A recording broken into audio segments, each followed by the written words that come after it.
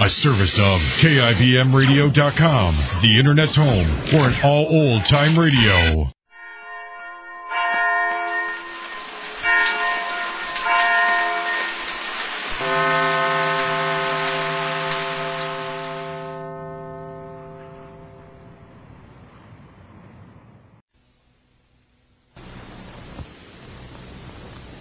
And now the Goldbergs.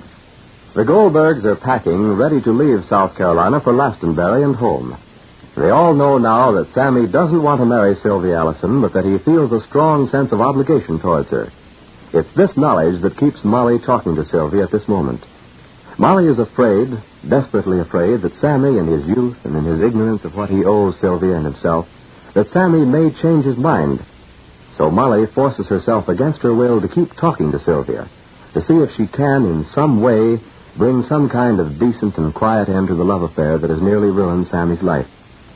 Listen. You're not going upstairs, Sylvia. Why? You want to wrap Sammy up and sneak him out the back way? No. Then why don't you let me go upstairs and speak to him? Because I want to speak to you first. You have. But it's no use. I can't talk to you and you can't talk to me. Why not? Because. Because? Because what? Because we don't think alike. Why not? You love Sammy and I love Sammy. Your love is selfish. Oh. My love is selfish.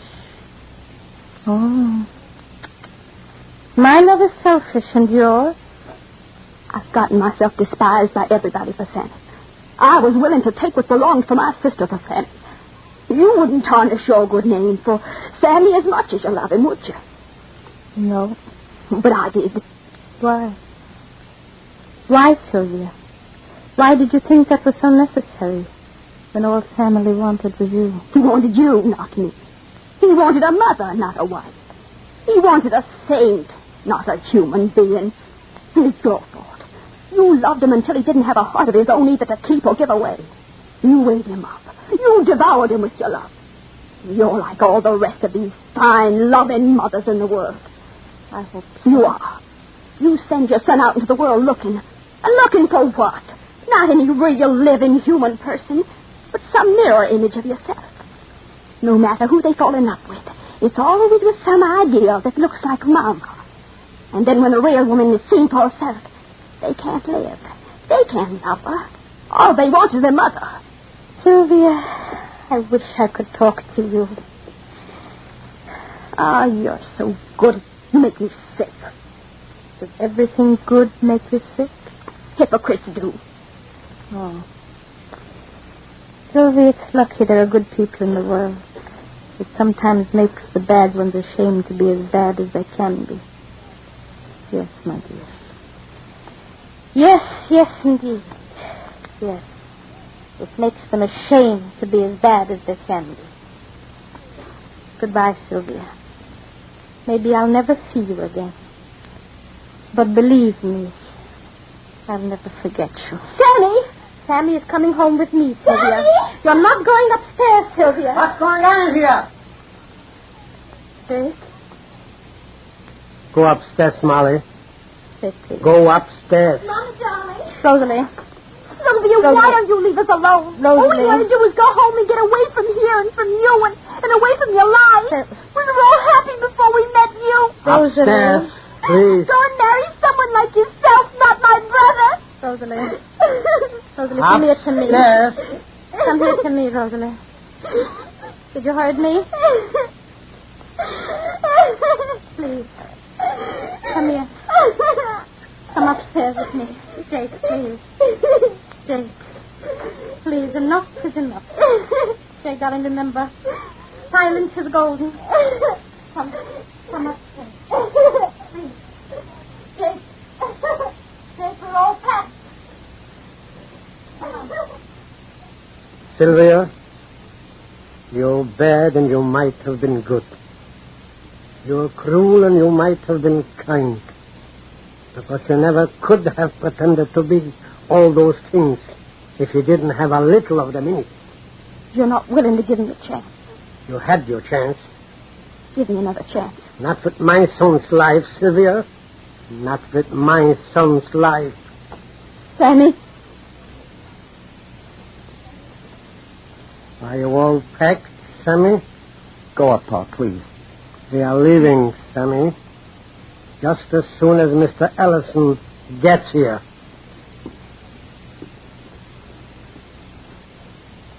I'm going back to Glastonbury. Without me. Without you. You can just stand calmly and tell me that. I'm not calm. This is not easy for me. Why isn't it easy for you? Because you still love me? Because I don't love you. Then you never did. Why do you think I came here? It couldn't have been for me. For whom else? I don't know. Some ideal of perfection that never existed in the world. But I'm real. I came here because I loved you. What made you change then?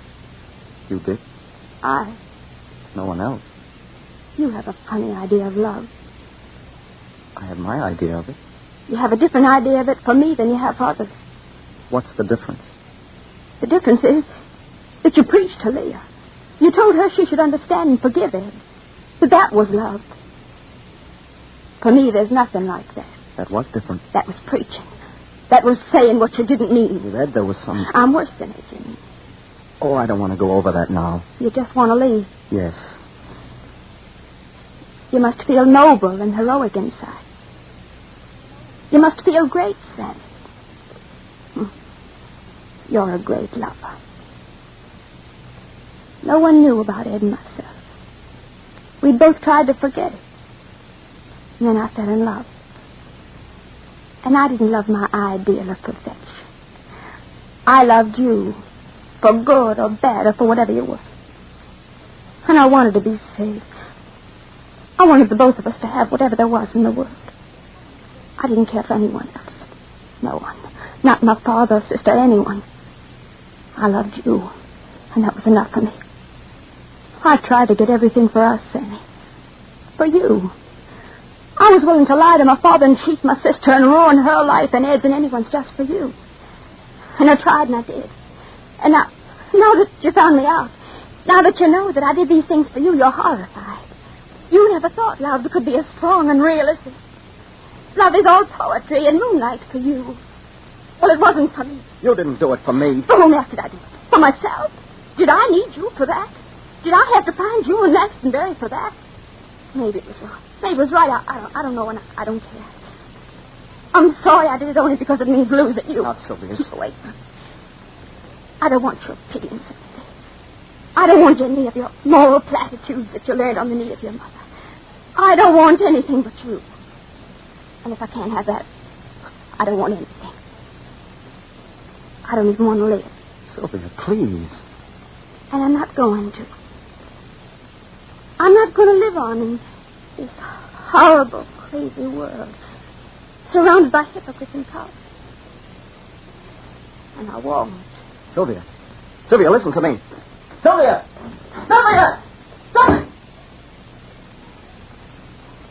Blinded by her despair and anguish, Sylvia rushes out into the street. There's no pretense left in Sylvia now. No fraud. She means what she says, and Sammy knows it. For your entertainment and pleasure, here is Our Miss Brooks, starring Eve Arden.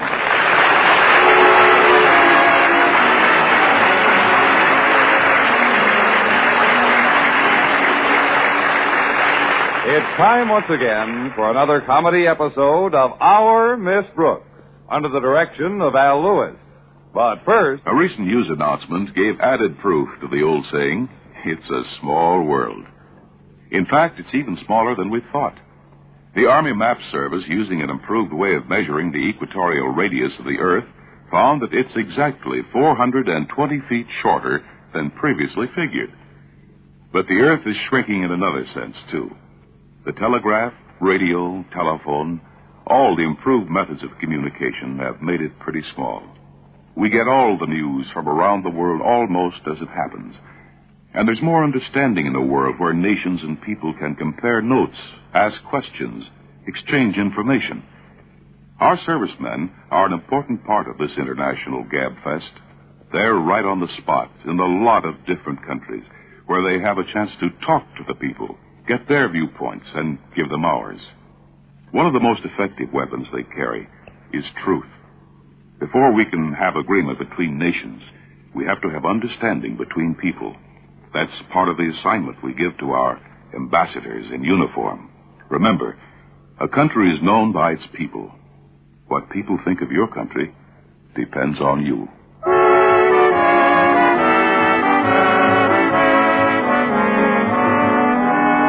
Well, for many of us, the early morning hours aren't the most cheerful time of the day. So it is with our Miss Brooks, who teaches English at Madison High School.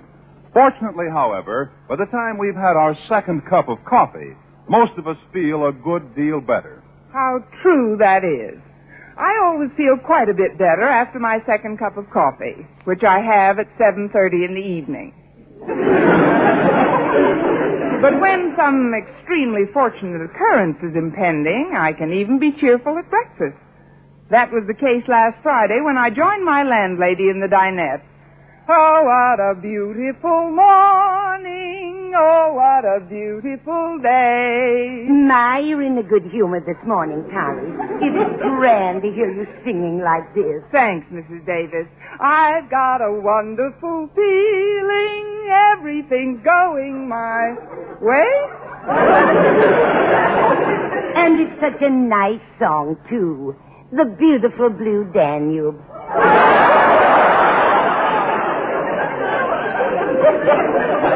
Strausses have always been my favorite. The Strausses? Mine, too. I wouldn't get my meat anyplace else.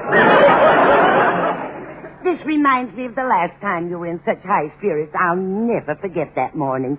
You flitted around like a gay little bird. When was that, Mrs. Davis? The day you found out that Mr. Conklin had to stay in bed with the flu. I've got even better news than that today. You mean Mr. Conklin's resigned? Please, Mrs. Davis, let's not wish for the moon. But I did hear that Miss Enright is leaving school for the rest of the semester. She is? Yes, it seems her spinster sister is ill upstate, so Miss Enright's gotten a leave of absence and she's going up to nurse her. You mean Miss Enright's going to nurse her spinster sister for the rest of the semester? Yes. Oh, she'll nurse the spinster sister for the rest of the semester, and away we'll go. Ooh. Oh, forgive me, Mrs. Davis. I can't get that blue Danube out of my head. Well, I know Daisy Enright's always been a rival of yours, Connie, so I can't blame you for being happy about her going. This leaves you a clear field with Mr. Boynton, doesn't it? Exactly. Now there's nothing between Mr. Boynton and me except Mr. Boynton. But, Mrs. Davis, you don't seem so enthusiastic about the news. Frankly, I'm not. Miss Enright's been conducting the course in Red Cross First Aid I've been taking 3 nights a week. Well, cheer up, Mrs. Davis. Even if the course is discontinued, you can take it again next season. But I was hoping to get some practical experience, Connie. Oh, that's Walter Denton to drive me to school. Be right with you, Walter. If you want first aid experience, Mrs. Davis, why don't you come out to the car and watch us take off? Take off? Yes, the way Walter starts that jalopy, it's 10 to 1 I'll bang my head on the windshield.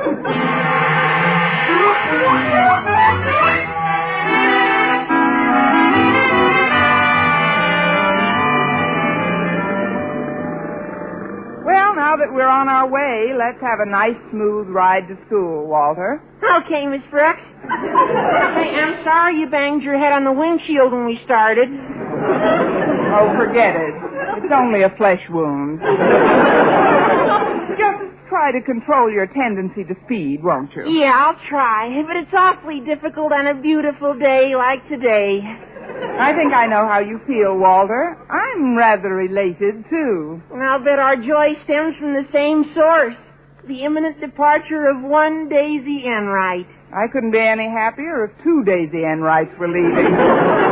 I mean, Miss Enright's a very good teacher, Walter. Why should you be happy to see her go? Well, because my mother's been taking her first aid course. And everything she studies, she tries out on my father and me. Well, you shouldn't complain about that, Walter. Your mother's just trying to learn how to take better care of her family. Yeah, she sure took care of me last Monday. Seems she had to do some splint practice, so naturally she used me. You seem a little flexible for a splint, Walter. No, she put the splint on my leg, Miss Brooks. And then she told me to walk across the room. And did you? I took one step and fell on my face. What did your mother do then? She bandaged my face. But with 6 yards of sterile gauze. Could have used more, but my dad had 9 yards wrapped around his. Your house must have looked like an Arab settlement. Well, with Miss Enright leaving, they'll probably discontinue the class until next year anyhow. But surely you've had similar experiences to mine. Mrs. Davis takes the same course. Doesn't she practice on you? No, Walter. Luckily, I've been out a good deal of the time. Mrs. Davis does all her first aid practicing on our next-door neighbor. Oh, Mrs. Landfield? That's right. Limpy Landfield, we call her.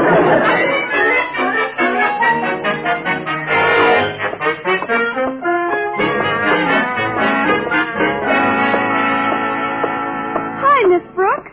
Didn't Walter drive you to school today? Yes, Harriet. He'll be along in a minute. Oh, you certainly look radiant this morning, Miss Brooks.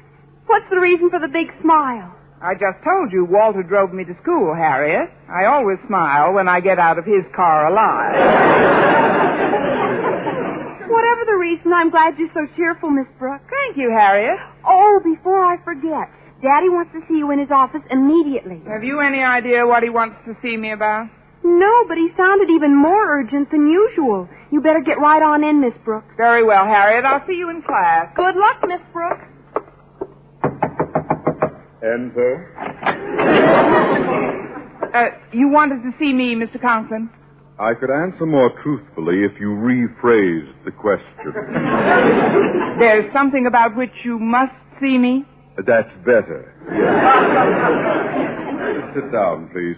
Now, I don't know whether or not you're aware of it, but our school is about to suffer a grievous loss. Miss Enright is leaving. I know. It's terrible.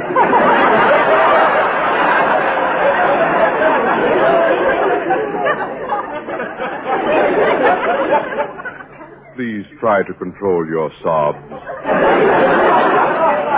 Since her sister is ailing, I've granted Miss Enright a leave of absence effective at once. You see, there's no one else to take care of the poor creature. And so Miss Enright will have to nurse her spinster sister for the rest of the semester. Exactly, Miss Brooks. Believe me, it is with deep regret that I'll bid farewell to Miss Enright. She embodies all those qualities I most esteem in a teacher. She's very capable, Mr. Conklin, and I'm sure that She's more than capable, Miss Brooks. When Miss Enright goes, I can't help feeling that some part of our school is going with her. Well, we shouldn't begrudge her a few pencils and erasers.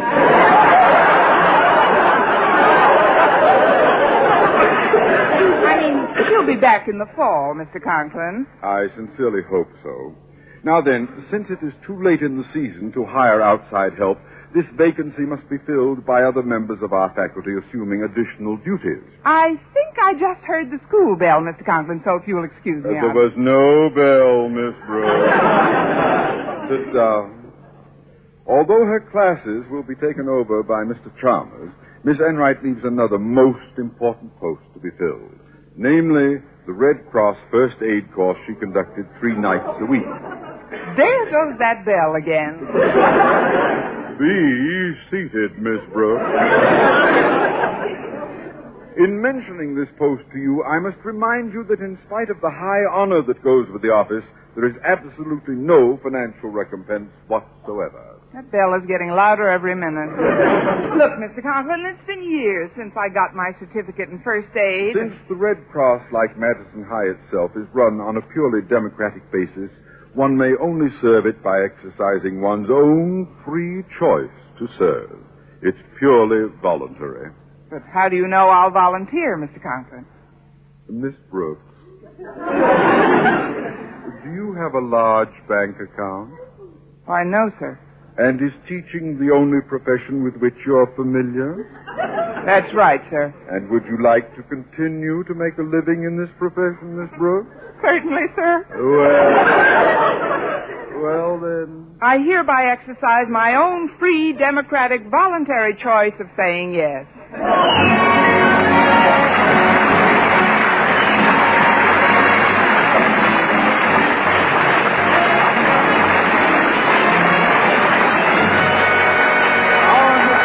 Starring Eve Arden will continue in just a moment. But first, if you were a millionaire and changed all the money you owned into single-dollar bills and pressed those bills together as tightly as you couldn't compress them into a single solitary tree. A tree takes years to grow and mature, and no amount of money can buy that. That's why, even if you're a millionaire, you can't afford a forest fire. On the other hand, even if you don't have $1 million in the bank, you can still afford the moment or two it takes to make sure a cigarette or matchstick is fully extinguished before you toss it away. And no one is so poor he can't afford that little bit of effort that dousing a campfire requires. Be careful whenever you're in or around a forest area. Help prevent forest fires.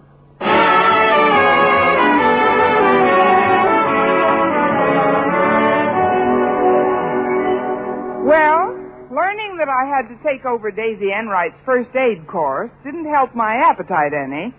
Nevertheless, when lunchtime came, I went to the school cafeteria, baited a table with meatloaf, and sat down to wait for Mr. Boynton. But as I toyed with my salad, it was Miss Enright's voice that broke in on my reverie. Well, Miss Brooks says I live and breathe. Two faults that are easily remedied. Well, what are you doing, darling? Feeding your full little face again? What do you mean, again? I haven't had anything to eat since... What do you mean, full little face? Just take it easy, darling. We've all got our troubles. Look at what's happening with my poor sister, for instance. It's such a pathetic case. Picture, if you can, a poor, lonely spinster with hardly a friend in the world, practically no one to turn to. I sympathize with you, Miss Enright. Now tell me about your sister.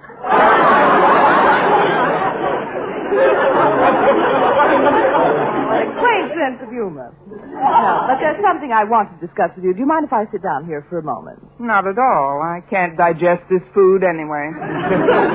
Miss Brooks, I understand that you've been requested to complete my first aid course.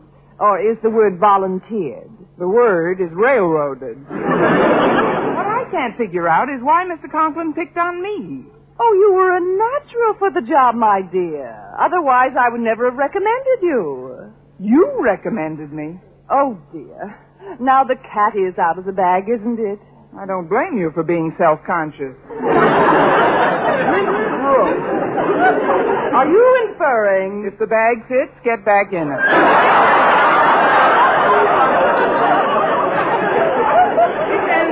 You're really going out in a blaze of infamy, aren't you?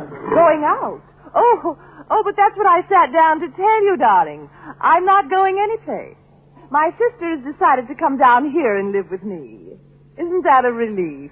It's such a relief I may kill myself. Well, at least I won't have to conduct those classes of yours. Oh, but you will, darling. That's one of the provisions I made when I agreed to stay. I told Mr. Conklin that I'd have to spend all my free time with my sister, and he said that he didn't mind a bit, as long as you took over for me. As one English teacher to another, Miss Enright, I'd just like to say that I am the one who has been took over. I just don't think it's fair for you to Good afternoon, ladies. I hope I'm not interrupting anything. Oh, no, not a thing, Mr. Boynton. Miss Brooks was speaking. Won't you sit down? Oh, thanks, Miss Enright. Oh, that food you've got looks very appetizing, Mr. Boynton. Oh, yes, I thought I'd take a whirl at the pot roast today. But I kept this plate of meatloaf covered for you, Mr. Boynton. Oh, I can probably handle them both. I'm starved. Oh, my, that roast looks yummy. And so does the meatloaf. Would you care to try one or the other, Miss Enright? Why don't you try both, Miss Enright? You can feed one of your faces, and I'll feed the other.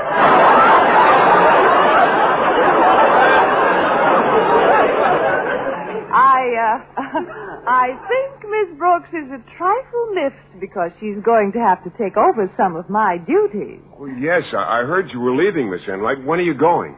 Surprise, surprise. I'm not going at all, Mr. Boynton. You're not? No. Well, that is a pleasant bit of news. Did you hear that, Miss Brooks? Miss Enright's staying on. She's not leaving at all. Isn't that just splendid?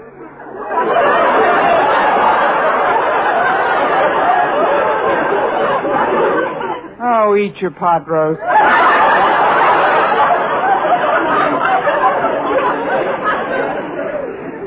My dear sister is coming to live with me, Mr. Boynton. I'm going to take care of her. Oh, I see. Well, that'll keep you pretty close to home most evenings, won't it? Oh, I don't know.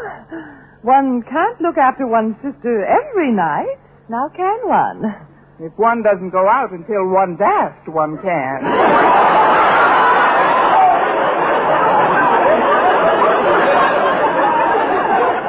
Must excuse me. I've got several things to do. Oh, do you have to go so soon, Miss Brooks? I'm afraid I do, Mr. Boynton. Here's your check for the meatloaf. Oh, thank you, Miss Brooks. But where is your... I paid my check, Mr. Boynton. Oh, well, so long. Toodles. Oh, before you go, darling, I'd like to remind you that I'm coming over to your house tonight to brush you up on the First Aid Course. It was Mr. Conklin's idea. What? As a matter of fact, he's coming along with me. But I didn't plan on... He said we'd be there at 8 sharp, Miss Brooks, so you'd better be ready at that time. You know, this First Aid Course is Mr. Conklin's pet project.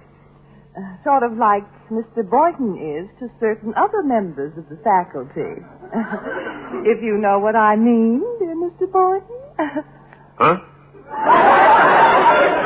I guess it's safe to leave him here for a few minutes. Well, if the Emperor has spoken, I guess I'll see you tonight, Miss Enright. Goodbye, Mr. Boynton. Goodbye, Miss Brooks. Oh, don't stop at the dessert counter, dear. From the back, those calories show like mad. If I could plead manslaughter, I'd kill her. All the unjust, tyrannical... I'll take it easy, Miss Brooks. You know what talking to yourself is the first sign of, don't you? Yes, Walter, but I don't care. Oh, things can't be that terrible. Tell Uncle Walt what's the matter. It's pretty bad, Unc. Miss Enright just told me that she and Mr. Conklin are coming over to my place tonight to brush me up on her first aid course. What's so bad about that? This is a chance to kill two of your favorite birds with one stone. If you're going to show them what you remember from your first aid experience, you get a chance to not only clobber Miss Enright, but to show Mr. Conklin that you're totally unfit to take over the job. Well, Miss Brooks, what do you think of the scheme? Walter, if we were in France, I'd kiss you on both cheeks and give you the Legion of Honor.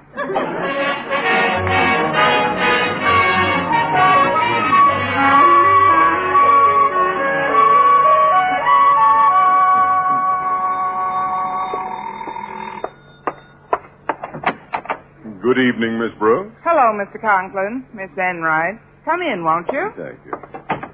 Just leave your coats and heads out here. Hats out here. Thank you, darling. Well, are you all prepared for your refresher course? I really don't think it'll be necessary, Miss Enright. You see, I've been rereading my manual, and you'd be surprised how quickly the things I'd learned came back to me. Well, I'm delighted to hear that, Miss Brooks. But if you're going to instruct others, I'd like to see some practical demonstration of this knowledge. Of course, sir. Just follow me into the living room, please. As you can see, I've moved most of the furniture into one corner of the room, and I've got the splints, bandages, and adhesive all ready. Excellent. Now then, let's get right to business. We will suppose that our subject has sustained a fractured elbow and a broken ankle. Let's make it 2 broken ankles. Very well, 2 broken ankles. And now then, lie down, Miss Brooks. Yes, sir. Then we can... Wait a minute. Why should I lie down? If someone had sustained 2 broken ankles and a fractured elbow, is it too unreasonable to assume she'd be lying down? No, sir, but the wrong bones are being broken. That is, I want to show you what I know about first aid. Miss Enright's the one who must lie down. Oh, you want me to pretend I've been through an accident? Believe me, it's typecasting. Just crumpled, dear. The rug is spotless so far. Now, let's get on with it. Do as she says, Miss Enright. Oh, very well. Now, we'll assume that Miss Enright has been in an automobile accident, and besides having both arms broken, she's in an acute state of shock. Shock? Well, how do I react? As if Mr. Boynton finally asked you for a date. Now, my first job is to kneel by her side and take care of the arm. This silk sleeve seems to be covering up the injury. Miss Brooks, this is a brand new dress. Please, what do you want to be, neat or cured? Now, it's obvious from the looks of this arm that it's badly injured. Where my fingers touch, it's all black and blue. See, Mr. Conklin? Where is it black and blue? Ouch! Right there. Now, hand me that catsup bottle, please, Mr. Conklin. Well, here you are, but what's it for? Realism. This was a pretty bad accident, remember? Miss Brooks, you're ruining my dress. Quiet, you're in a state of shock. Now we'll start bandaging the arm. First, I put the splint gently against the skin. Oh! Then I start the roller bandage here. Now I wrap the gauze with one arm this way. Yes, go on. Then I put the other arm through and tie the bandage this way. Now I reverse the process, again bringing the other arm through the bandage and wrapping it securely. And now what? Now, if someone will untie my arms, I'll continue. Miss Brooks, can you or can you not tie a firm bandage? This splint was a bit too rough, Mr. Conklin, but if Miss Enright will let me use one of her legs... Now, see here, Miss Brooks. Now, please cooperate, Miss Enright. Stand up and let's see if Miss Brooks can tie a firm bandage on your leg. Well, if you insist, Mr. Conklin. There. Now then, Mr. Conklin, if you'll just stand nearby and hand me a few things... Very well, very well. First, please pass me the adhesive. Here you are. Now, we'll take down your stocking, Miss Enright. There. And wrap this adhesive nice and tight.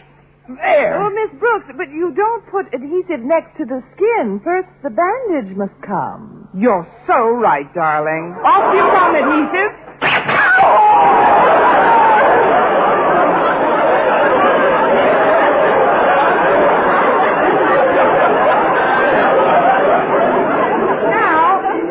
Now we take this bandage and... hand me a splint, please, Mr. Conklin. Here. The idea is to get a good, steady support for the leg. Around we go with the bandage, all around the splint. Another bandage, please, Mr. Conklin. Here's one. Now we wrap this around the other one. Now the adhesive, round and round and round.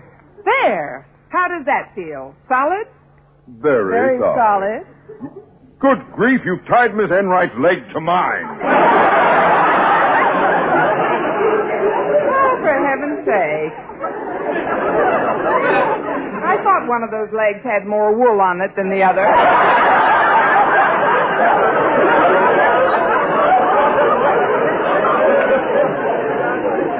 Will you please get this bandage untied? I'll have to tear this splint out first. Ouch! There's a big splinter right in my thumb. Good. Now, for your next test, let's suppose that somebody's got a big splinter right in his thumb. Oh, I'll get it. Mr. Boynton, come on in. Well, I just dropped by to return a book I borrowed from Mrs. Davis, but... Oh, you've got company. Please join us, Mr. Boynton. All right. Oh, good evening, Mr. Conklin, Miss Enright. Say, what are you doing, having a three-legged race?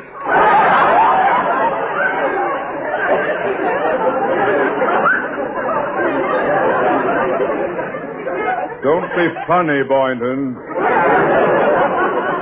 There has been an accident.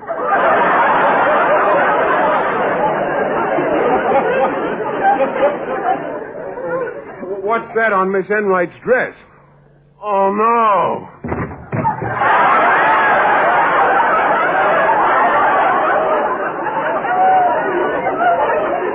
How do you like that? A biology teacher who faints at the sight of catsup.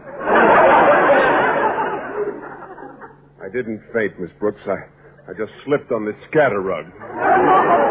Well, stop jabbering, everyone. I've got to get this splinter removed. Would you like me to probe, Mr. Conklin?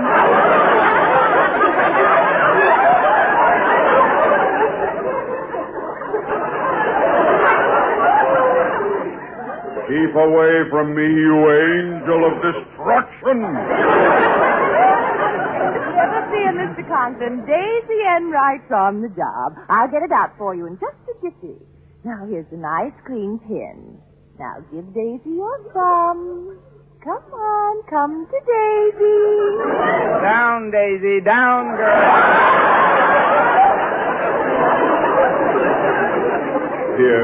Here, Miss Enright. Now, please be careful. Oh, there's nothing to it, Mr. Conklin. There, it's out. Say, that didn't hurt a bit. Remarkable, Miss Enright. You know, everyone should master first aid. I've been thinking of taking that course myself. You have? Yes. I'd like to sign up right now for the balance of the semester. It's a deal. Monday night at 8, I throw out the first bandage. Over my limp carcass, you do. Miss Enright, I'll move heaven and earth if you take over your old course. Oh, well, that won't be necessary, Mr. Conklin. Now. She's halfway to heaven already. Oh, well, Miss Enright, there's just one question I'd like to ask you. Yes, Miss Brooks? What sort of splint does one use after one cuts one's throat?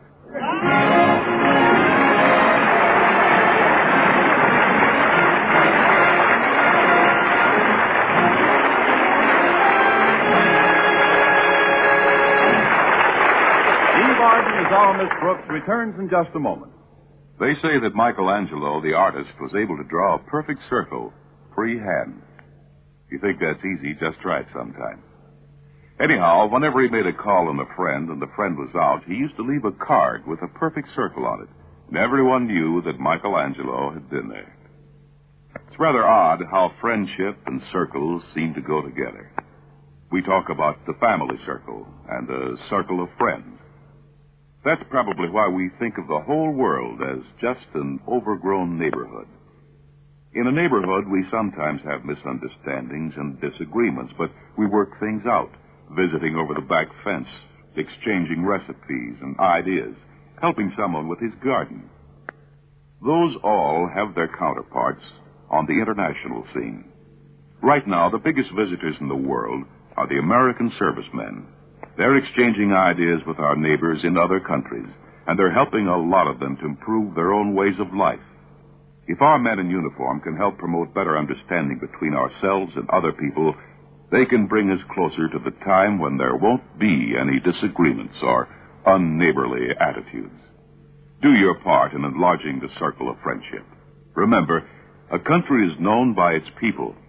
What people think of your country depends on you.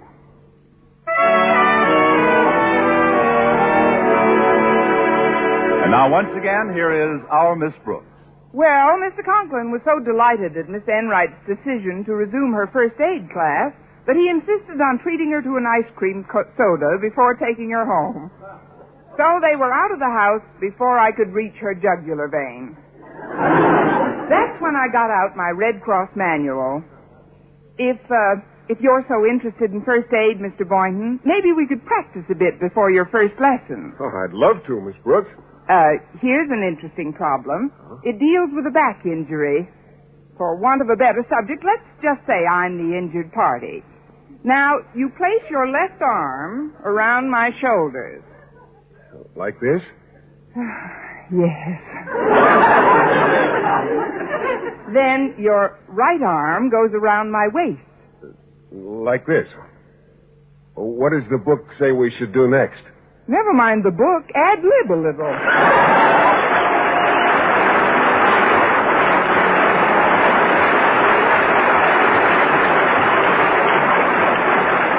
Our Miss Brooks, starring Eve Arden, is produced by Larry Burns, written by Al Lewis and Arthur Alsberg, with the music of Wilbur Hatch. Mr. Conklin was played by Gail Gordon. Others in tonight's cast were Jane Morgan, Dick Crenna, Gloria McMillan, and Mary Jane Croft. Be with us again next week at this same time. This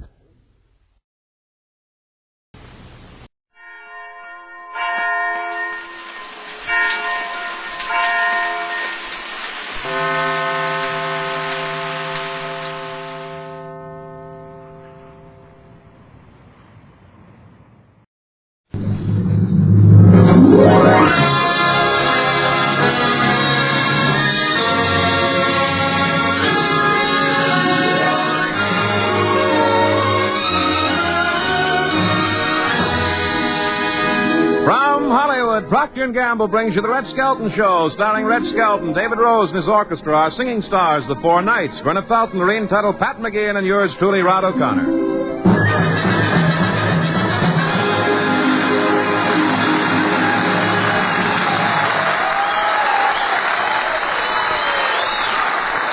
Yes, it's the Red Skelton Show, brought to you by Tide, Procter & Gamble's amazing new discovery for your whole family wash. Tide's in, dirt's out. Tide gets clothes cleaner than any soap. Any soap? Yes, any soap. Tide gets clothes cleaner than any soap. T-I-D-E, Tide.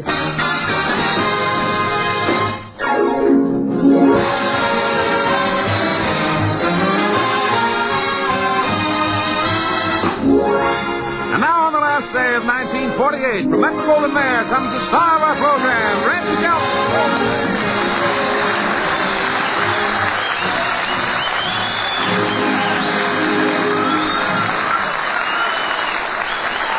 Say, you know, I think we got half of Northwestern out here tonight.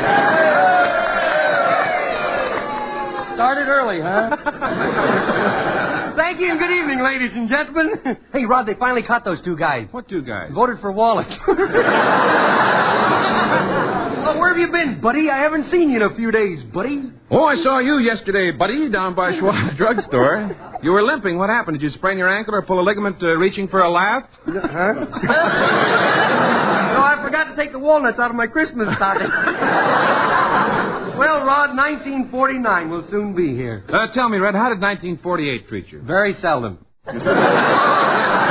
No, it was good to me. I got a new son, new sponsor. Mm-hmm. My family had quite a setback. Now, you take my Uncle Warren, for instance. Mm-hmm. He's in the band back here. He's the 8-ball with the legs. What happened to him? Oh, he got drummed out of the Boy Scouts. They caught him trying to start a fire rubbing a Democrat and Republican together. Say, I saw him a few minutes ago. He started celebrating a little early, didn't he? Yeah, right after Christmas. 1924, I mean. He made one nice New Year's resolution, though. In 1948, he's going to look for a job. You mean he's finally going to work? No, he's just looking. He don't want to rush in there. Say, he really imbibes, doesn't he? No, him? No, he don't imbibe. He just gets up on the table and yells, "Take off my shoes, Mother. The punch bowl's deeper than I thought." You know, some people really make themselves look ridiculous when they celebrate. Like last year up on the boulevard here, some guy got up in the tree, up on one of those Christmas trees, and he kept yelling, "I'm a monkey, I'm a monkey, I'm a monkey." Well, no kidding. How'd they get him down? 7 cops offered me bananas. Hey, are you and Sylvia going to a club to celebrate? No, we haven't decided how we'll bring in the new year, but I'd like to do something different. Why don't you try going home?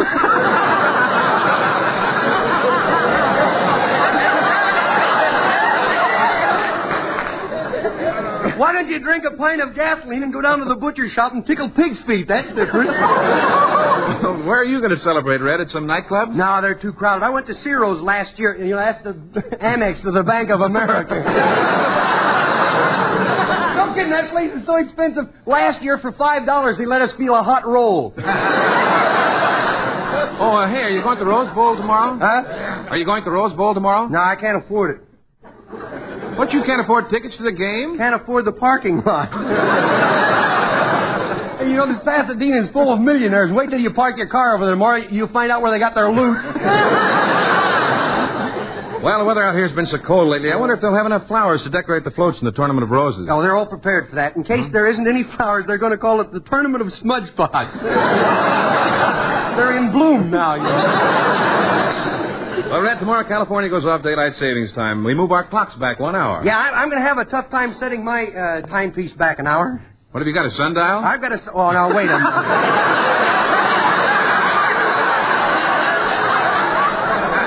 He's mad because I told him to go home.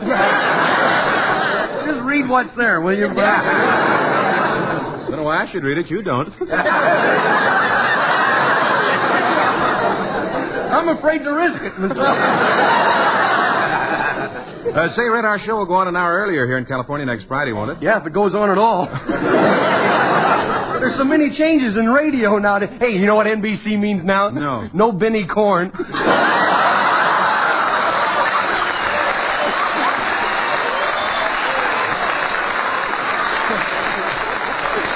No Benny Corn, huh? Try one on CBS. What about that? I just made this one up. We'll make up another.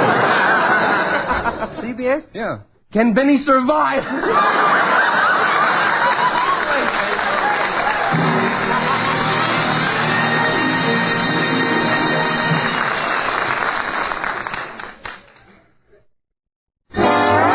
Tide's in, dirt's out. Tide gets clothes cleaner than any soap. Any soap? Yes, any soap. Pardon me, but aren't you a little behind times? You talk about soap, but I've always used these new Suds discoveries. Well, young lady, you try Tide, and you'll never use anything else, new or old. Because Procter & Gamble's Tide gets clothes cleaner than any soap, any other Suds, any other washing product known. Tide not only leaves clothes free from dirt, but removes dingy soap film, too. Yes, Tide has all this cleaning power, yet it's safe. Truly safe for all your washable colors. What's more, Tide actually brightens those soap dull colors. And in hardest water, Tide gets sheets, towels, and shirts whiter than any other washing product known. And say this all goes for your whole family wash, from top to bottom, from linens to work clothes. Yes, I'm talking about everything you wash when I say, no soap, no other Suds, no other washing product known will get your clothes as clean as Tide.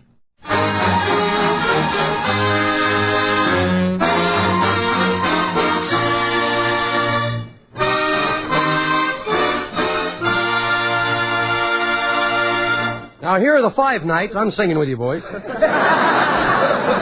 are the 4 nights you're going to tell you a strange story. I looked at my horoscope. It said to me, don't be a dope. 'Cause everything you do will turn out all right. 'Cause it's a good day from morning till night. Oh, it's a good day for singing a song, and it's a good day for moving along. Yes, it's a good day. How could anything go wrong? A good day from morning till night. Hallelujah, it's a good day for shining your shoes, and it's a good day for losing your blues. Everything to gain and nothing to lose, 'cause it's a good day from morning till night. I said to the sun, good morning, sun, rise and shine today. Well, you gotta get going if you wanna make a showing, and you know you got to right away. It's a good day for paying your bills, and it's a good day for curing your ills. So take a deep breath and throw away your pills. It's a good day from morning till night. Oh, it's a good day for singing a song, and it's a good day for moving along. Yes, it's a good day. How could anything go wrong? A good day from morning till night. So happy New Year from all of us here. We hope the New Year will bring you good cheer. So happy New Year. Happy New Year. May all your days be bright. For the New Year is coming tonight.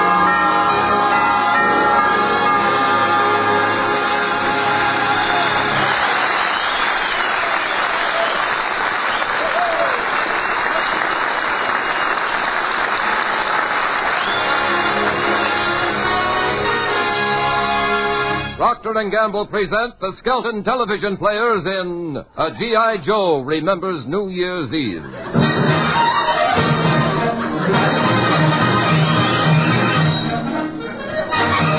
My name's Willie Lumplump. New Year's don't mean much to me. Seems like every year the same thing happens. Last year I went home hoping to find my wife's face burning in the window. But the door was locked. I was sitting on the step when a police car pulled up. Say, what are you doing here, buddy? I live here. Well, then why don't you go inside? My wife locked the door. Well, ring the bell. I just did. Well, ring it again. Huh? Ring it again. Nuts to him. Let him wait. Look, officer, don't run me in, will you? Every New Year's I get runned in for something. I'm a lonely man. I ain't got a friend to my name. Well, aren't you forgetting your wife? I'm trying awful hard to. Every New Year's Eve, she gets me into trouble, all because of her. Like back in 1943. I came home on furlough and she was gone. And there I was in my little apartment, all alone with my can of Sterno. I can't drink coffee. It keeps me awake. Well, anyhow, I walked down the hall to phone my wife. And I heard a whack captain arguing with her husband who happened to be a colonel. But I tell you, I did get a present. I can't remember where I hid it. Oh. It's something you couldn't get from a supply sergeant either. Don't tell me that, you 90-day wonder. We couldn't even find us a quiet place to live off the post. Listen to that racket next door. That noise isn't coming from next door. It's coming from that service pantry in the hall. Service pantry? That's where I hid your Christmas presents. I'll be right back. Wait, they're my presents. I want to get them. Okay, go get them. Close that door, khaki girl. 6 o'clock.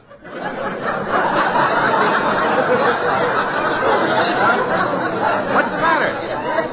There's a man in there. What? Oh, a private. Come out of there. Get lost, blubber boy. Haven't you learned military courtesy, soldier? Do you see this bird on my shoulder? Yeah? You know what that means? That bird on your shoulder? Yes. Don't tell me you're an Eagle Scout. I used to be a cub myself. And they threw me out of the Brownie. What are you doing in this broom closet anyway, soldier? I'm trying to call my wife, long distance, sir. Well, the telephone booth is downstairs. And this one's going to be there, too, if this operator don't answer for me. I've been jiggling this hook for 2 hours now. Look, soldier, you're in the wrong place. Why don't you go to the right place and leave me alone? Soldier, the phone booth is downstairs across the hall. Well, that's where I am, downstairs across the hall. No, you're not. Oh, yes, I am. You go downstairs across the hall and look in the phone booth, and if I'm there, you come back up here and apologize. What's your name? I said, what's your name? What's your name? Pudding Tame. Ask me again, I'll tell you.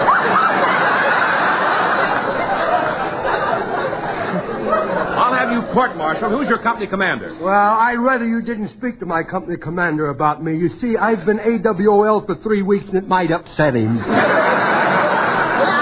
don't let him upset you. Let me handle it. Look, if you'll pardon us, private, we'd like to get in there. Oh, you would you? Well, you wait in line like everybody else. Other people would like to make a phone call, too. It's New Year's Eve. Everybody wants to make a phone call, so you get in line and wait like everybody else.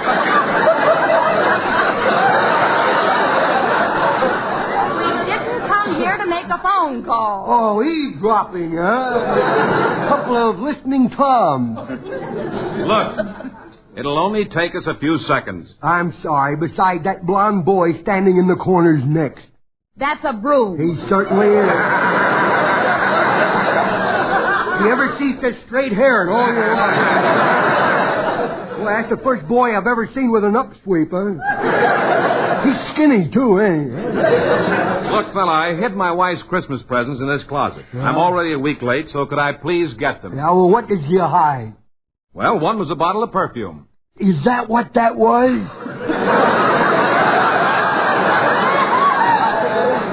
You didn't open it, did you, soldier? Don't call me soldier. Private Sweet Breath is good enough for me. By golly, you're just like me. I hid my presents down in the basement, but I'll never do it again. I lost a tube of... It was the large economic. I lost a tube of shaving cream and a sick razor. When I went for them, they were gone. Somebody stole them. Now, who would take someone else's Christmas present? I don't know, but while I was down there, a clean-shaved rat skipped by. Come on, soldier. You've been in there long enough. Okay. Hey, blonde boy, you better hurry and make your call. They'll throw you out, too. That's a broom. Well, I hope he makes out better than I did. See, here are your Christmas presents, dear. Oh, how nice. I got my wife a present, too, you know. You did? Yeah, don't look for this, because it ain't there. Yeah, would you like to know what I got her? Yes, I would. You would what? What did you get your wife for Christmas? A little nosy, ain't she? Well, she always wanted a string of pearls, but they were too... They were too expensive, so I got her 2 oysters and a piece of string. She can work it out from there. I gotta go call her. She's mad at me because I like to celebrate. You know? Well, now, don't worry about it, soldier. We all bow to temptation now and then. I didn't bow. I fell flat on my face. Well, we'll let you go call your wife. Well, thank you very much, Colonel. Now, let's see. You said this was the closet. This must be the phone booth over here. No. That's the elevator door. I know what I'm doing.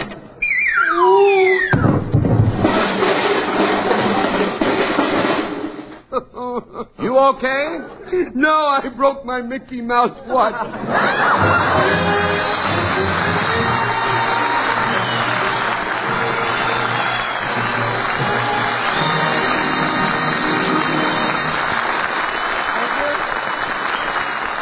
And now David Rose and his Procter & Gamble Orchestra will play Cole Porter's Just One of Those Things.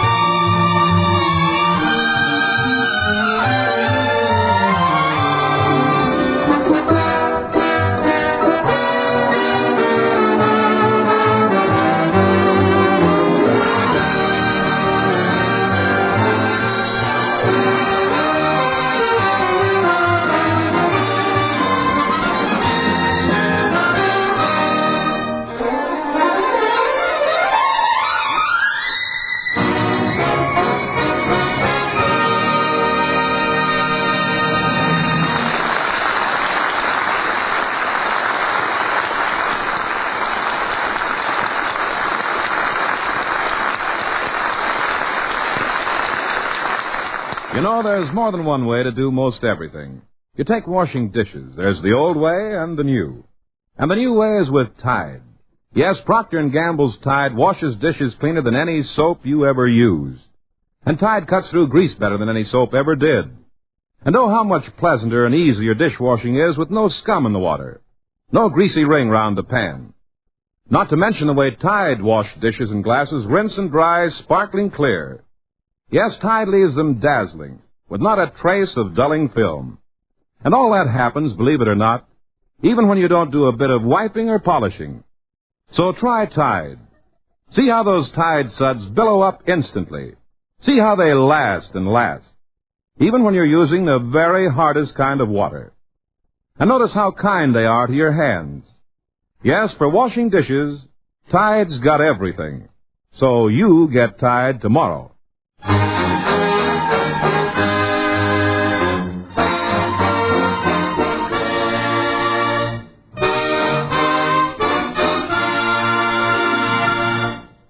And now, a page from the Mean Little Kid's Diary. Leave it, Derry. We'll milk this tonight. Remember when your folks used to get all dressed up to celebrate New Year's? And you seem to be in the way just like Junior, the mean little kid.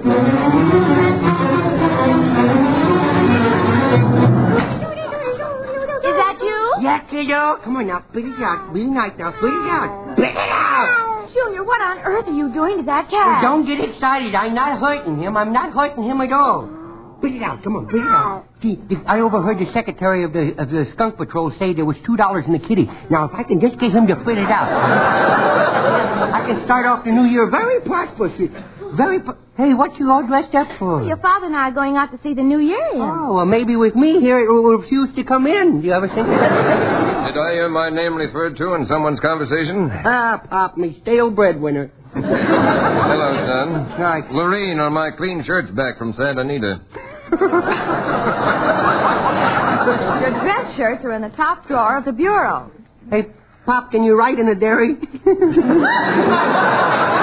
Hey, what are you wearing anyhow? What are you wearing tonight? My full dress tails. Tails? What you going to do, make a monkey out of yourself? Junior, I think you'd better get ready for bed. I don't want to go to bed. Lorene, have you seen my collar button? Have you seen his collar button? It probably rolled under the bureau. Probably rolled under the bureau again. Well, have you seen my cufflinks? Have you seen his cufflinks? They also probably rolled under the bureau again. Probably rolled under the bureau again. I'll go ask your father. Junior, have you seen Grandpa? He probably rolled under the bureau. Go to your room or do something. Oh, hey, Mommy, where and your Pop going tonight? Well, we're going to the same place we went last New Year's. You mean poor old Namor's got to get out of bed at 3 o'clock in the morning to bail you out again? Now, that's enough. No, hey, what kind of dress is that you wearing? I never seen one like that before. You haven't? No, It's got an no evening feet. gown. It is? Yeah. Wow. How do you like it? Well, don't look now, kiddo, but you got too much stuff crammed in your hip pocket. That's a bustle. A bustle? Yes. Looks more like a bushel. That's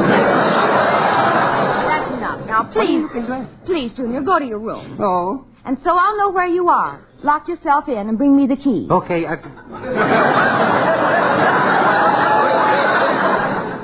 go to me room, lock myself in, and bring you the nuts, the whole family. Junior! Nuts! Mother! Yes, Lorene? Will you please take care of Junior? No, that would be against the law. Snake pit I'm living in, a snake. Will you please come down here? And miss all of this? I guess not, kiddo. I have something for you. Well, just brush your hair with it.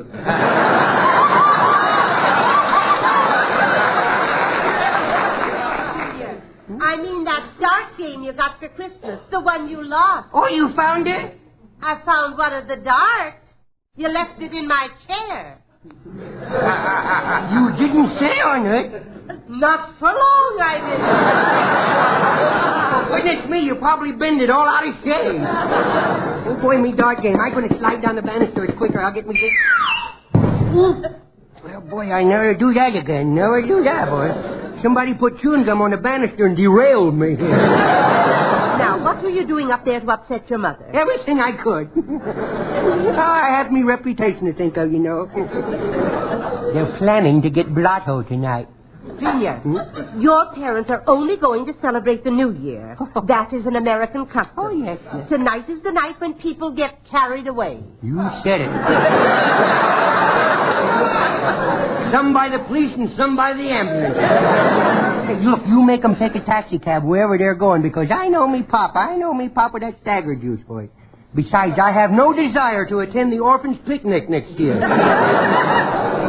That's a very good suggestion. Yeah. But instead of showing so much concern about them, what plans are you making for next year? Well, I hope to be the imperial potentate of the skunk patrol. Oh. I just hope I'm potent enough. Hey, you know what the skunk said to the bear? No. What? The bear said to the skunk? No, dear. He said, where do you get that stuff? Drive me out of my mind yet. Well, you're already past the intersection, so don't worry. Well, Pretty hot. Bye. Happy New Year now. Happy New Year, Mother. Happy New Year. And you too, son. Good night. He's loaded already. Well, goodbye, everybody. Goodbye. Remember, drive carefully.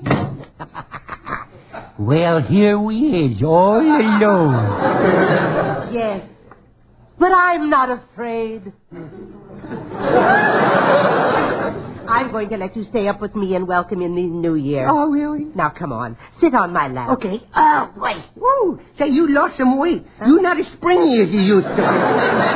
You're just getting heavier, Junior. Oh. It won't be long before I won't be able to hold you on my lap anymore. Well, then I'll hold you on me lap. You will? Yeah, 'cause I'm going to need a lot of lap, you know. I say the large economical size. Like that tub of shaving cream. Hey, Nemo, what you sitting there looking in the fireplace just daydreaming for? I'm thinking of you and myself. Really? How closely related we are to this hour. You're 1949, and I'm 1948. The new and the old. Ah, you not so old. Why, you got more teeth than I have, and they're newer than mine. Shall I go get the glass? Would you like to retire them for the night? Hey, Nemo, do you think I'll be as smart as you is? Oh, you'll be much smarter, Junior dear. Because in this atomic age, we have very few hidden facts. Almost every question can be answered with intelligence, not ignorance. I don't know what you mean. Well, you will, dear. You will, dear, in time. Now, let's talk about your plans for 1949. Okay. Are you going to be destructive and show a loss? Or will you be better in character and show a profit? I'm going to try to be good on my own, too. I'm not going to say, I'll be good if you give me a nickel. I'll be good if you buy me ice cream. This year, I'm going to be good for nothing.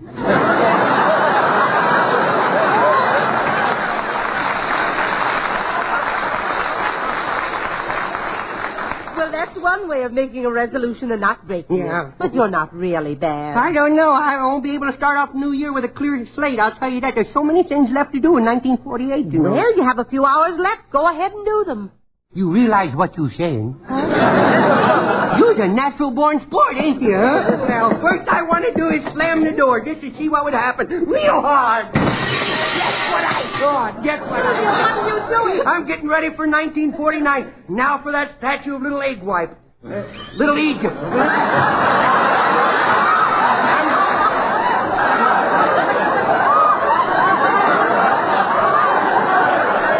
I'm sick of looking at that thing. Oh, my beautiful graduation present. You'll come here to me. Not until I do one thing that I wanted to do for a long time. Feed you a can of that spinach. It's so good for me. Now, you come here to me. No, you can't stop me. I'm hot tonight. Junior! I might really do this upright. I might burn up me playpen. Might even burn up the house. Everybody, me with it. Oh, no. I can see. You scared yourself. No, I just remembered I don't have no matches. Oh. Well, maybe next year.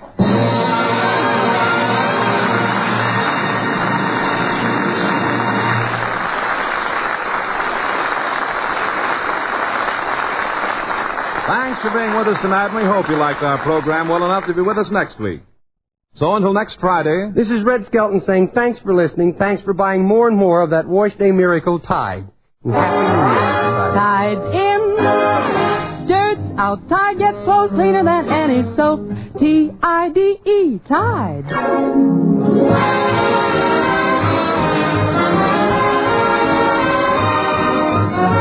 Procter & Gamble invites you to join us again with Red Skelton next Friday. And now stay tuned to The Life of Riley, which follows immediately. Red Skelton is heard on this program through the courtesy of Metro Goldwyn Mayer. Happy New Year, everybody. Happy New Year.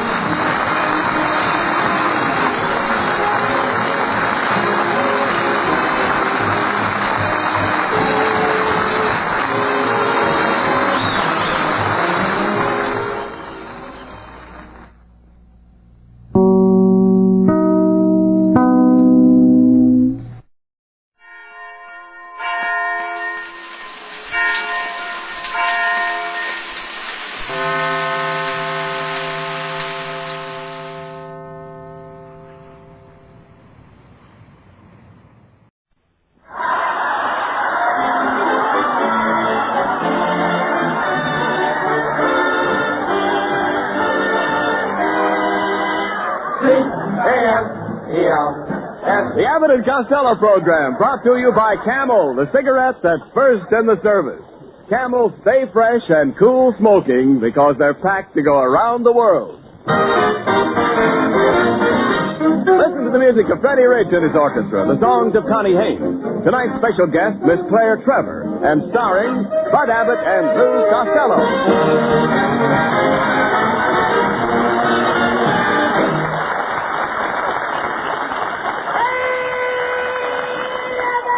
Oh, there you are, Costello. Hey, come here, you. Where have you been for the last 3 or 4 days? Where have you been, Lou? I've been looking all over for you. Oh, well, I've been up to my Uncle Artie Stebbins' ranch. I was picking vegetables. I'm helping with the labor shortage, Abbott. That's very commendable, Costello. Oh, sure. Yes, that's me. I can see you. Yes, I think Abbott, everybody's helping out. Yes, you should. And there was even a bunch of sailors working up there with me. Sailors picking vegetables? Yeah, what a sight. It's the first time I ever saw sailors picking up tomatoes without whistling at them. Who else was up at the ranch besides you? Oh, I had a lot of beautiful movie stars up there with me, Abbott. You did? I had Dorothy L'Amour. I had Betty Grable. They were working in the potato patch. Yes? But we had to make them stop. Why? The potatoes were coming up baked.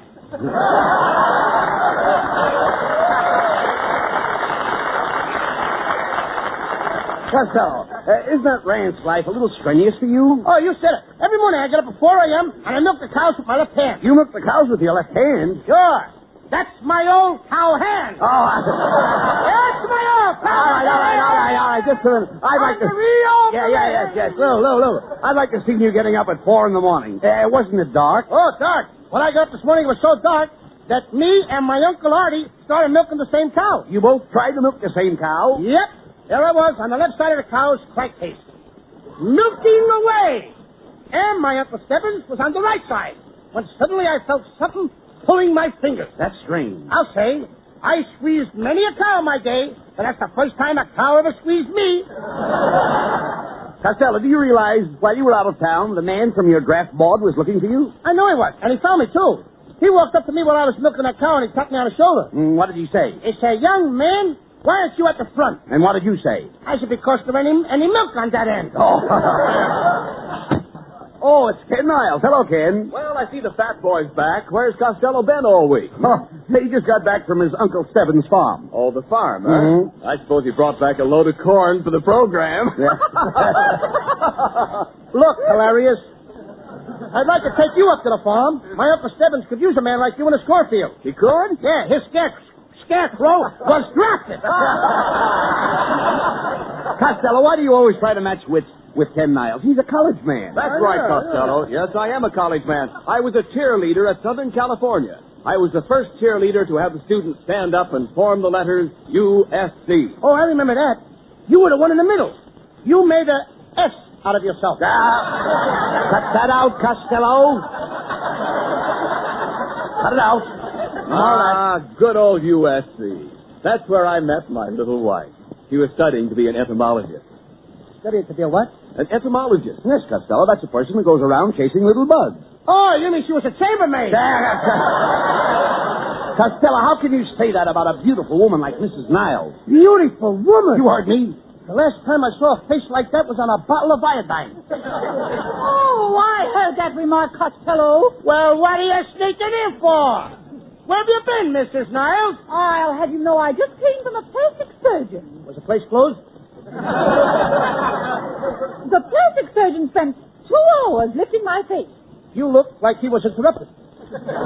Costello, I think he did a beautiful job. That was no job. That was a project. Listen, Costello, there's nothing I can do about my face. I can't help the way it looks. Well, you could stay home. I mean, you don't have to go roaming around. All right. Don't pay any attention to Costello, Mrs. Niles. He's all puffed up because he did a little work on his uncle's farm over the weekend. Yep, Mrs. Niles, I'm a big outdoor man. Yes, I know. Every time I get close to you, I realize that you belong outdoors. Oh, you certainly told Costello off that time, dear. No. Oh, you make me feel like I'm floating on air. Oh, no, Kenneth, you make me feel like I'm floating on air. Oh, but I insist, dear. I'm floating on air. And I say that I'm floating on air. Ladies and gentlemen, you have just heard from a couple of old gas bags.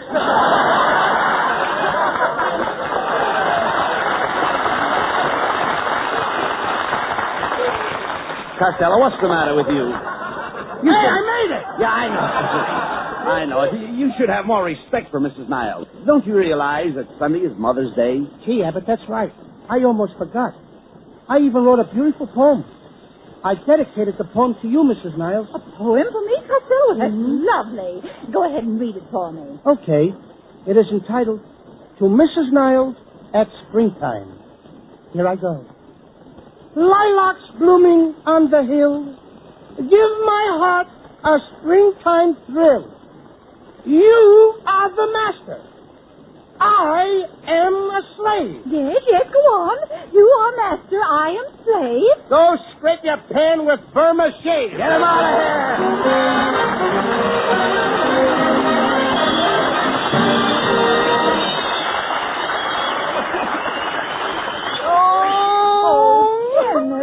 Kenneth, what's the matter? I'm a failure, Pat, a failure. Look at this. A survey from the town of Whoop, Nevada.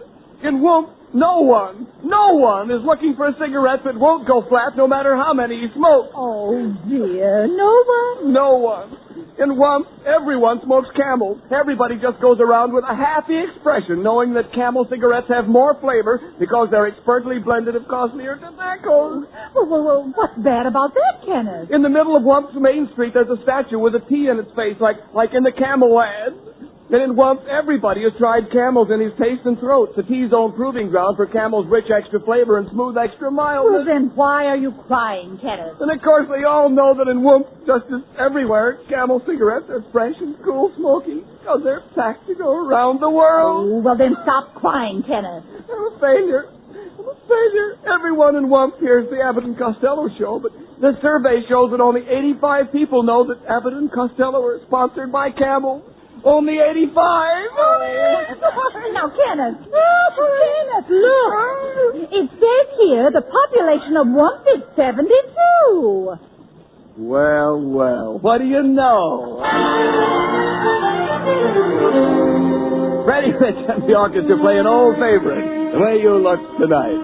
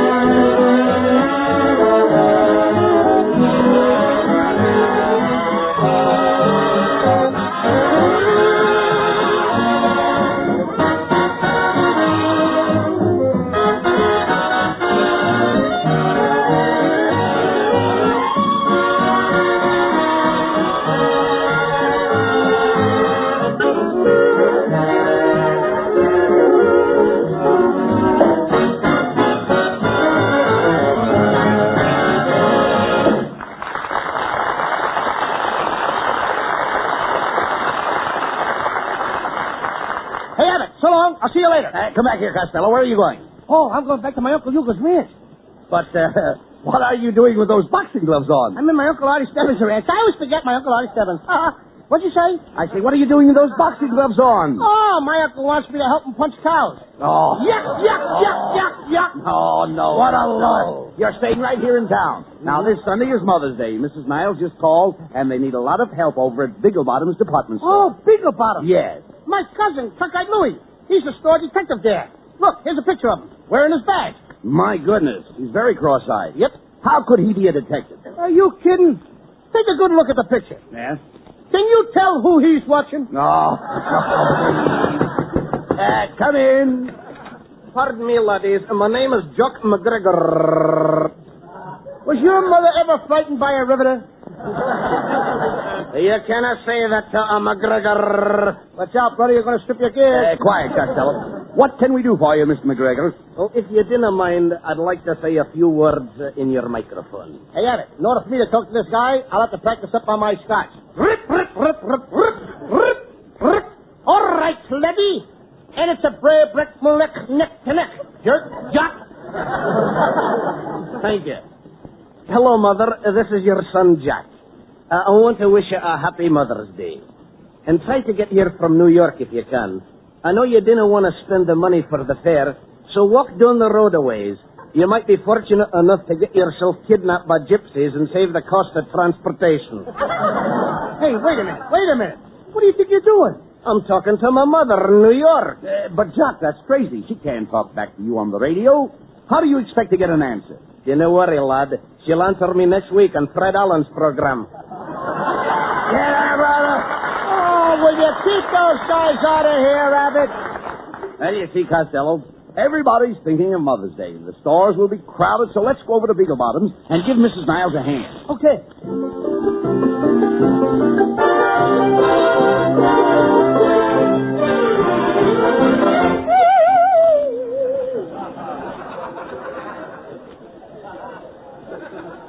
All right, Costello. Here's the employment office.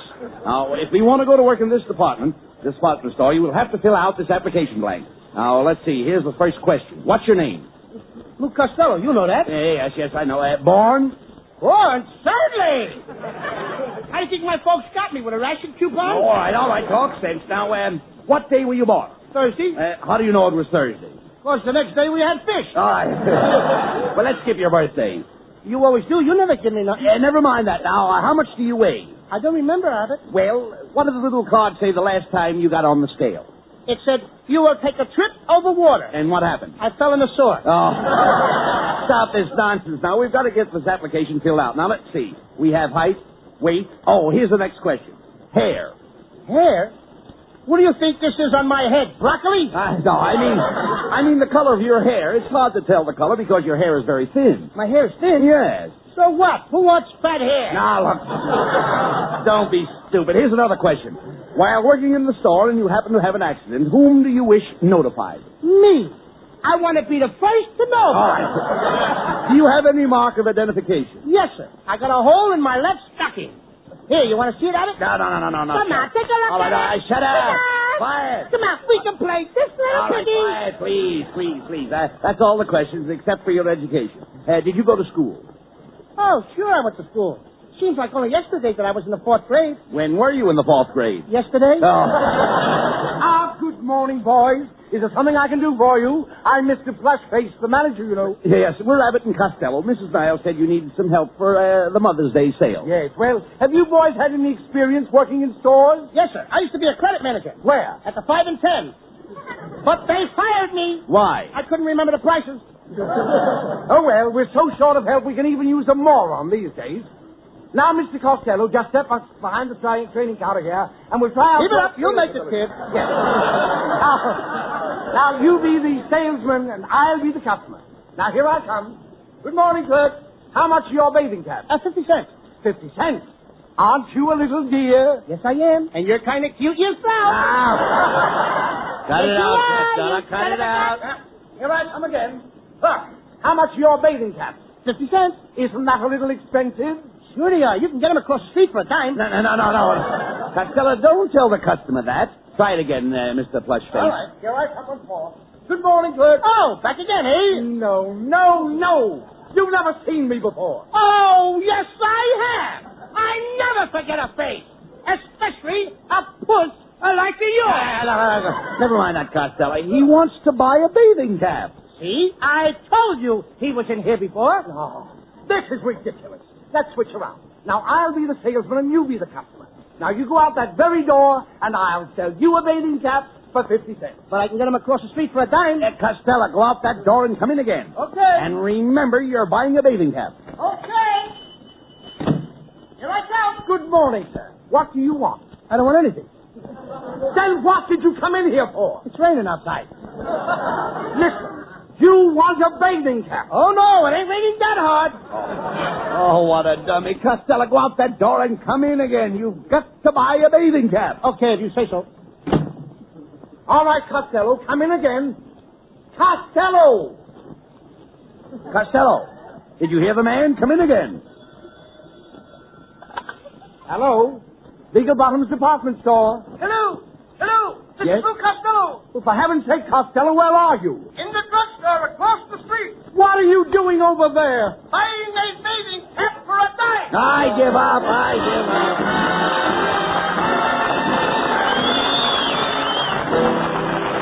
Connie Haynes sings a lovely new ballad, Good Night, wherever you are. Good night,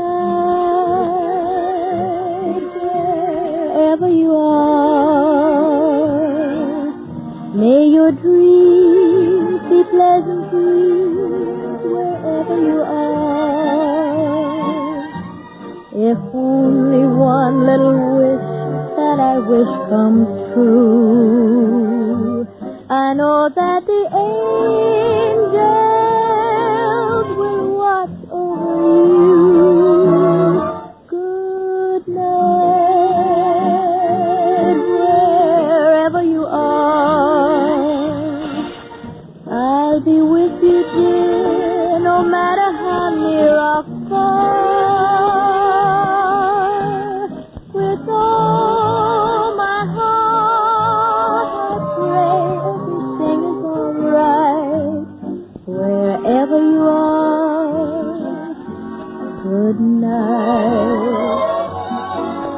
Good night, wherever you are. I'll be with you, dear, no matter how near or far.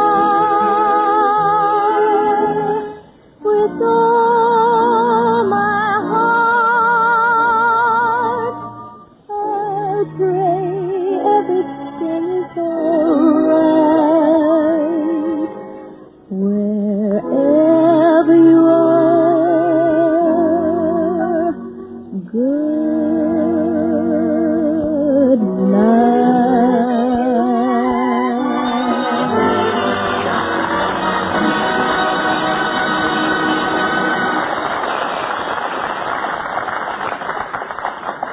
Once the front line, now part of the supply line, is Tarawa, Gilbert Island stronghold of the United Nations. To Americans on Tarawa, United States bases and outposts throughout the world go Camel cigarettes. By the million, by the ton. For Camels are first with men in all the services, according to actual sales records.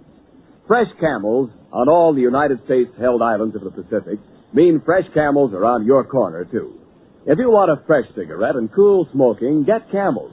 They stay fresh because they're packed to go around the world. Both at home and overseas, more people want Camels, the fresh cigarette, the cigarette with more flavor.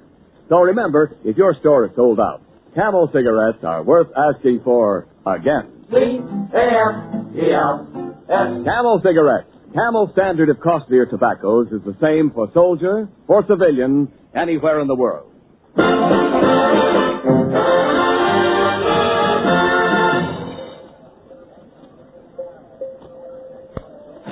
Say, you know, Costello, it certainly was nice of Mrs. Niles to get us a job in this department store. Yeah, we've been pretty busy, too, Abbott.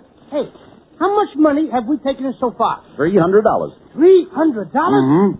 That's enough for us. Now we can start working for the store. Come on, boys. Get busy, get busy. Oh, it's Mrs. Niles. Quit loitering behind that counter and wait on the customers. Oh, and while I'm here, I think I'll use my employee's discount and buy myself a pair of slacks. Pair of slacks, eh? You take size 52, don't you? Well, yes, I do. How could you tell? I used to make saddles for Seabiscuit. Oh, no wonder you haven't sold anything all morning. Now, I'm going to give you one more chance. Here comes our store's most important customer. She's that lovely screen star, Miss Claire Trevor.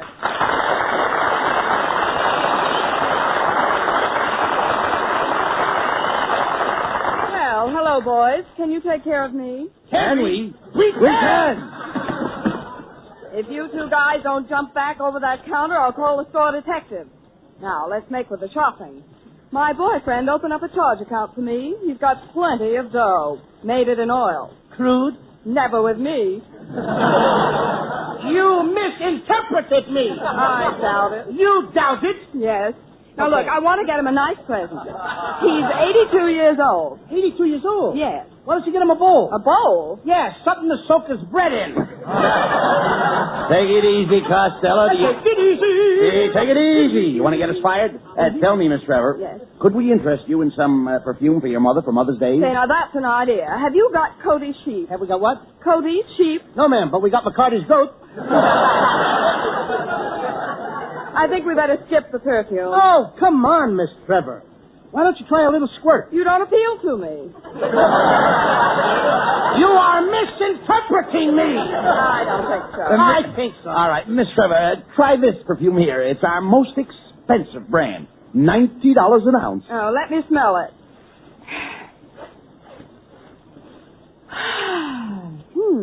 I'll take 50 cents worth.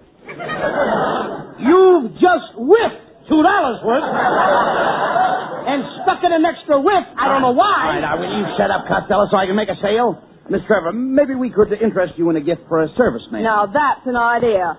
What would you suggest for a sailor about 35? A blonde, about 21. Oh, look, boys, I can't stay in the store all day. I'd like to get something for myself. You know, something snappy. Something snappy? Yes. Real snappy? Mm-hmm. Would you like a turtle or a girdle? But you don't understand.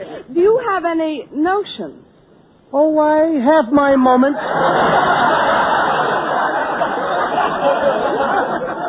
Pardon me, miss. Now, look here, you two clerks. What kind of a department are you running here? Look at those messy shelves. Look at that stuff strewn all over the counter. Why can't you be neat and tidy? This place is so sloppy that I can hardly stand to look at it. Well, if you don't like the way we're doing, why don't you fire us? I can't. I don't even work here. That fellow is right. Now, I'm going to get somebody with a brain to wait on me. Just a second, Miss Trevor. I am not used to getting brushed off. You've no idea how much it would improve your appearance. You are a fresh day. Costello! Costello. Please, remember our jobs. Suppose we look around the store, Miss Trevor. All right, I think I'll do some shopping on the upper floors. Okay. Follow me to the escalator. No. You mean escalator. You know what an osculator is. It's a person who wants to kiss all the time. Follow me, babe, but don't ask any questions. Never mind him, Miss Trevor. Let's take this elevator. Step right in, please. Up and down. What else have you got? Take me up to the 20th floor, please.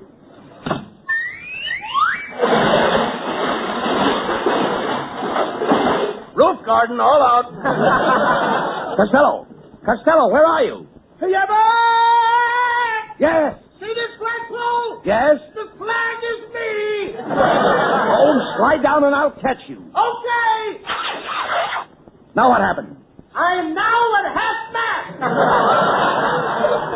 For goodness sake, where's Miss Trevor? Miss Trevor, are you in the elevator? In it. I'm wearing it.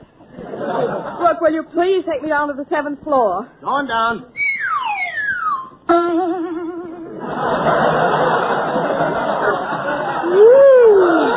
Oh! What's the matter, Miss Trevor? Did we come down too fast for you? Oh, no. I always wear my girdle around my neck. Step this way, Miss Trevor. Here's our fur department. Can we show you something? Well, I don't know. Have you got a spotted leopard? No. But we got a dirty mink. Wait a minute, Costello. Hey, here, I have an idea. Now, there's something that looks nice. Go ahead and grab that little number over there. Wrong number. Hey, Miss Trevor, here's a beautiful fur coat you'd like. What in the world is that? That's genuine weasel with built-in mothballs.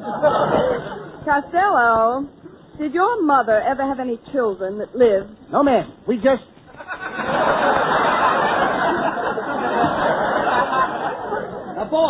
Boys, I've been watching you boys. Oh, it's the floor walker. Floor worker, this guy is flying. Now, look here, you two. Mrs. Niles asked me to tell you that unless you sell something to Miss Trevor immediately, you'll have to turn in your pencils and your Dixie cup. Oh, you kid! Please, Miss Trevor, don't make us lose our jobs. Yes, Miss Trevor. We've got to make at least one sale. How about some snowshoes? I never go out in the snow. Well, how about some sandals? I never go out in the sand. Oh, how about some Oxfords? I've never been out with an ox. Why don't you try it sometime? What are you doing tonight? Nothing. Let's go to Oxford.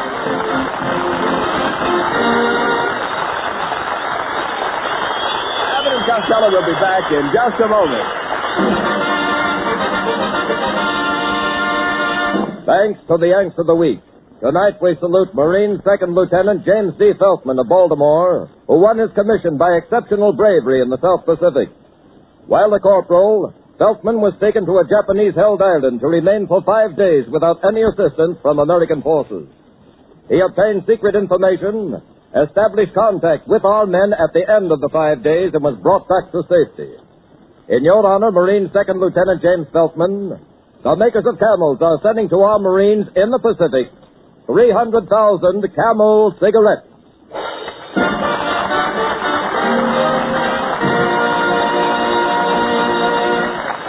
Each of the 4 Camel radio shows honors a Yank of the Week, sends 300,000 Camel cigarettes overseas.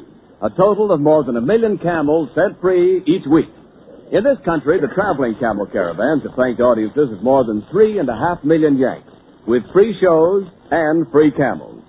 Camel broadcasts go out to the United States 4 times a week, a shortwave to our men overseas and to South America.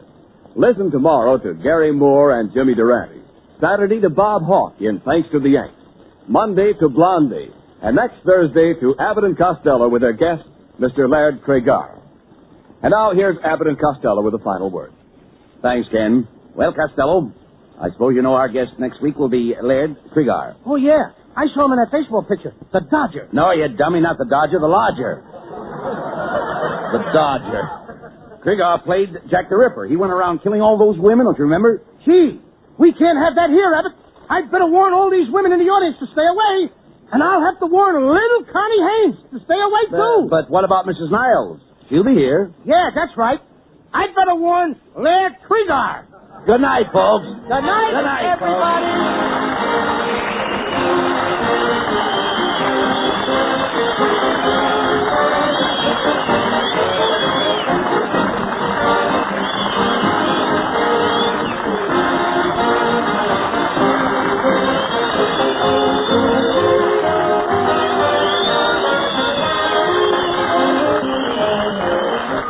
Be sure to tune in next week for another great Abbott and Costello show with our special guest, Mr. Laird Cregar. Claire Trevor will soon be seen in the RKO picture Farewell, My Lovely. And remember, get Camels for more flavor. If you're looking for a cigarette that won't go flat no matter how many you smoke, get Camels for more flavor. This is Ken Niles wishing you a very pleasant good night from Hollywood.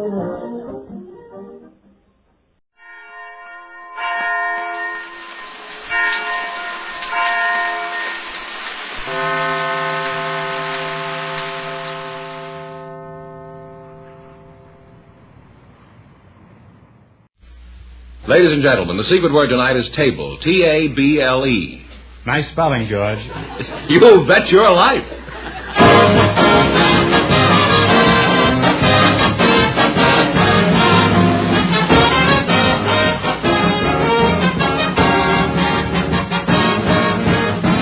It's Groucho Marx in You Bet Your Life, the comedy quiz series produced and transcribed from Hollywood and brought to you with more than 3,000 DeSoto Plymouth dealers. The dealers who bring you America's most talked-about car, the distinguished 1953 DeSoto and the exciting Plymouth. See them both at your DeSoto Plymouth dealers. And now, here he is, the one, the only... Now, where have I heard that name before? Oh, that's me!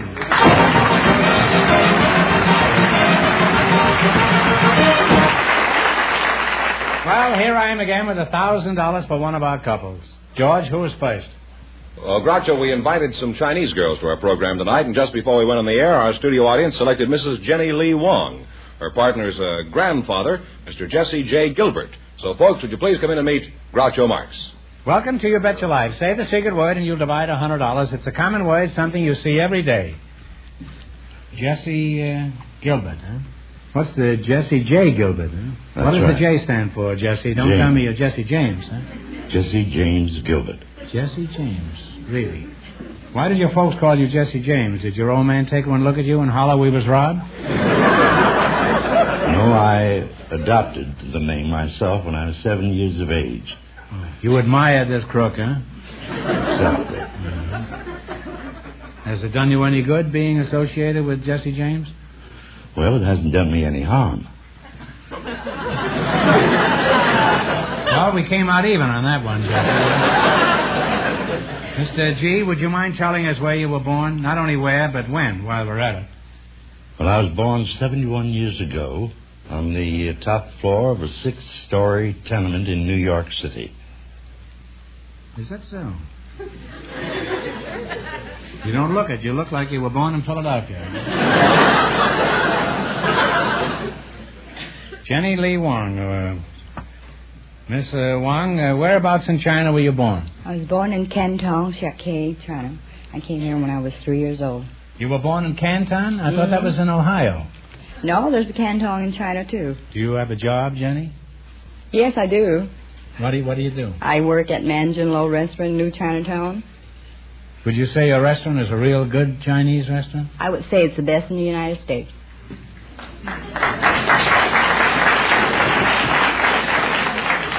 You know, Milton Bell told me a joke about a couple driving along the road. They're looking for a Chinese restaurant. And they finally come to one, and the girl says, there's a good Chinese restaurant, let's go in there. And the fellow driving says, how do you know it's a good Chinese restaurant? She says, well, all the Chinese truck drivers eat there.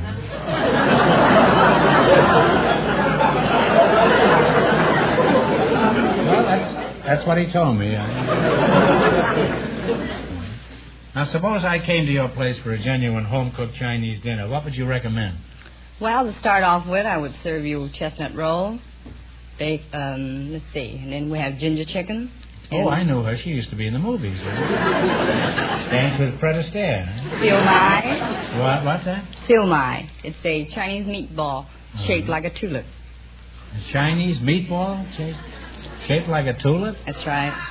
I know him very well. That's Charlie Chan. Well, Jesse, let's get back to you again. What do you do for a living? I'm 50% retired. Well, wake up and answer my question. Don't you do anything?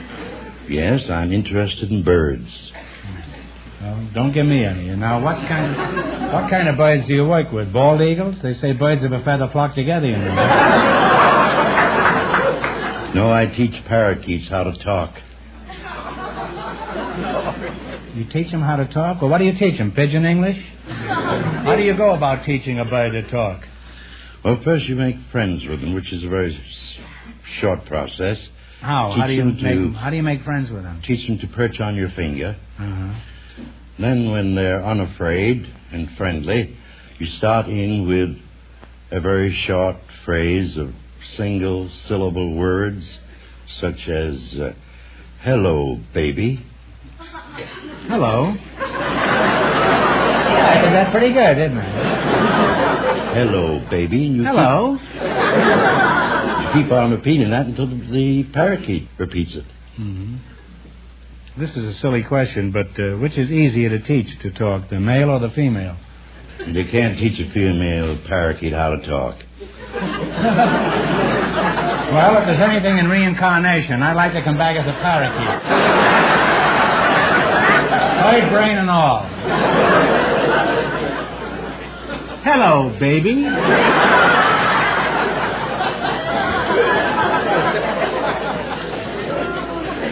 Jesse, have you always been an elocution teacher for parakeets? No, I was once a motion picture producer in Hollywood. Now I know why he's teaching parakeets to talk. What happened, Jesse? Why didn't you stay in the movies?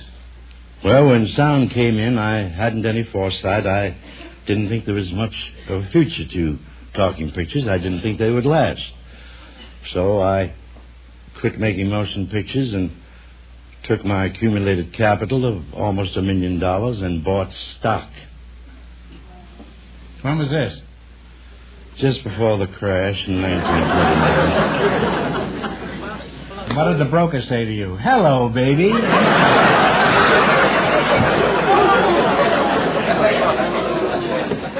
Well, I hate to change the subject, but now it's time to play You Bet Your Life.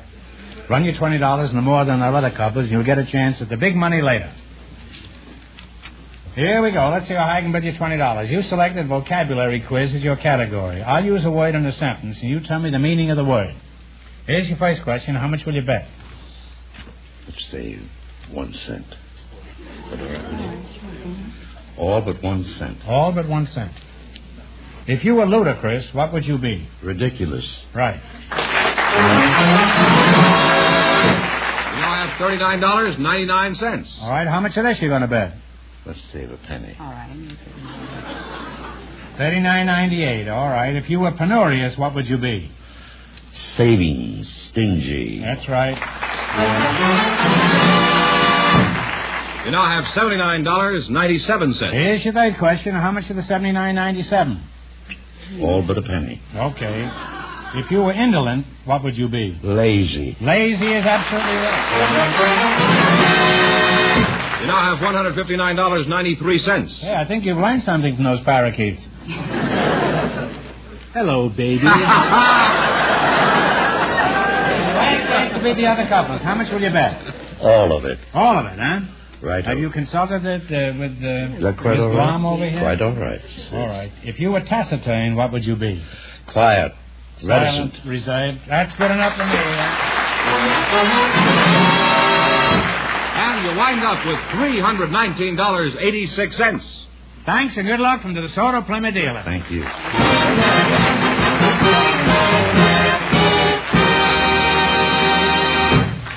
Now, before we continue, here's something I want you to hear about the beautiful DeSoto. Friends, I'd like to tell you about a few of the most talked about features in the distinguished DeSoto. First, there's DeSoto's Tiptoe hydraulic shift that lets you drive without shifting. Just turn the key to start, step on the gas, and you go from low to high in one fluid sweep of power. And DeSoto's full-time power steering makes steering as easy as dialing a telephone. It works for you all of the time, not just some of the time. DeSoto full-time power steering literally takes all of the work out of driving and parking. Then there's DeSoto's mighty 160-horsepower Fire Dome V8 engine, the world's most efficient engine design. You can release a tremendous surge of power with just a touch of your toe. And best of all, this mighty DeSoto Fire Dome engine burns regular gas. There's no need for expensive premium gas. These DeSoto features are a few of many that have set a new standard in driving pleasure for millions of Americans. Put yourself behind the wheel of a DeSoto Fire Dome 8 or a brilliant PowerMaster 6. Remember, both great cars let you drive without shifting. Make a date now to try the world's finest carbide. The distinguished new DeSoto. And remember, the dealers who sell the distinguished DeSoto also sell the beautiful Plymouth, first truly balanced car in the low-price field.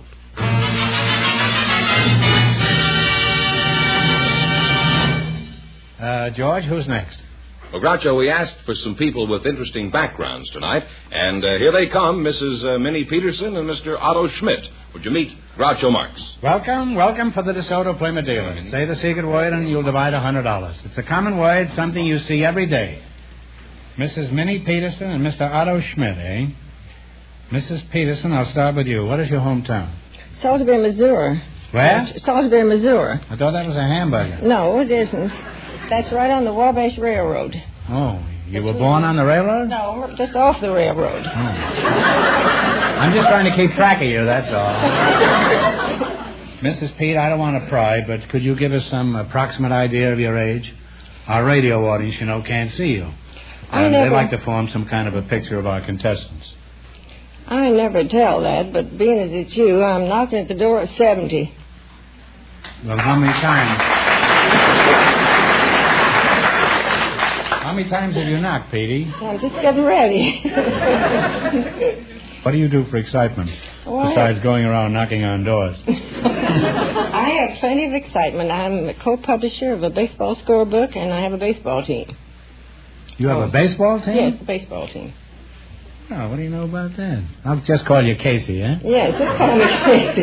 Well, who do you play for? Well, I don't play. You mean you quit already? No, I have a manager that handles the team. My son, Jack, handles the team for me. The Peterson Scoremaster. Oh. And we play semi-pro ball in the different diamonds around in Los Angeles. Or? No, hardball. Oh, no, hardball. Oh. You wouldn't condescend to softball? No, not softball. Not these boys. What do? You sit in the grandstand and I have root the to team sit in the home? grandstand. They won't let me down in the dugout. I have to sit in the grandstand. But do you ever get into a discussion with the umpire? You know, what they call a rhubarb? Oh, yes, just about every time we play. What do you do, jump out of the grandstand and get out? Oh, no, I just, like this and use my tongue. Is that very effective? Use my tongue. Oh. Well, you must have a long tongue. What is a long tongue? That's 2,200 pounds, isn't it? As opposed to a short tongue, which is 2,000. Mr. Otto Schmidt? Yes. That's you. Are you married? Yeah. Where did you meet your wife? In Copenhagen, Denmark. Oh, well, Snupstead. What were you doing in Denmark? I was born there. Oh. I thought you were left over from an old smorgasbord. Well, could you tell us the details of your first meeting? Well, I met my wife in a church. She was singing in the choir, and I liked the look of her, and I want to meet her. So one evening I met her in the street, and she was down to buy some cake with a baker, and we talked together about 7 hours. In the street? Yes. You're lucky you weren't pinched for loitering. So what did you talk about for 7 hours?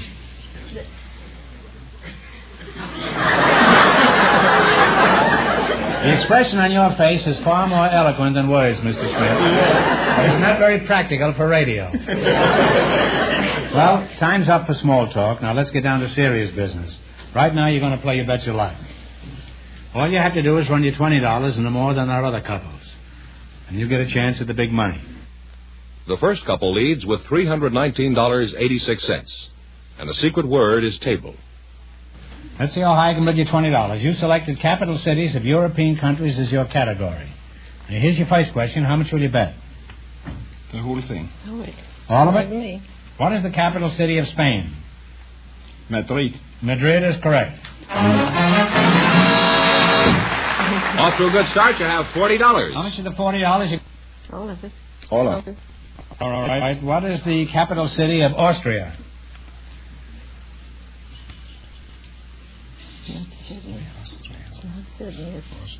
Austria is... Capital city of Austria.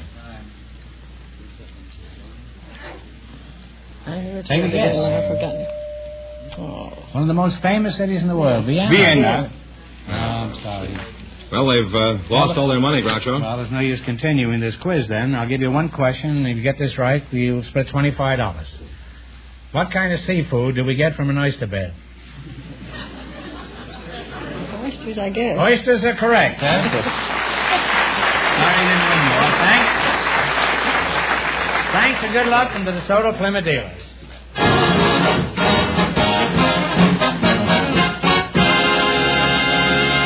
Well, Groucho, we asked if there were any men present tonight with unusual... Men, yes. How dreary. Men, especially with unusual occupations. And Dr. Hereward Carrington was chosen to be on the show. And his partner is a junior high school girl, Miss Anna Glom. So, folks, would you please come in and meet Groucho Marx.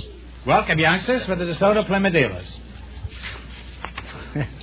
Say the secret word and divide $100. It's a common word, something you see every day. Mr. Hereward Carrington and Miss Anna Glom. Anna, how old are you? 12 years old. That's a wonderful age. I had the best time of my life when I was 12. I was too old to spank and too young for the electric chair. Dr. Hereward Carrington. That's an odd name, Hereward. Where did you get it?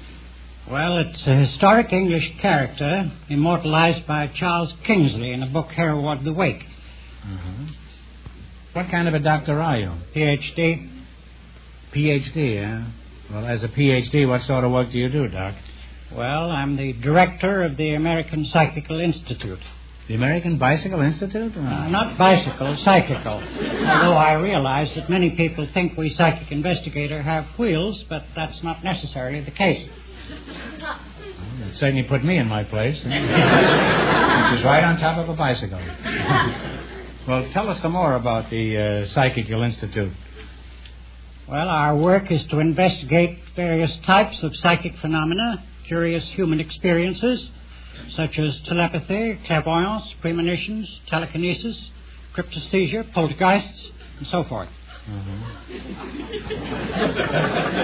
Well, it isn't often a man mentions 6 words without me understanding one of them.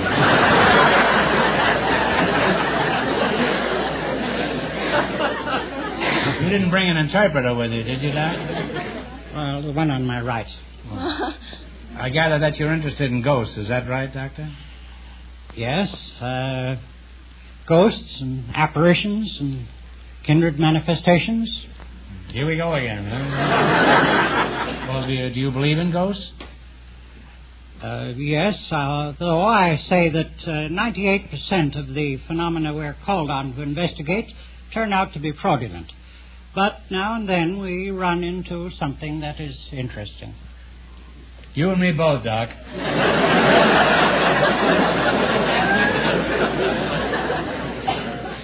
Tell us about some of your experiences. What is the most unusual adventure you've had in your work? Well, the most outstanding, striking I had was in connection with an Italian medium named Giuseppe Palladino. I had about 10 sittings in Naples and about 40 in New York.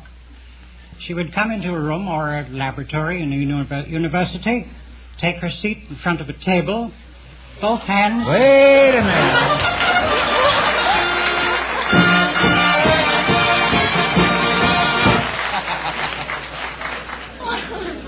You said the secret word table, so you get $50? Oh, thank you. And the little woman over here gets $50. Well, now, would you mind proceeding with this?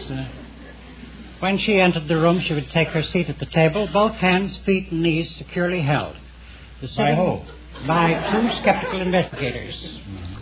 The seance would begin in bright white light. The table would begin to tilt, move, and oscillate, and finally go bang up in the air, what we call a complete levitation. Now, I've seen hundreds of those. Seated with She remained there? She remained there, visible, held. What was responsible for this levitation? Well, we psychic investigators don't believe that when an object moves in that way that there's a spirit running around the room like a chicken. We think it's due to some mechanism, and that mechanism is an energy which is evolved or extruded from the medium's body, moving material objects in its environment. This was a medium, huh? Yes. Did you ever strike a happy medium in all the times that you were investigating these cases?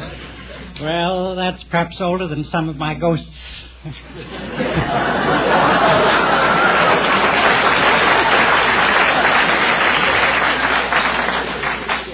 You realize there's a quiz coming later in which you might win some money. Now, Anna, have you been listening to all this talk about ghosts? Yes. Does it scare you any? A little. I sure wouldn't like to spend the night with a ghost in a haunted house. Do you have any hobbies like boys with ectoplasm growing out of their hair? Well, I am a member of the junior high players in Pacific Palisades. It's called the Pied Pipers. Oh. Well, where did you learn acting? Are you going to a drama school, or are you just in this... No, we learn by observing. Well, you won't learn anything here tonight.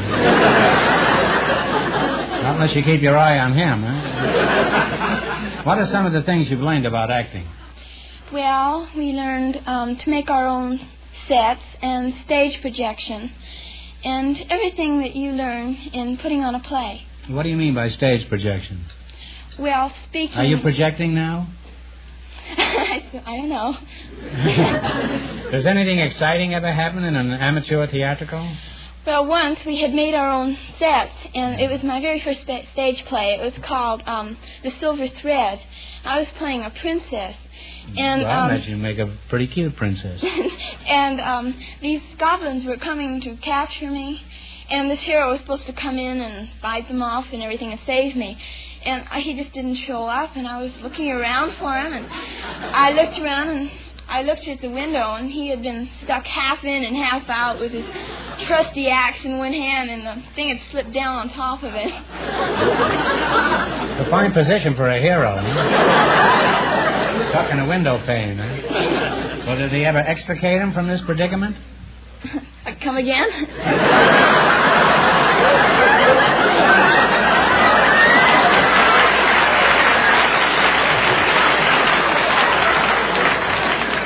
Anna, now you know how I felt when he was talking to me.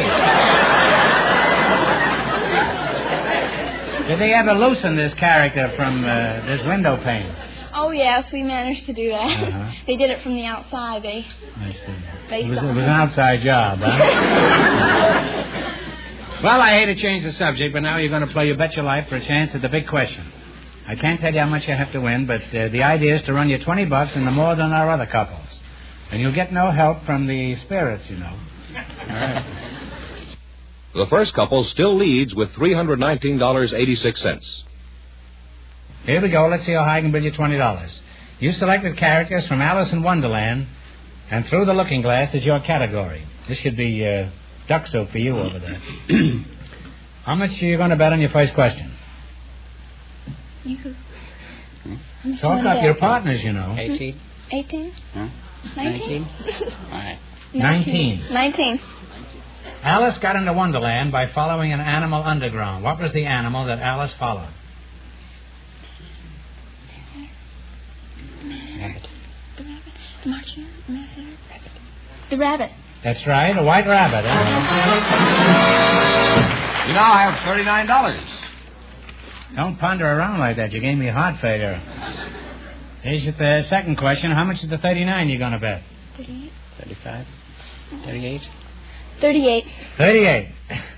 After going through the looking glass, Alice met a pair of fat twin brothers who planned to have a fight. What were they called? Yes. Tweedledee and Tweedledum. That's right. Now I have $77. This is like that prince in that play. I have to pull her through the window on each one. Here's your third question. How much of the 77 are you going to go for? 76. Talk up, kids. 76. 76. All right. At the tea party with the Mad Hatter, a little animal kept falling asleep. What was this animal? The mouse. The dormouse is correct. You now have $153. And here's your last chance to be the other couples. How much of the 153 you're going to go for? 150. 152. All right.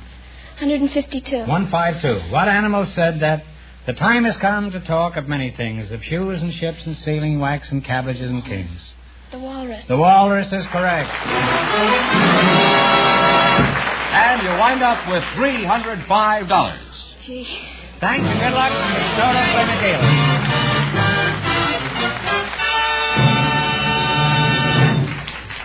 And that means that Mrs. Wong and Mr. Gilbert, with $319.86 in just 1 minute, get the chance at the DeSoto Plymouth $1,000 question.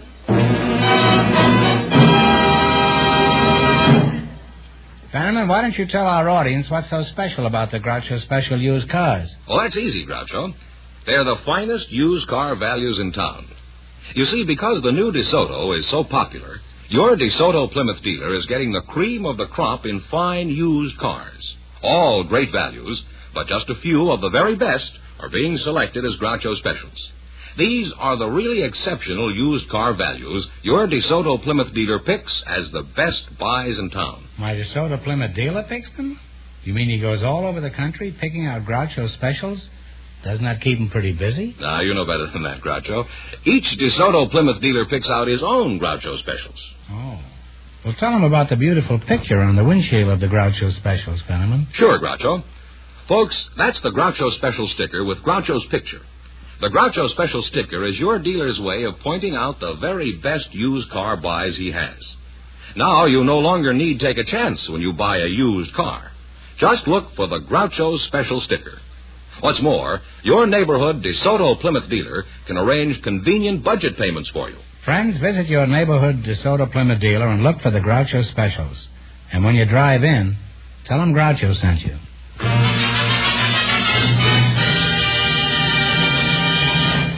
And here's the winning couple, Groucho, Mrs. Wong and Mr. Gilbert, all set for the DeSoto Plymouth $1,000 question.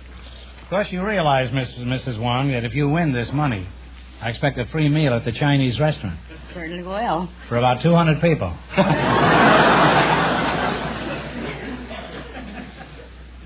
All right, here we go for $1,000. Give you 15 seconds to decide on the single answer between you. Think carefully and please no help from the audience. Here it is.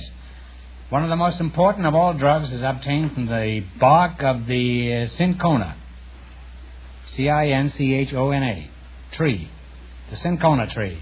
During World War II, 90% of the world's supply was cut off from the Allies. For $1,000, what is this drug from the bark of the cinchona tree called?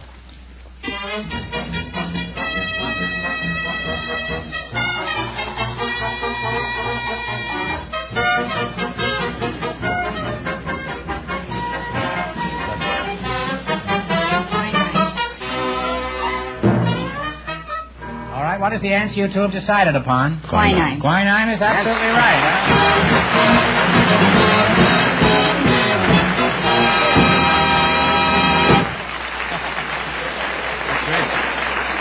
And a free meal at the Chinese restaurant. That's right. You win $1,000. And how much in the quiz, George? $319.86 in the quiz. Congratulations from the more than 3,000 DeSoto Plymouth dealers from coast to coast. You bet your life. Thank you.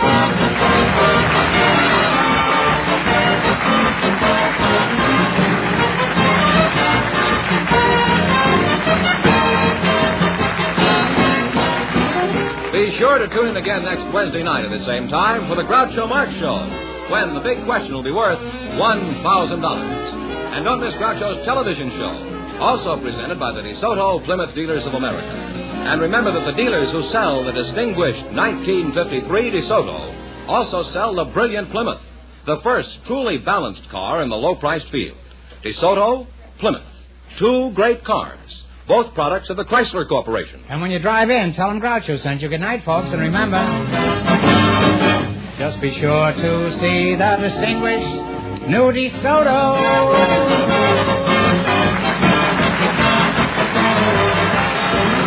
Folks, here's a reminder from the National Safety Council. Twilight doubles traffic troubles, so double your caution. You Bet Your Life, transcribed from Hollywood, is produced by John Goodell, directed by Robert Dwan and Bernie Smith. Music by Jerry Fielding. This is George Fenneman signing off for the more than 3,000 DeSoto Plymouth dealers from coast to coast. You Bet Your Life is heard by our armed forces throughout the world.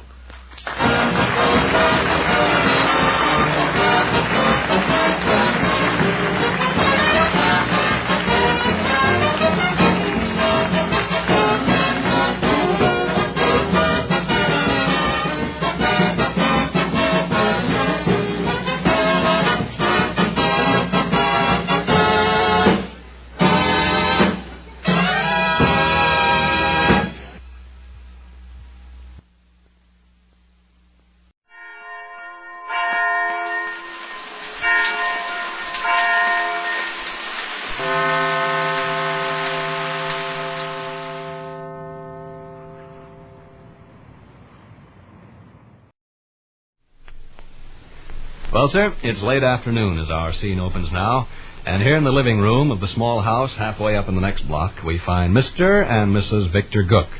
The former arrived home from the office only a few moments ago and is busy looking over his mail. And he's saying,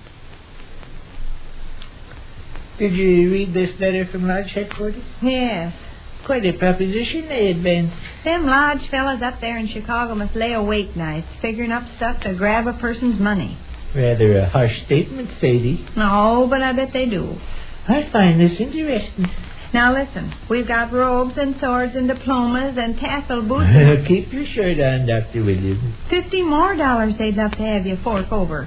Keep your shirt on, Uncle Harry. I don't plan to take them up on their proposition. Good thing. You see you're done from Kleberger's?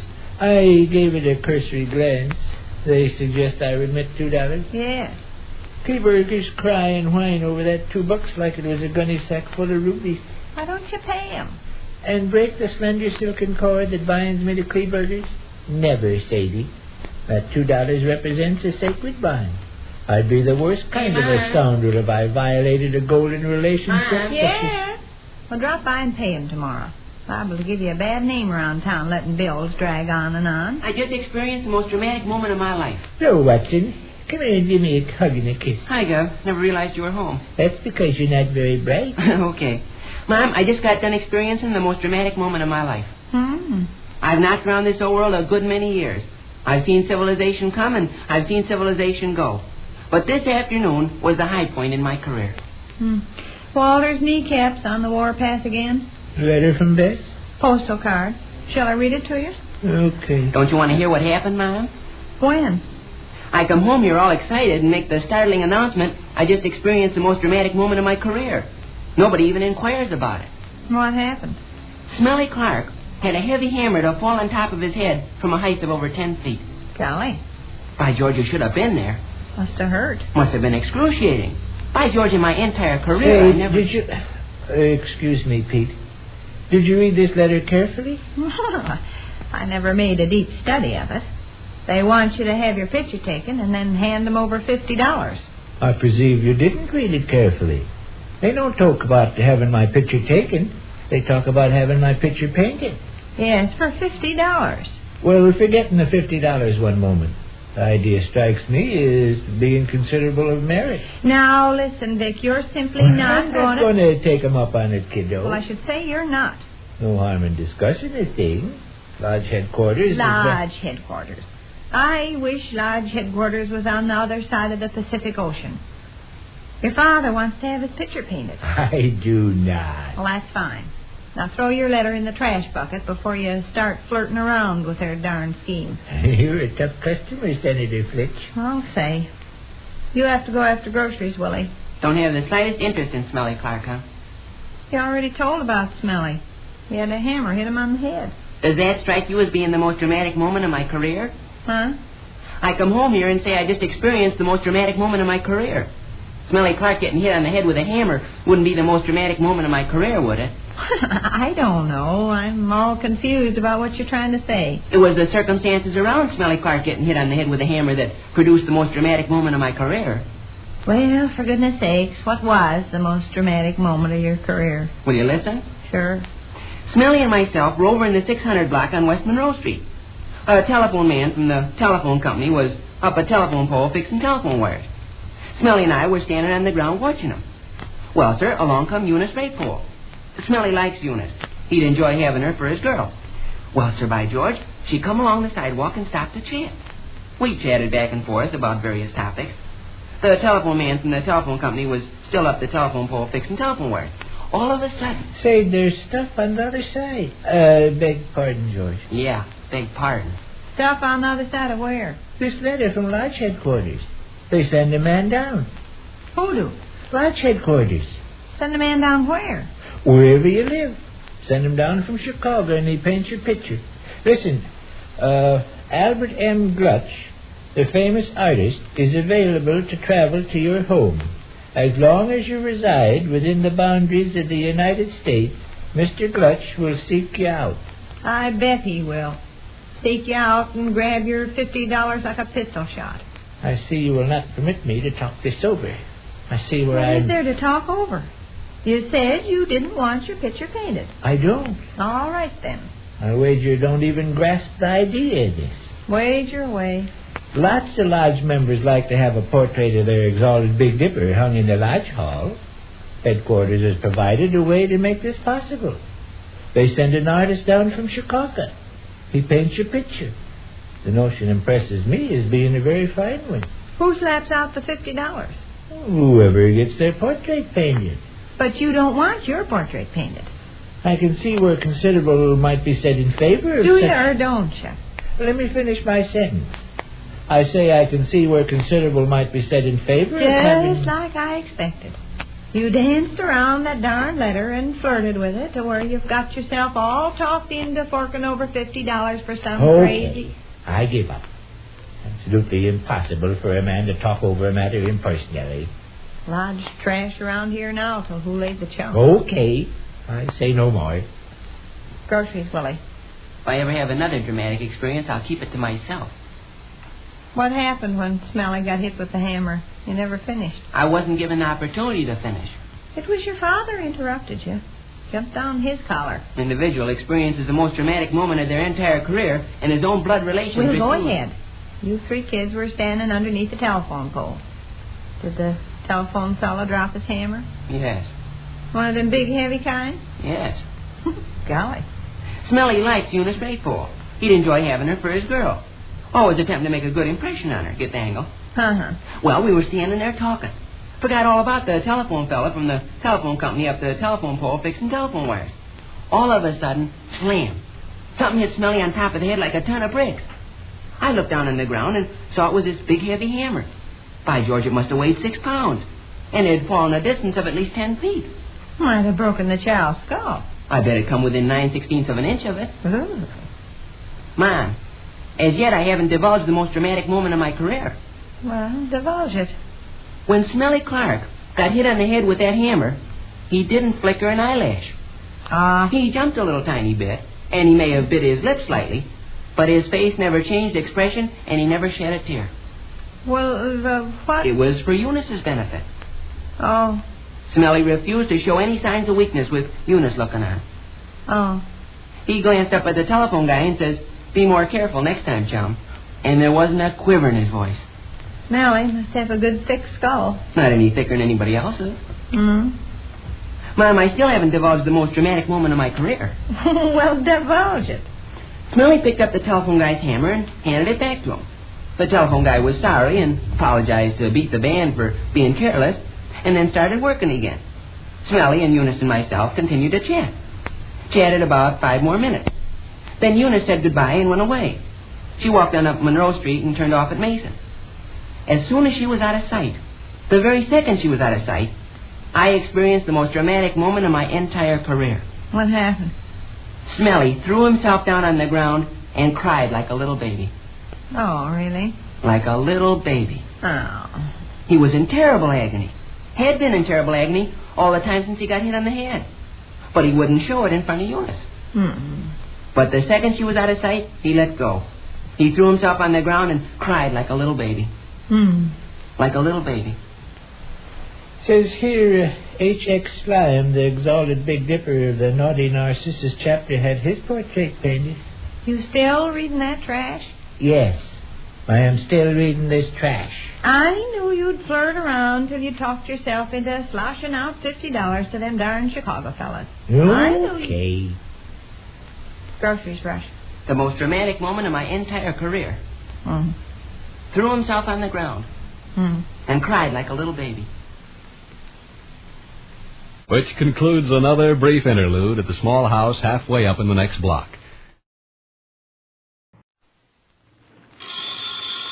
It's Duffy's Tavern, the Friday night transcribed feature on NBC's All-Star Festival of Comedy, Music, Mystery, and Drama, brought to you by the makers of Anacin for fast relief from pain of headache, neuritis, neuralgia.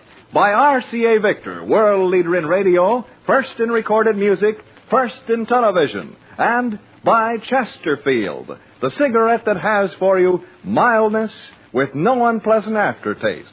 The cigarette that brings you Bing Crosby and Bob Hope.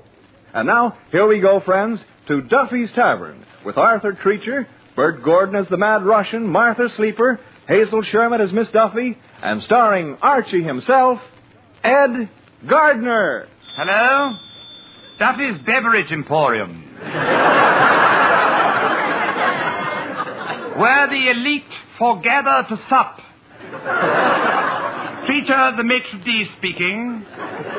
Duffy is not in the vicinity. Oh, hello, Mr. Duffy. Beg pardon? What am I doing here? I'm here on the recommendation of my psychiatrist. Well, I've always been a butler in the movies, and he thought I needed a change of atmosphere. So instead of being a gentleman's gentleman, I am now a bum's bum.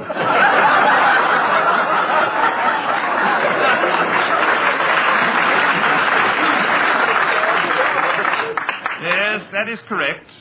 Where's Archie? Well, he's very busily occupied at the moment. What? Oh, very well. I'll wake him up. Don't be a wise guy, Treacher. Give me that phone. Hello, Duffy. Huh? How come Treacher's working here? Well, I figured we could use a tall waiter, who could hold the tray high enough so the customers can't see what they're eating before it explodes in their stomachs. How come a new waiter? Well, I had to let Yasha Panyaslavnik go. I caught the crook stealing from the cash register. I do it all the time. I know, but with me it's different. I'm an old, faithful, trusted employee. Well, I think Treacher will work out great. Well, look, Duffy, I'll call you back. I gotta get back to sleep. To work. I beg your pardon, sir. What is it, Treacher? Well, I hate to bother you, but a rather sticky little problem has come up. Oh, that's so. What? Well, there seems to be a corpse in the corner booth.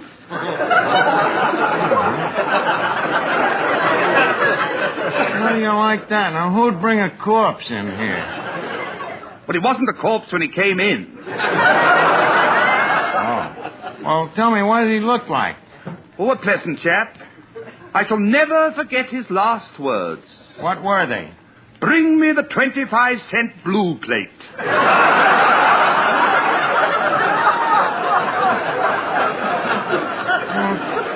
Treacher, you sure about this whole thing? Did you feel the guy's pulse? Why?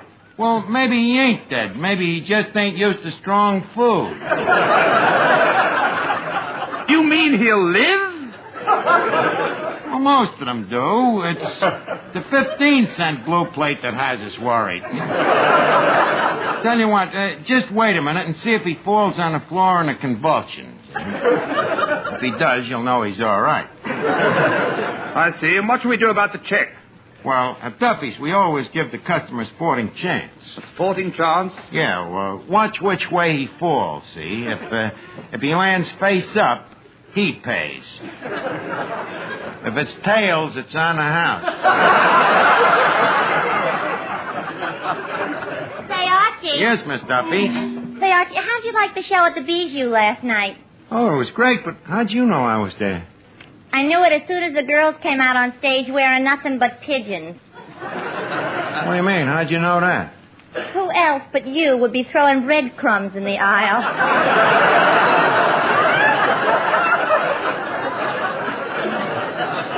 So what? I'm a bird lover. Funny, though, I didn't see you. Oh, I was in the balcony with my boyfriend. Oh, did you enjoy the performance? I'll say. I had to slap his face 3 times. I was referring to the performance on the stage. The vaudeville, Incidentally, what did you think of that Professor Zodiac, that hypnotist? Oh, those hypnotists, they're all fake. I agree with you, Miss Duffy. When was you ever hypnotized? Oh, at the Palladium in London. What happened? Well, this hypnotist called me up on the stage, waved his hands in my face, looked me in the eye, and told me that when I woke up, I wouldn't know what time it was. And by Jove, the chap was right. What do you mean? Oh, when I got back to my seat, my watch was missing.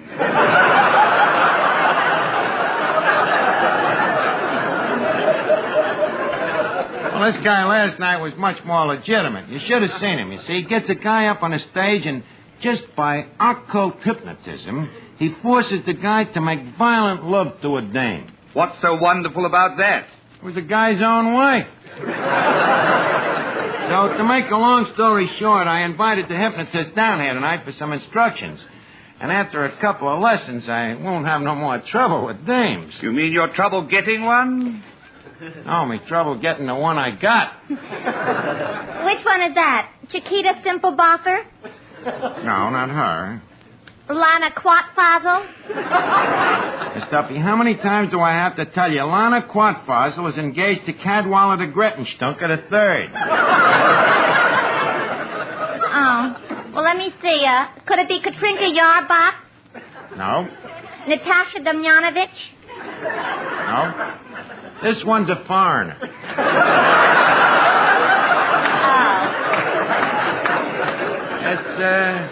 It's My little French filly, Renee, you know, she don't seem to love me like she used to. What makes you think so? Well, she's been dropping a few veiled hints lately. Veiled hints? Yeah, little things, you know, like slamming a door in me face, hanging up the phone on me, and getting engaged to other guys. Nothing one could put their finger on. But with hypnotism, that'll all be changed. I'll wave me magic wand 3 times and she'll be Mrs. Archie. But my dear chap, what will happen if she ever wakes up? Well, so what? You think she's going to divorce a guy with a mansion and a swimming pool and a yacht? Hold on, old chap. You're going to buy a mansion, a swimming pool, and a yacht on $15 a week? Yeah. How? Simple. I'll give up smoking. Now, if you'll excuse me a minute, I'd like to study this booklet here. Let's see now. Zodiac the Great. Master of Hypnotism. Reader of men's minds. The world's greatest intellect. How do you do? Mad Russian.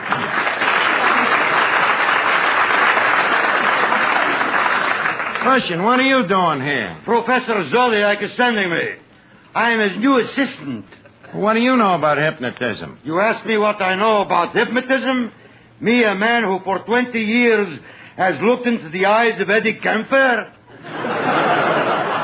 But how did you get with Professor Zodiac? The professor is noticing that I, too, have a hypnotic eye. You? Most of course. In fact, as I am coming into this world as a baby, immediately I am putting my doctor into a deep trance. You put your doctor into a deep trance? This was making medical history. How come? Before the doctor is slapping me, I am slapping him first. Well, it serves him right for bringing you into the world.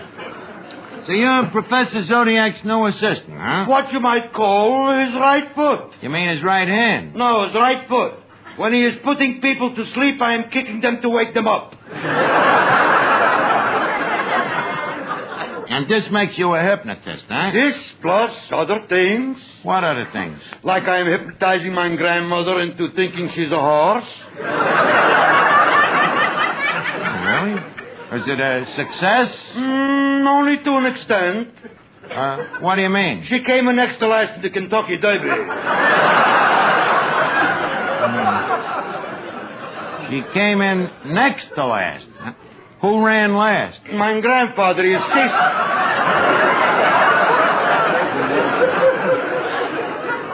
My grandfather. He is chasing my grandmother like mad. Oh. How come? As a horse, she was very beautiful.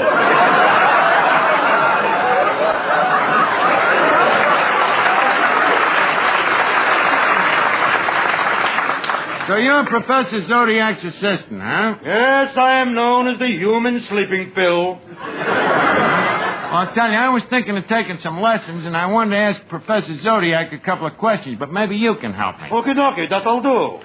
Well, what'll you charge me? For $50, I will answer 3 questions. Well, ain't that a lot of money? Yes, it is. You know, I have 2 questions left.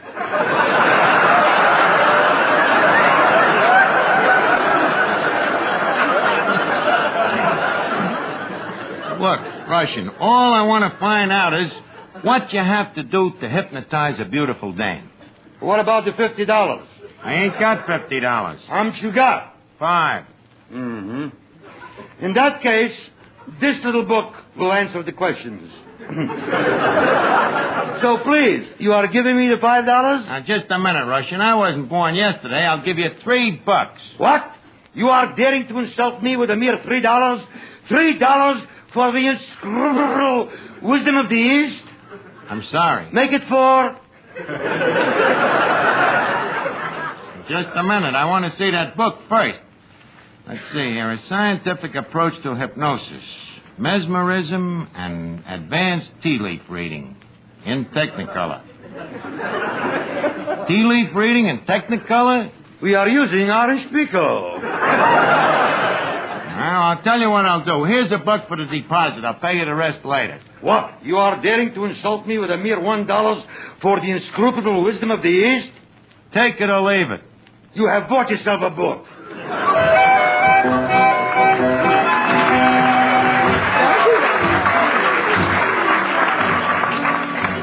Boy, with this book, I'll be lousy with inscrutable wisdom. I can make any dame I want fall for me. Archie, you think if I used the book, I could make fellas fall for me? Look, after all, Miss Duffy, this is hypnotism, not magic. Hey, Very funny. wait a minute. Give me that phone. What are you going to do? Call up that little French filly, Renee. With this book, she'll find out she's dealing with a new Archie. Hello? I'd like to speak to Renee, please. Who's calling? Tell her Maurice. Maurice Chevalier. Hello. Hello, Renee? This is Archie. Now, don't hang up. Well, wait till I tell you about the diamond bracelet. The diamond bracelet. Well, honey, I got a real big surprise for you. You'll be right down? Good. Archie, you haven't got a diamond bracelet. That's the surprise. How do you like... Yes, sir, I was right. One lesson in hypnotism, and already she's on her way down.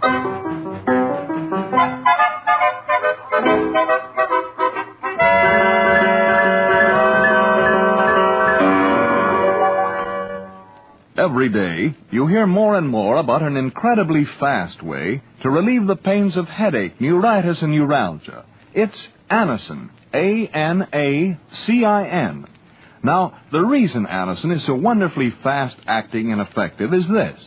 Anacin is like a doctor's prescription. That is, Anacin contains not just one, but a combination of medically proven, active ingredients in easy-to-take tablet form. Thousands of people have received envelopes containing Anacin tablets from their own dentist or physician, and, in this way, discovered the incredibly fast relief Anacin brings from pains of headache, neuritis, or neuralgia. So, the next time a headache strikes, take Anacin, A-N-A-C-I-N. Anacin in handy boxes of 12 and 30, economical family-size bottles of 50 and 100. Ask for Anacin at any drug counter. Now, let me see here. Chapter 9, How to Hypnotize Friends and Put People Under the Influence. It is best to hypnotize subjects who have minds that are weaker than yours. I say, old boy, won't you have trouble finding subjects? Preacher, stop interrupting. Now, let's see. Hypnotism is practiced in India by the street fakers who charm snakes with their flutes. Oh, I say, that sounds jolly. Why don't you try that? Where am I going to get a snake and a flute? Why don't you start out in a small way, with a worm and a piccolo? Everybody's a wise guy. I say, old chap, you don't really believe that reading that book for a few minutes will make you an expert, do you? After all, you know, hypnotism is a complicated science. So what? Electricity is science, ain't it? Yes. How long does a guy have to sit in the electric chair to see how it works? Now, let me see. First, I look Rennie in the eye. Say, Archie. Oh, hello, Russian. What can I do for you? You can give me the other $2 that you owe me. Looks like I'll have to use this hypnotism sooner than I thought. Now, look, Russian, before I give you the $2, I got to see if this stuff works. Now, let me try it on you. Oh, okay. Now, close your eyes. Okay, I close my eyes. Now, look me in the eye. Say, this is a good trick. Please, relax. Okay, I'm relaxed. Now, once again, look me in the eye. Which one? What's the difference? The left one. But the right one is so much prettier. Okay, then look me in the right eye. Now the left one looks prettier. Is he in a trance yet, Archie? With him, it's hard to tell. Now, please, I'm a busy man. Give me the $2. Not till I learn how this thing works. Okay, I'll come back in 15 minutes. All right, that's fair enough. In the meantime, I'll practice on somebody else. Now, let's see. Another effective method in hypnotism is to move a bright, shiny object before the subject's eyes. Let's see, what have I got around here that's bright and shiny? Why don't you just bend over in that blue serge suit and sway back and forth? Wouldn't be scientific. Oh, Treacher, have you got a half a buck on you? Yes. Let me have it for a second. Here you are. Thanks. Now, wave it in front of your eyes. Arthur Treacher, you are under a spell. He must be if he gave you $50. Quiet, Miss Duffy. Now concentrate, Treacher. Keep staring at this 50-cent piece. You're getting sleepy. Very sleepy. Your eyes are closing. They are, eh? Just try putting those 2 shillings in your pocket. Go along with me. Now, I'm gonna make you bark like a dog. Now repeat after me. I am completely in your power. You are completely in my power. No, Treacher. I am completely in your power. Very well, then you bark like a dog.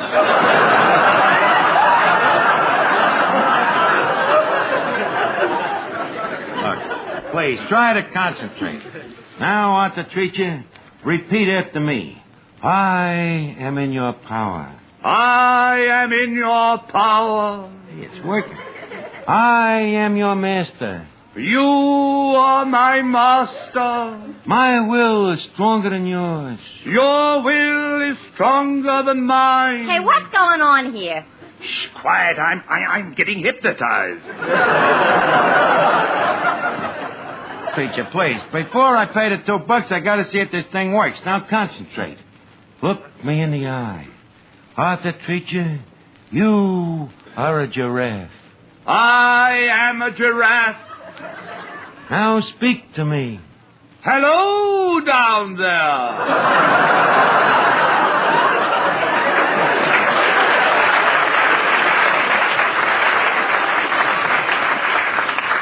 Archie, is it working? Yeah, the guy really thinks he's a giraffe. Good. Maybe we can get him to eat those cobwebs off the ceiling. Quiet, Miss Duffy. Okay, Treacher, are you still in the trance? Yes, master. That's all I want to know. Okay, I'll snap you out of it. Abracadabra.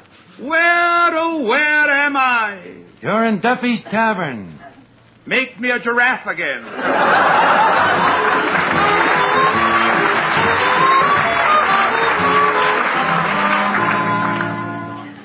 Here's a word from RCA Victor.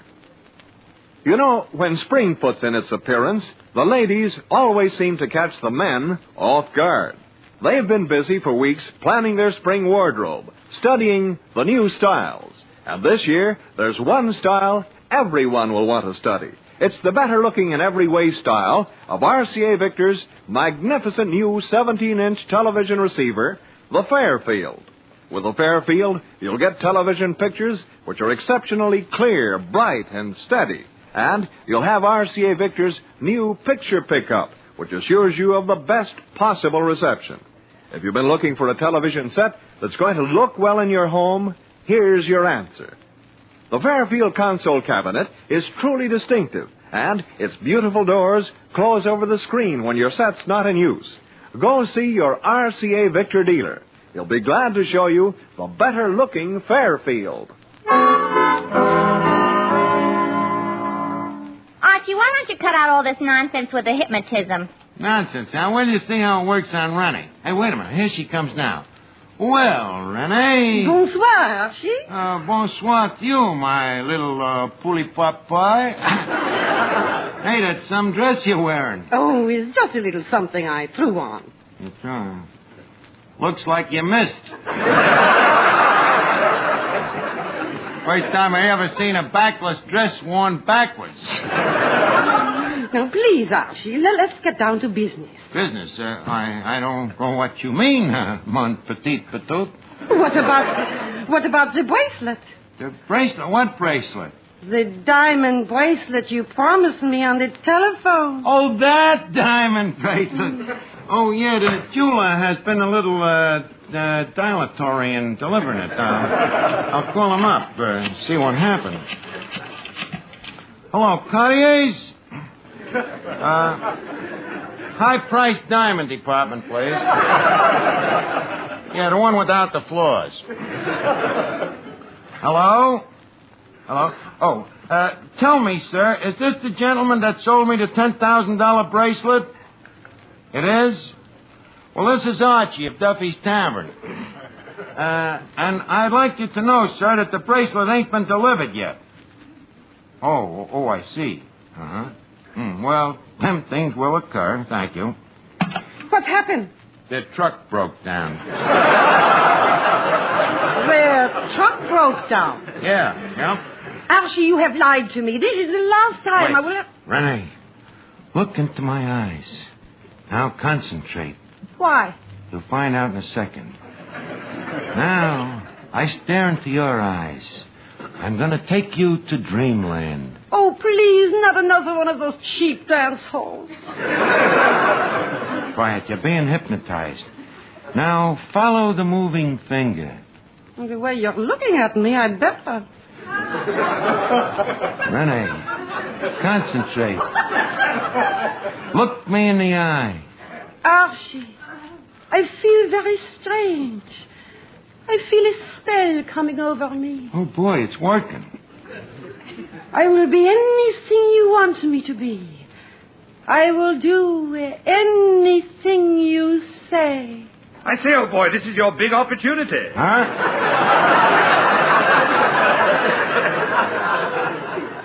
Make her a giraffe.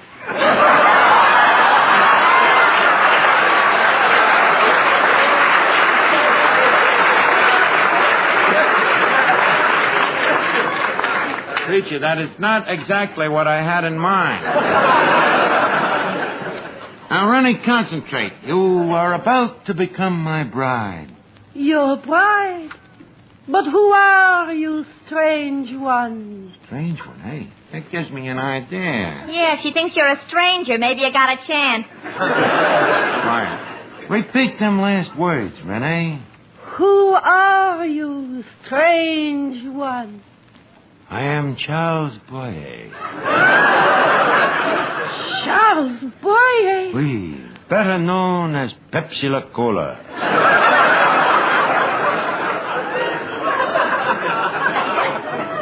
Come, Renee. Come with me to the Catskills.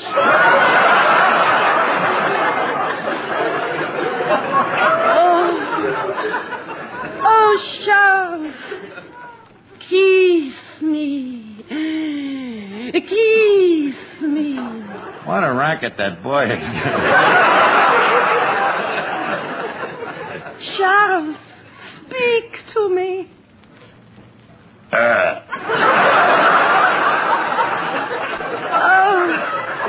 Oh, Charles, how romantic you are.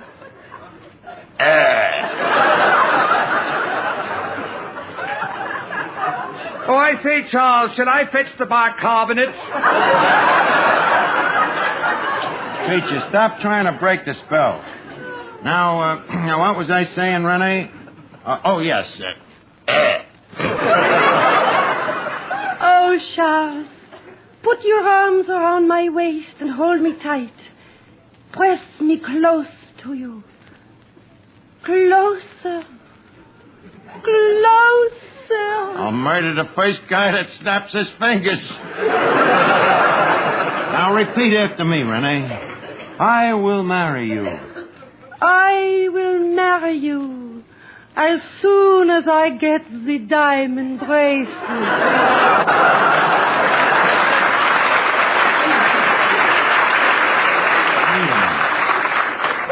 Rennie, you mean to tell me that you was awake all the time?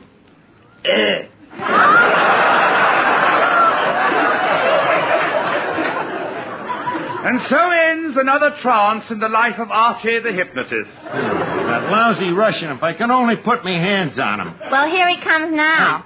Oh, wait. Look, you phony hypnotist, give me back that buck. I just tried some of that crummy hypnotosism on this girl here, and it don't work. Archie, this man is a hypnotist? Vive la trance!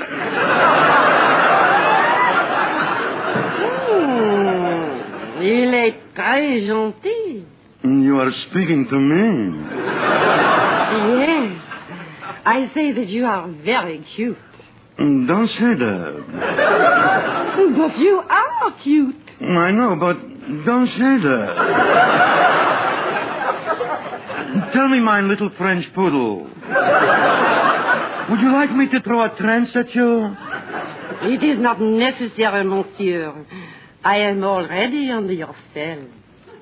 That's funny. I must have studied the wrong chapter. And now, monsieur, you close your eyes. With pleasure. Now repeat after me. Okay. I will buy you a diamond bracelet. I will buy you a diamond bracelet. I will take you dancing at El Morocco. I will take you dancing at El Morocco. Then let's go. After you, my little onion. Good night, Archie. Good night. How do you like that?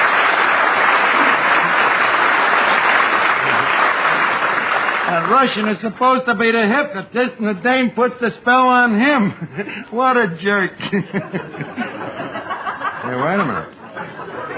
Where does this leave me? I give the guy $1 and he winds up with my dame. I say, old chap, repeat after me. I am a jerk. You are a jerk.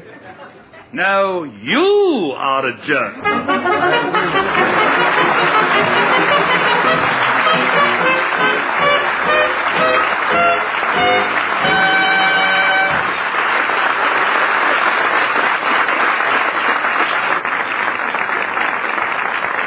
Sometimes when Bing Crosby and Bob Hope get together, they don't make sense at all, but sometimes they do. For instance, get a load of this.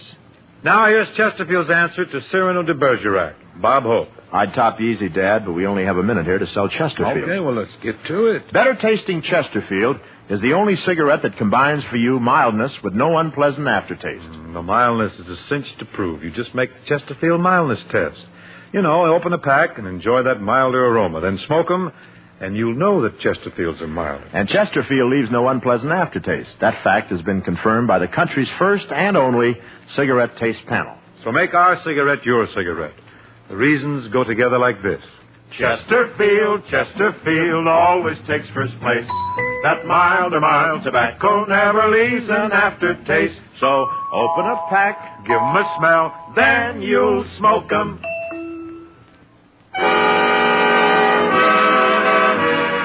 Listen again next week, friends, to Duffy's Tavern, the Friday night transcribed feature on NBC's All-Star Festival of Comedy, Music, Mystery, and Drama. Brought to you by the makers of Anacin for fast relief from pain of headache, neuritis, neuralgia. By RCA Victor, world leader in radio, first in recorded music, first in television. And by Chesterfield, the cigarette that has for you mildness with no unpleasant aftertaste. The best cigarette for you to smoke. Listen tomorrow evening for The Man Called X, starring Herbert Marshall, the Saturday night feature of the All-Star Festival.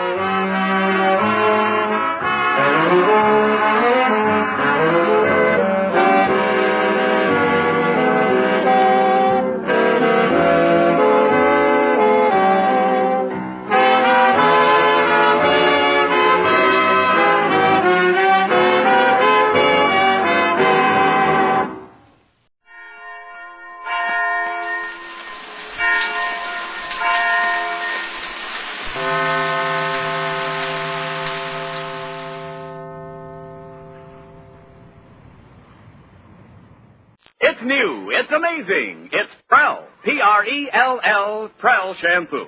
Yes, Procter & Gamble's new Radiant Cream Shampoo in the handy tube.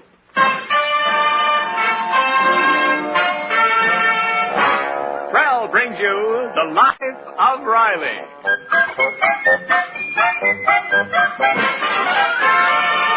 Prell, the shampoo that removes unsightly dandruff, leaves hair radiantly lovely, presents The Life of Riley, with William Bendix as Riley.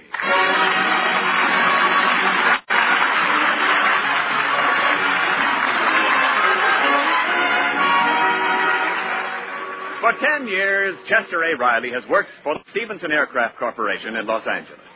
And now, at long last, he is about to be rewarded for his industry and loyalty. For 10 long years, Riley has been waiting for this very day. How much of a bonus are you going to get, Pop? Let's see now. Tomorrow it'll be 10 years I worked for the company. I'd get $25 for each year of uninterrupted service. So that's 25 times 10 equals... carry 4. $250, Pop. 5 and carry 3. 25 times 10 is 250, Daddy. 38 and carry 5. For heaven's sake, Riley, 250. 3 carry 9 plus 38 minus 7. Multiplied by 7. I got it! $250. Oh, boy. Oh, that's a lot of money. When do you collect? Tomorrow? Let's get a television set, huh, Pop? How about it, No, huh? nothing doing. No television in this house. I ain't paying $250 so I can get cockeyed. Well, what this family needs is a car. Oh, the television Now, set. wait a minute. It took me 10 years to get this dough. We ain't going to spend it foolishly. You're absolutely right, Peter. Sure, I got to think of the future. Oh, you're going to put it in the bank. No, I'm going to buy a mink. A mink? Yeah, you know, one of them little animals that dresses up like women. Yeah, I'm going to start a mink ranch.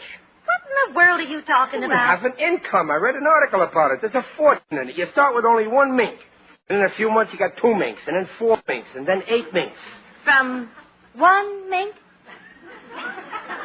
Oh.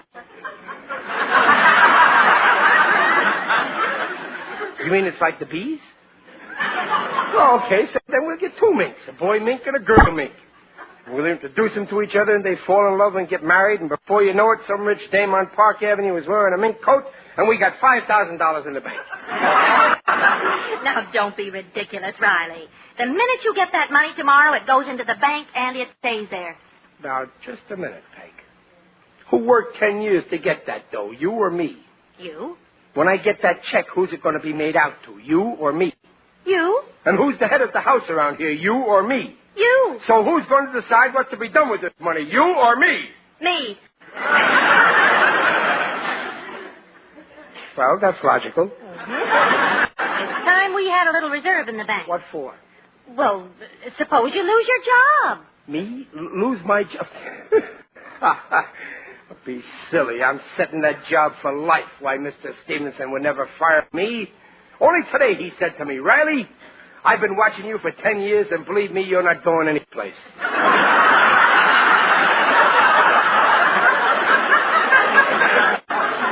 Yes, sir, I'm set for life. Well, anything can happen. No, not to me. Why, Stevenson Aircraft couldn't get along without me. Oh, you think so? I know so. You don't understand, Peg. I may not have a classy office with a fancy title, but they couldn't do without me for 1 minute. Because the plant operates like a big machine. And a machine may have hundreds of parts. But if one little nut is missing, it goes to pieces. And at Stevenson Aircraft, I am that nut.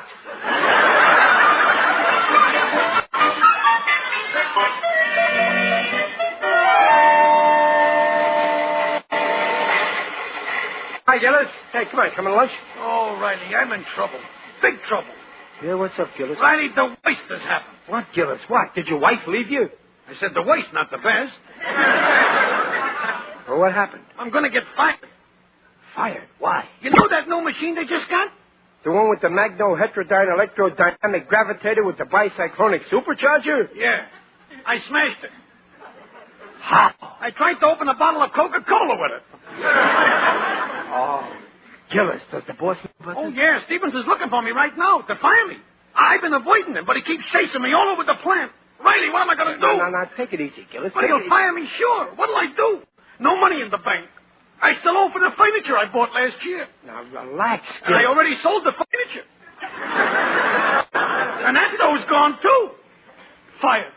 Believe me, it don't pay, to be honest.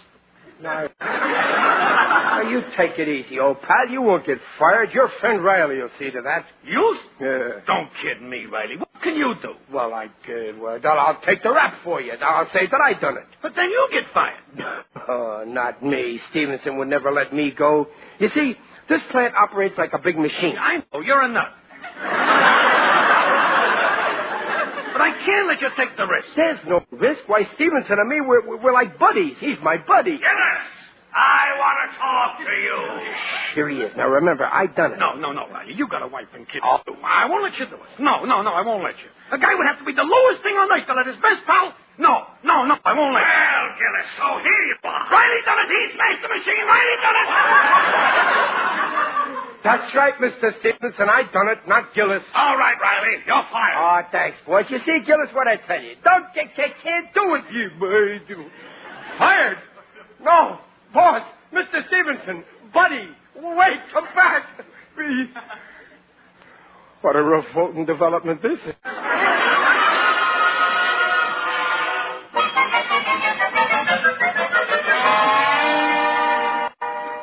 Because of Gillis, you lost your job? Yeah, fired. Oh, gee, Daddy, that's terrible. Fired, but I'll have my revenge. Just watch how that whole plant will crumble. Today I'm fired. In a few days, 3,000 men will be out of work. Oh, but Riley, you didn't do anything. You're going right back and tell Stevenson you didn't do it. No, I ain't no squealer. But, Riley... Besides, if he can fire me after 10 years, then I don't want to work for him. I fixed him good when I left. You don't know it, but I took along the only key to the washroom.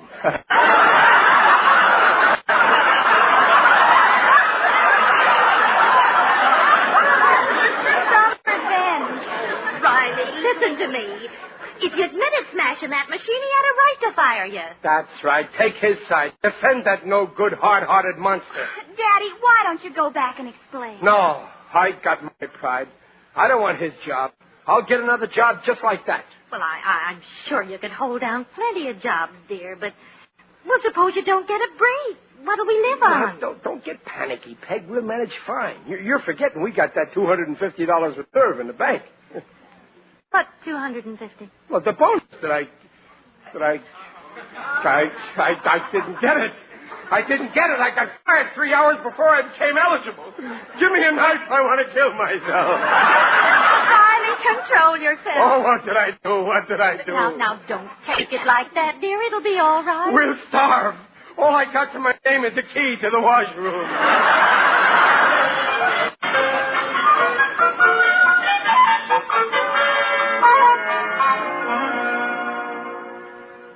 Listen to this. What's the most amazing thing? Oh, what, Mother? Well, there's an ad here in the paper. This market's got a big sale. And listen, butter, 40 cents a pound.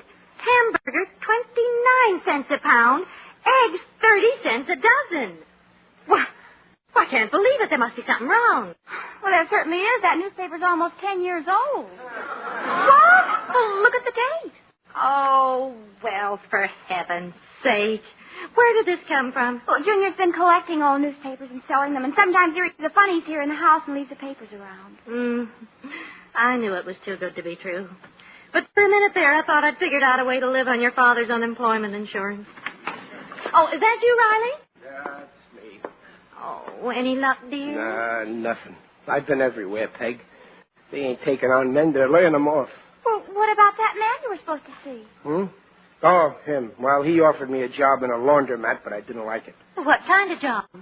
Running a crap game for the men who were waiting there.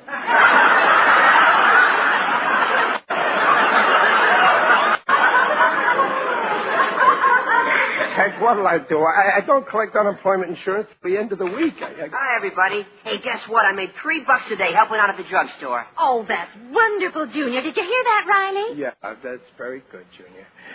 Peg, where's my cigars? I left the box on the piano last night. Oh, the box was empty, dear. I threw it out. Oh. Babs, you got a cigar? I don't smoke, Daddy. Yeah, I forgot. You sure there's no cigars in the house? Well, if you're short, Papa, I'll let you have a dime for a few cigars. Here. Just a minute. Just what do you think you're doing? Well, you're broke, aren't you? I wanted You got your nerve. What do you take me for anyway? A bum in the park? Well, gee, Pop, I haven't sunk so low that I have to depend on my kids for cigar money. Now, Riley, Junior didn't mean anything. I ain't licked yet, you know. I don't take handouts from nobody. I don't care if I never smoke a cigar again. Well, I didn't want to hurt your feelings. Leave the room, Junior. And don't come back here till you learn how to behave to your father. Go on, take a long walk. And if you walk past the drugstore, buy me a cigar.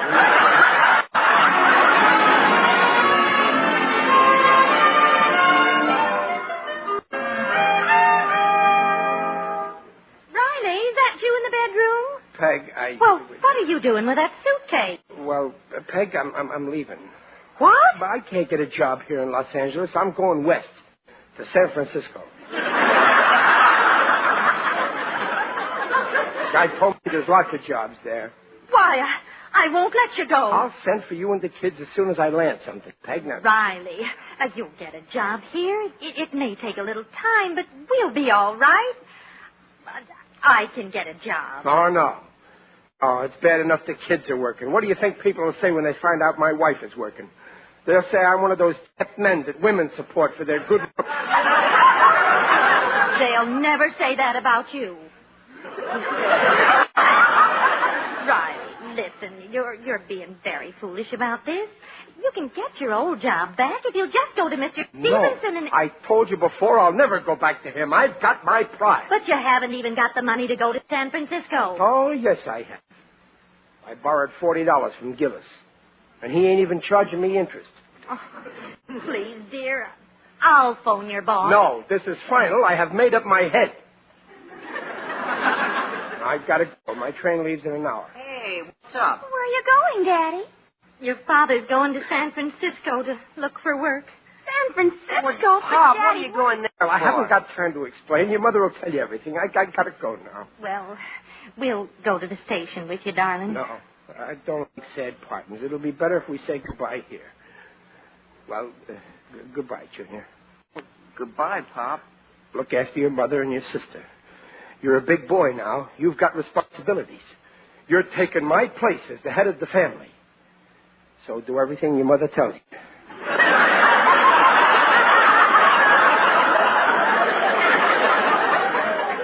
I will, Pop.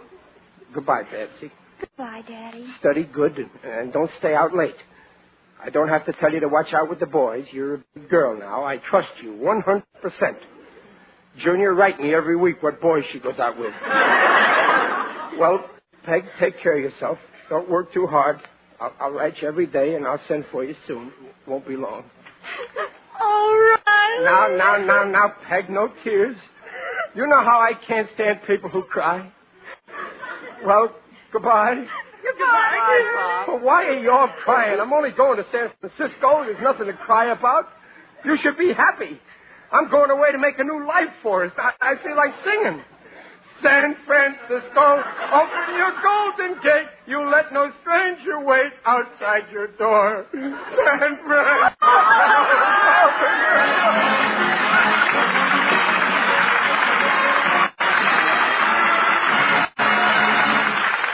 Well, we'll bring you the second act of The Life of Riley in a moment.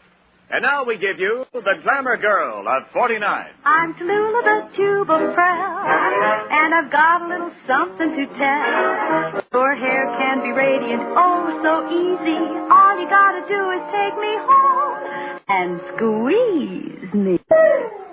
I'm Tallulah, the tube of Prell, and I'll make your hair look swell. It'll shine, it'll glow, so dandruff-free. For radiant hair, get a hold of me.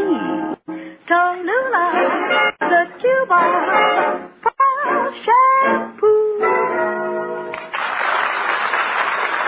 Yes, folks, for glamorous, lovely hair, it's Prell, Procter & Gamble's Radiant Cream Shampoo.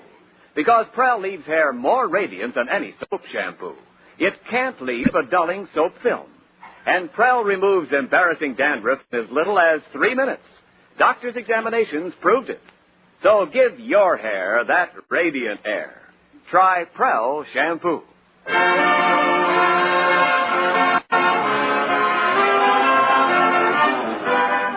Before rejoining the Rileys, here's some news for our friends in Texas.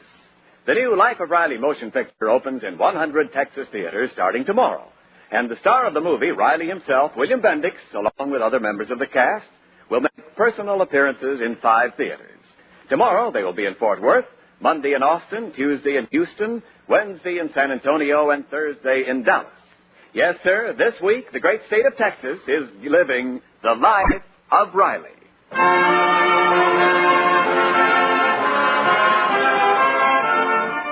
And now back to The Life of Riley with William Bendix as Riley. And we find Riley en route to San Francisco determined to make a fresh start in life. Excuse me, lady. Is this seat taken? Why, no, it isn't. It's okay if I sit here? Oh, go right ahead. Oh, say, that's a cute little baby you got there. Babies are crazy about me. Kitty-goo. Oh, dear, he's hungry. Would you mind holding him while I see if I can get him some warm milk from the dining car? Hold it? Oh, sure. Just give him to me. Oh, thanks. There. Now, you be a good little baby, Lambikins. I won't be long. No, there. No, don't cry. I know just how you feel. I guess you're leaving home, too, but don't you cry. You be brave like me. It's all for the best. There comes a time in everybody's life when they got to make a change. And I think the time is now. No, don't be a crybaby. You ain't the only one who's got trouble.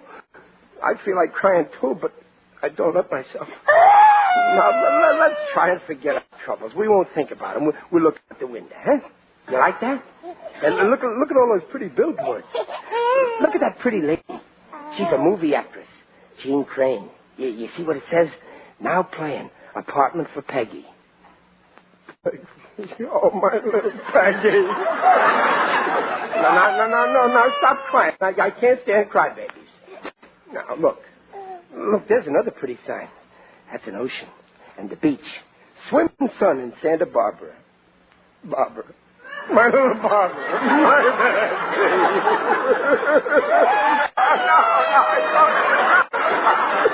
Now, stop. If you can't control yourself, I won't let you look out the window. I'll give you one more chance. Look, there's a funny sign. You see the man with the bare feet? Oh, look how big they are. That's funny. That one says, feet burn, use Absorbine Junior. Junior, my little Junior. I can't stand it. I want to go home to my family. Glendale, next stop, Glendale. Glendale, I'm getting off here. I can take a streetcar home. Oh, shut up. I got my own troubles.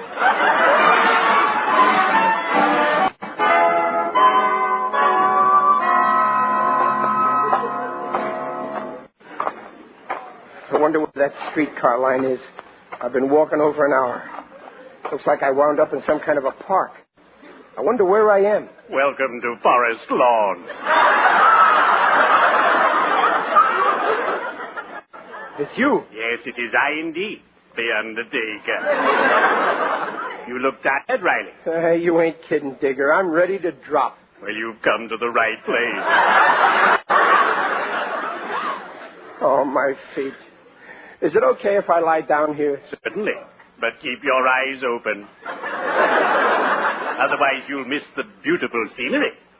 What are you doing here, Digger? Oh, this is where we hold the weekly meeting of the UEPPC. UEPPC? Yes, the Undertakers, Embalmers, and Pallbearers Pyramid Club. It's a fascinating game. Every Undertaker brings two people. And pretty soon the Undertaker on the top of the list has more people than he can handle. But what are you doing here, Riley? I thought you were bound for San Francisco. Well, I was, but I got off the train. I just couldn't stand being away from the family. Oh, yes, I'm the same way. I left my family only once. That was last year when I attended the annual Mortician's Exposition in Tombstone, Arizona. Believe me, there's a dead town. And I was the lonesomest stiff in it. I'm kind of ashamed to face my family again, Digger. Nonsense. You've made a wise decision. Los Angeles is your town. Your home. Yeah, you're right, Digger. It's the greatest town in the world. They can have all of San Francisco. All I want is a little plot of ground right here. And someday you'll get it. Real estate prices are dropping every day. Now you must hurry back to your miserable family. I'm sure they miss you. I'm leaving now. I'll drive you home. Oh, well, that's swell of you, Digger. You know, this is the first time I've ever been here in Forest Lawn. And this will be the first time I ever drove anyone out. Well, come along. We'd better be shoveling off.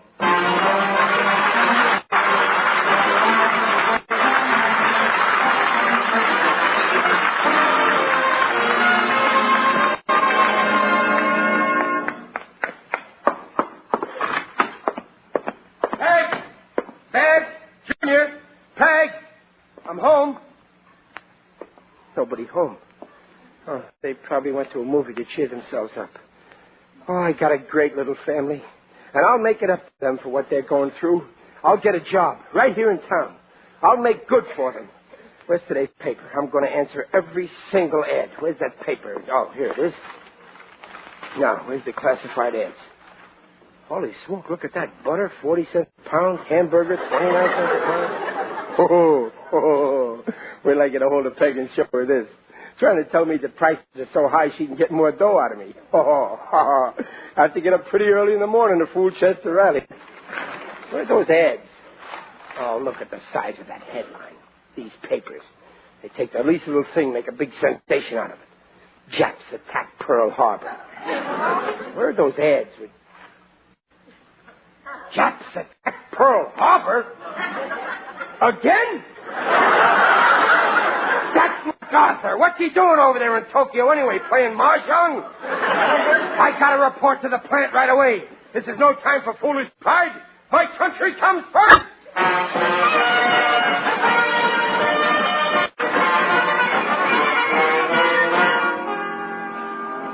You say he went to San Francisco, Mrs. Riley? Oh, yes, Mr. Stevenson, this afternoon. But I thought if you wrote to him, he'd come back. After all, he didn't really break that machine. Well, don't worry, Mrs. Riley. I'll get him back here. And please, don't tell him that I came to see you. Mr. Stevenson. Riley, what are you doing here? I got off the train, and lucky I did. Stevenson, I'm willing to take my job back. This is no time for personal pride. Duty comes first. And at a time like this, we won't put out that light. What? Put it out, I say. Don't you civilians ever learn nothing? He's drunk. I'll overlook that crack, Stevenson, because this thing is bigger than both of us. We fought it through together once, and we can do it again. And like before, I'm taking my position in the front lines. The man behind the gun. Really? We're all in this together now. We gotta work. Save fat. Save gas. Is this trip necessary? Lucky Strike Green has gone to war. What are you raving about? Don't you know there's a war going on? Isolationists? What war? Japan has done it again.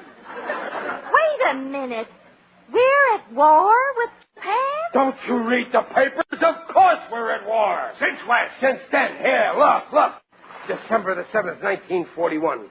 They not only picked the same date, they picked the same year. Darn clever, those Japanese.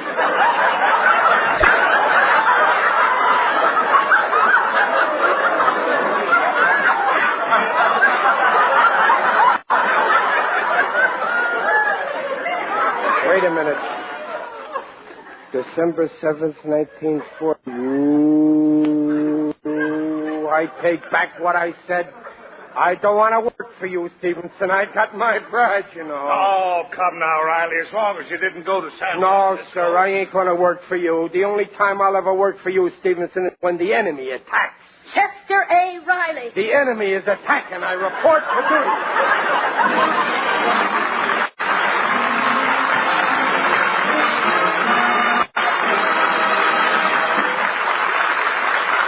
We'll return in just a moment. When you want your hair to look its radiant best, does dulling film and unsightly dandruff spoil its appearance? Then it's Prel for You, Procter & Gamble's Radiant Cream Shampoo. Because Prel removes embarrassing dandruff in as little as 3 minutes. Doctors' examinations proved it. And Prel leaves hair more radiant than any soap shampoo. Radiantly soft, radiantly smooth. As Tallulah says, I'm Tallulah, the tube of Prel, and I'll make your hair look swell. It'll shine, it'll glow, so dandruff-free. For radiant hair, get a hold of me. Tallulah, the tube of Prel shampoo.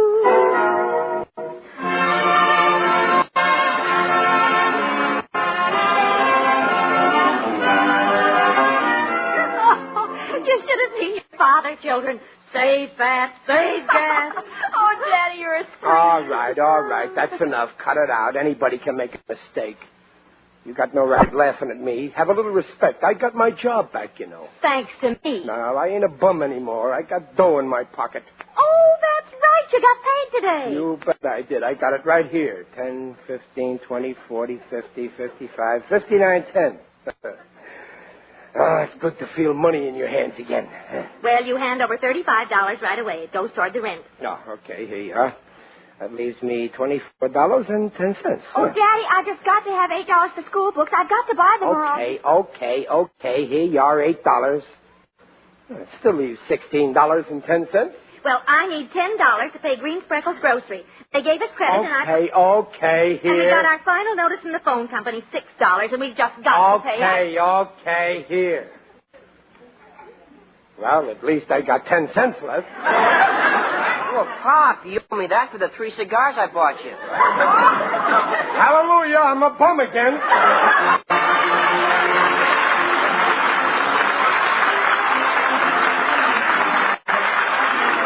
Procter & Gamble invites you to join us again next week to hear The Life of Riley with William Bendix as Riley. The hilarious new Life of Riley motion picture is now showing in Chicago, Los Angeles, and San Francisco, and opens tomorrow in Boston, Fort Worth, and many other cities throughout Texas, Washington, and Oregon. The script is by Reuben Shipp, Alan Lipscott, and Dick Powell. Mrs. Riley is Paula Winslow. Digger Odell is John Brown. The Life of Riley is produced by Irving Brecker. And remember, you can still get a lovely rainproof rain scarf from Prell. Simply send your name and address with 25 cents and any size Prell carton to Prell, Cincinnati, Ohio. Be sure to state your color choice, rose, blue, green, or yellow. Remember, that's Prell, Cincinnati, Ohio. This offer good in the United States only.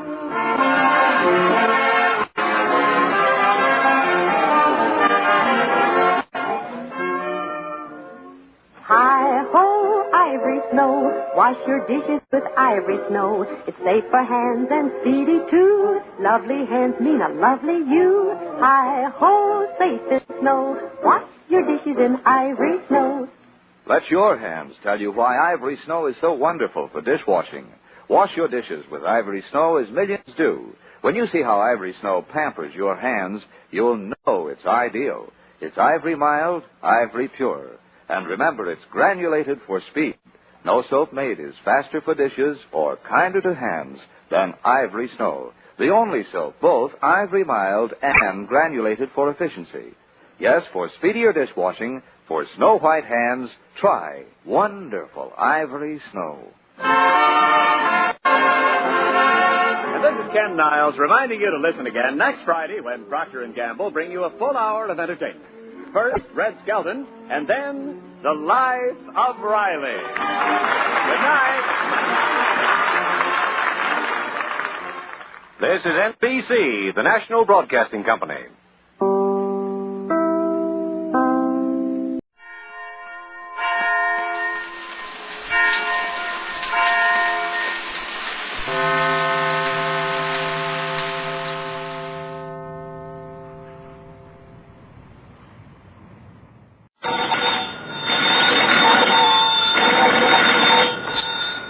Granny's, Abner. I believe that's our ring.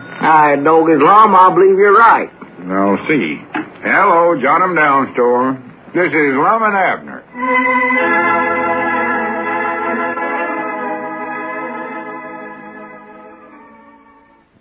And now, let's see what's going on down in Pine Ridge. Well, there's only one more day before the big premiere of Lum and Abner's motion picture, The Bashful Bachelor. Ezra Seastrunk, president of the school board, consented to let them hold it in the schoolhouse after Lum agreed to let Ezra make a speech at the affair. Sister Simpson is nearly finished decorating the schoolhouse, and all the other arrangements are moving along speedily. As we look in on the little community today, we find Lum and Abner in their Jot 'em Down store discussing the coming event. Listen. Well, Lum, being the Macmillan boys is both out of town, what are we going to do for somebody to run that projection machine? Projection machine? Well, whatever they call it, yeah. We can get somebody for it. Might have to get the studio out in Hollywood to send us a feller. Oh, yeah, could do that, I reckon.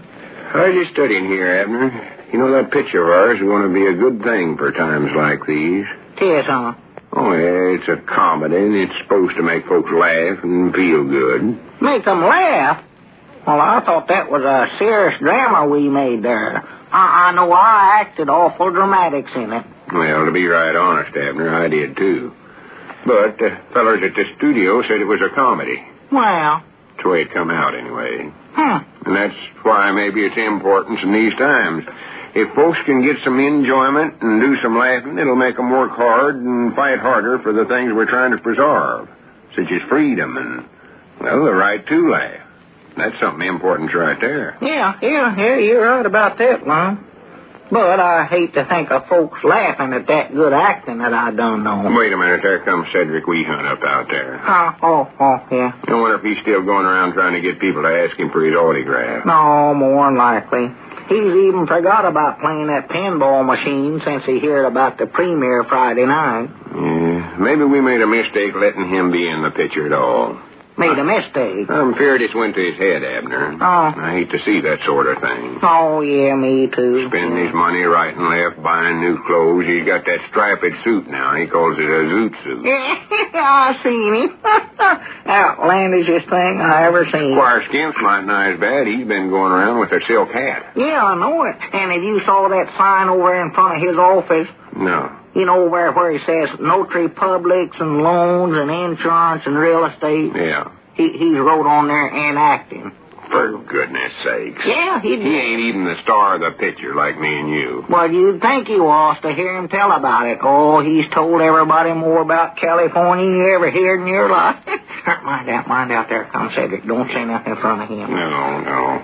Well, howdy, Cedric. Come on in, Cedric. Wonderful world. Look, I got a telegram for you fellas. Telegram? Yes, Mom. I held it up to the light, but I couldn't read none of it. Here, do you want it, Mr. Lum? Yeah, hand it here, Cedric. Well, now, Cedric, you oughtn't to read other folks' telegrams that way. That ain't nice. Oh, I don't exactly read them, Mr. Abner. I just like to see who they're from and what they got to say is all I look at. Well, I know, but that's other folks' Granny Abner, they're sending out some celebrities. This is from the moving picture studio out in Hollywood, and they say they're sending some big stars out here for our premiere. Send them out by airplane. Well, I do know. He's coming right here to Pine Ridge, huh? Yes. I don't get wonderful world. Wait a minute, though. Granny, reckon where they'll land the airplane.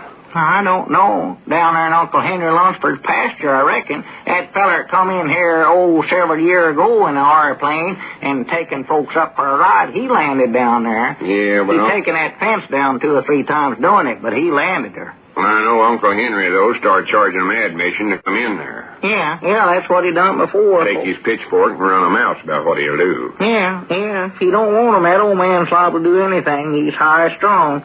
Yeah. They don't say who all's coming, but there might not sure Don Amichi will be one of them. Well, who?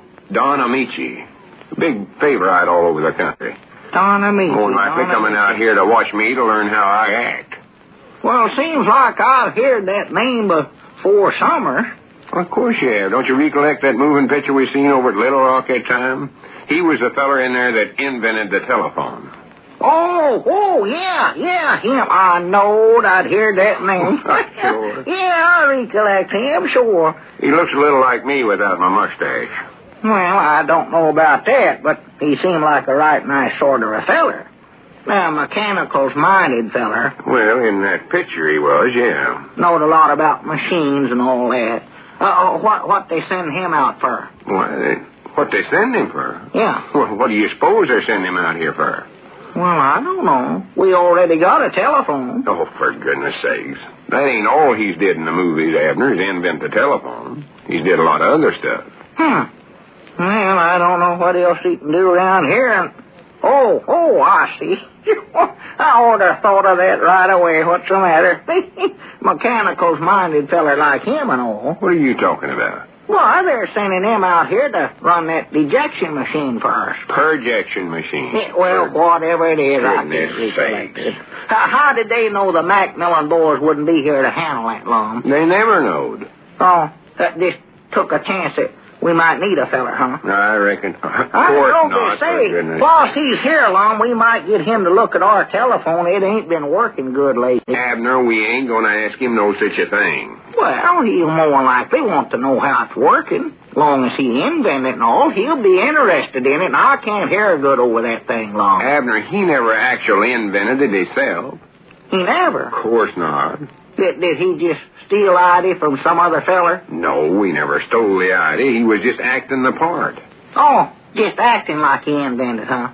Well, who actually done it? His woman? Oh, for goodness sakes, Abner. I ain't got time to explain this to you. I got a lot of work to do to get ready for all the celebrities. Yeah, well, here, wait a minute. Now, just sit back down there, Lum. Now, I want to get this thing straight so when this feller gets here, well, I won't say the wrong thing to him. I don't want to do that. Well, don't you worry. He more than likely won't even talk to you. What's the matter? Well, I don't know. I wouldn't blame him if he never. Oh. Now, don't go to talking to him about no telephone.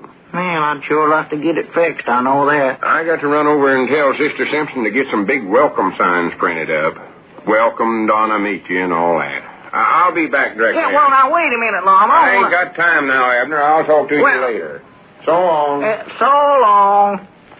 Always that Mom gets mad over the little bittiest thing. Hey, Mr. Abner. Oh, you still here, Cedric? Yes, Mom. Of course I am. Well, I thought you must have left. Hadn't heard nothing from you. If I wasn't here, I couldn't have said that, could I?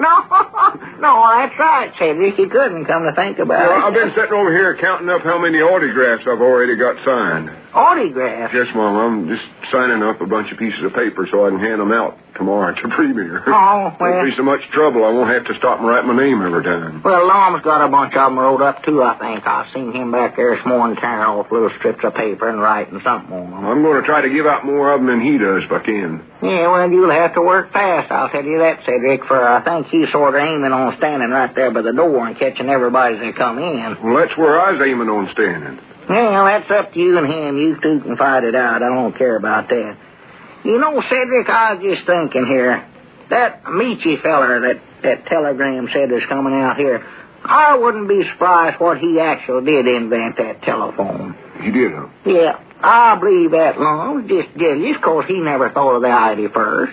Just jealous, that's the whole thing. That's it right there, jealous.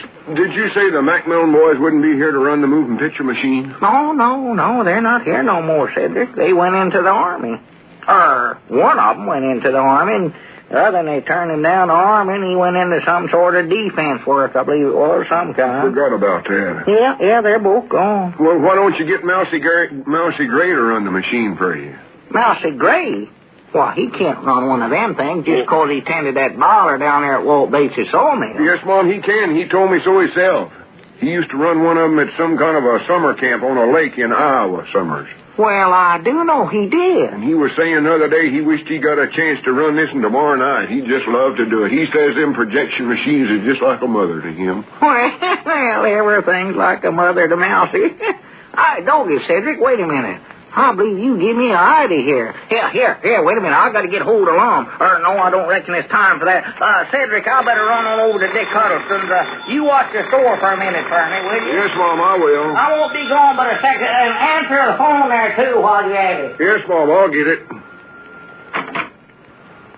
Hello? Jot 'em down, store, and Cedric Weehunt. Library talking. Hello? Hello? Hello? Can't hear you. Hello? Mom? Hello? Hello? For goodness sake, Cedric, stand up closer to the phone when you're talking in it. Oh, you back? Mr. Lum's here now. Hello? Hello? Hello? I reckon they hung up, I reckon. Well, no wonder. Who was it? Well, I ain't for sure, but I know they wanted somebody about something. Oh, well, I'm glad you got all the details anyway. I'll call them back later. Where did I see Abner running to in just a minute ago in such a hurry? Oh, he had something important to do over at Dick Huddleston's store. I don't know what it was. I thought you went over to the schoolhouse, Mr. Lum. Well, I didn't need to. I run into Sister Simpson just up the street there. She's going to get a whole bunch of goldenrod and violets and spell out Don Amichi's name clean across the front of the schoolhouse, right below my name. It's going to be impressive sight, Cedric. Yes, Mom. Fact is, this premiere of Bashful Bachelor is going to be the biggest thing Pine Ridge has ever had. Yes, Mom, I believe it is, too. I know I got an awful bunch of autographs to give out. Oh, that's something I've been aiming on talking to you about, Cedric. You see, you ain't the star of the picture, Cedric, and it ain't customary for anybody but the star to sign autographs. Oh, there comes Mr. Abner back. Dad blame it. Well, anyway, Cedric, I don't want to see you handing out no autographs tomorrow night. I think there's some kind of rules that says you can't do that. He sure is running. Cedric, are you listening to me? Boy, you sure made it in quick time, Mr. Abner. Well, I got it all fixed up, Lum. Fixed up? Yeah, this'll save the studio a heap of money, too. What are you talking about, anyway? Well, I just sent a telegram to Hollywood telling them not to send that Don Amichi feller out here. Not to send him? No, Cedric said that Mousy Gray could run one of them outfits, so I just wired them not to send that Amichi feller and save themselves that much money. Oh, for goodness.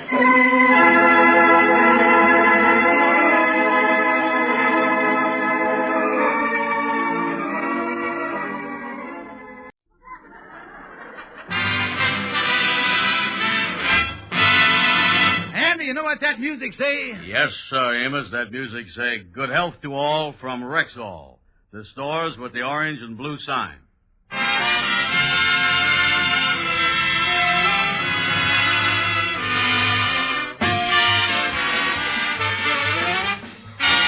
Yes, 10,000 independent Rexall druggists at the stores with the orange and blue sign bring you transcribed The Amos and Andy Show. Written by Joe Connolly and Bob Mosher, featuring Ernestine Wade, Johnny Lee, Amanda Randolph, Roy Glenn, Tommy Moore, Lillian Randolph, Jeff Alexander's music, yours truly, Harlow Wilcox, and starring radio's all-time favorites, Freeman Gosden and Charles Carrell. Amos and Andy.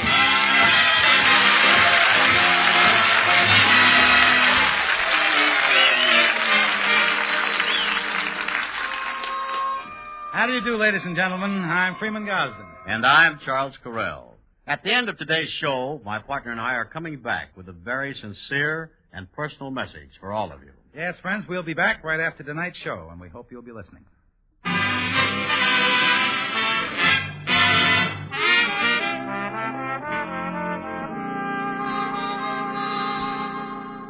George Kingfish Stevens is continually stalling off his creditors. But just lately, the creditors have gotten impatient and decided to close in. As a result, the Kingfish has had to use all his ingenuity to fend off the attack. Hello? Oh, Miss Landlord. Yeah. Oh, you want to come up and collect the rent? Yeah, I'll be here. Drop up any time. Oh, incidentally, my wife has got the measles and my mom-in-law got the chicken pox. Yeah, if you get past them two, you'll find me laying in the back bedroom with the bubonic plague.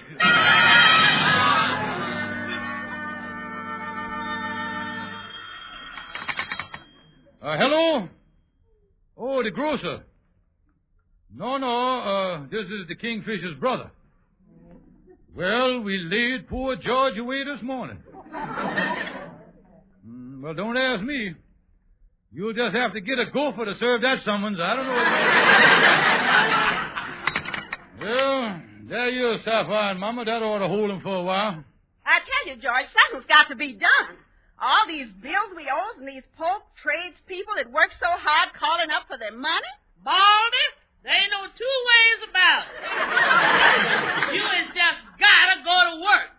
Well, now, wait a minute, gals. Me and Andy each put an ad in the help wanted column. Maybe something will come of that. Listen, you sponger. You done had that little two-line ad in the paper for 2 weeks now. How come you ain't taking none of them offers that you got? Well, I've been thinking it over. I got to be careful about going to work. What do you mean? Well, suppose I got a job and worked hard and made a good salary. The next thing, you'd be running around with society women's and you'd want a car. Now, on the way to the bridge club, you runs over somebody with the car. Now, while you was neglecting me like that, I falls in love with my secretary. You throws yourself off the Empire State Building, and the gal's boyfriend finds out about me and the secretary and shoots us both. I tell you, honey, work is too dangerous to mess with,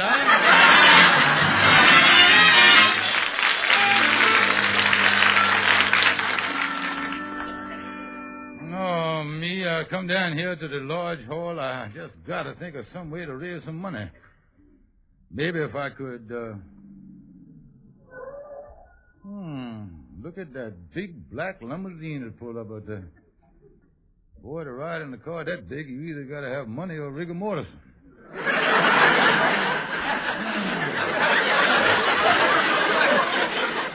Old lady getting out of the thing. She got bracelets clear up to her elbow. Look at that big sparkler on her chest there. Looks like the super chief pulling into Albuquerque at midnight. Well, is she coming in here? Well, maybe she ought to gas or something. I don't know. Oh, come in. Madam, when your jewelry quiets down, can I help you?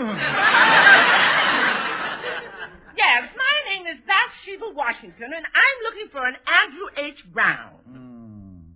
Andrew H. Brown, huh? Mm-hmm. Look, madam, among all the mink and diamonds, you ain't got no summons tucked away on you, is you there? See here, I'm looking for Andrew H. Brown, and I'm most anxious to get in touch with him on a very important matter. Yeah, well, tell me something, Mrs. Washington. How's your daughter? My daughter? Yeah, the one that was left waiting at the altar with the bouquet in arms and all that stuff. I ain't got no daughter. Yeah, well, I just checked, and I think maybe she was another one of Andy's hit-and-run victims. My good man, I just want to get in touch with Andrew Brown. I see. Well, it seems that I have heard the name of the stranger you're looking for, Andy Brown. But excuse me for protruding, but that diamond sitting on your chest there, the one about the size of a rutabaga, is that a real diamond, or is that one of them jerk-ons you got on there?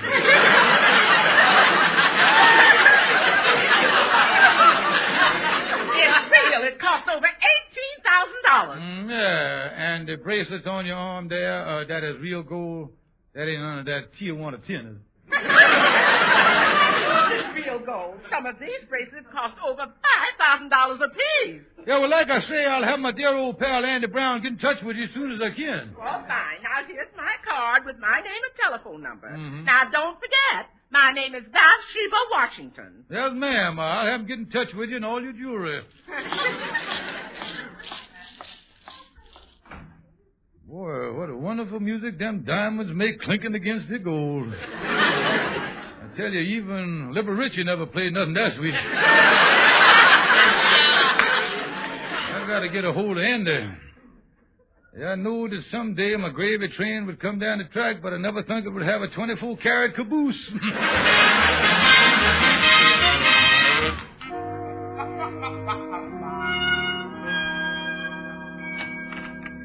Good morning, Kingfish. Well, come in, Brother Andy. Partner dear friend of my childhood, faithful pal and loyal companion. Good to see your loving face. Yeah, well, so long, Kingfish. I'll see you later. Wait a minute, come back here. Where you going, boy? Listen, I don't know, Kingfish, but any time you start that stuff, patting me on the back and chuckling me in the ribs there, it usually ends up with you frisking me for my wallet. Now, what's up, Kingfish? Well, Andy, I got something to tell you. Now, I want to break this to you gently. Andy, I want you to draw on your imagination. Now, you take a big, fat hog wallowing in the mud. Now, that ain't a very pretty sight, is it? No, I grant you that. But now, you just take that same hog and drape a mink stole around it and load it up with 20 or 30 pounds of diamonds and drive it up in a Cadillac limousine.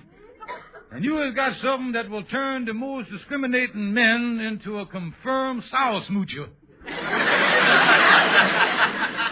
Listen, Kingfish, what are you getting at here? Well, I just want to ask you a simple question, Andy. What do the name Bathsheba Washington mean to you? Well, it don't mean that,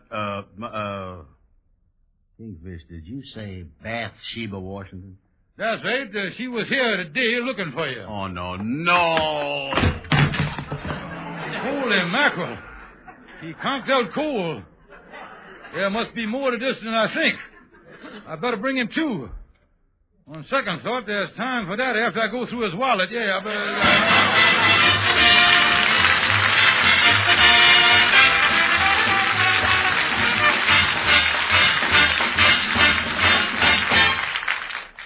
Good evening. This is your Rexall family druggist. Today, on behalf of the 10,000 Rexall druggists everywhere, I want to extend our sincere thanks to Amos and Andy. We Rexall druggists are proud and happy to sponsor a program of such wholesome family entertainment for our customers all over the country. This is our personal farewell for the season and our expression of gratitude to the entire cast and to America's most beloved radio team, Amos and Andy.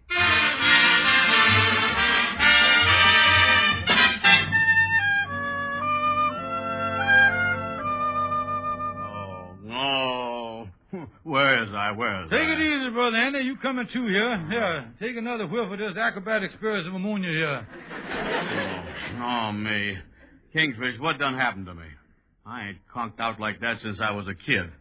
The time I was watching the blacksmith make a horseshoe, and I put my head on the anvil to get a better look. Well, I don't know what happened to you, Andy. All I done was to mention the name Beersheba Washington. No. Hey, wait a minute. Don't collapse on me again. I done sprained my sacred lilac getting you off the floor already. I take it from the way you've been falling on your face that this Beersheba Washington and you was once romantically disinclined toward each other. Yeah, that's right, Kingfish. And I thought the flame of my love had done gone out. But when you mentioned her name, I realized the pilot light was still burning. Well, then, how did you ever meet a gal like that? Where did it happen? Well, it was back when I was about 19 years old. I spent the summer at a beach resort, Sandy Point. My first day there, I took a run and dive off the pier into what I thought was 20 feet of water. I left the end of the pier, and I went on for the...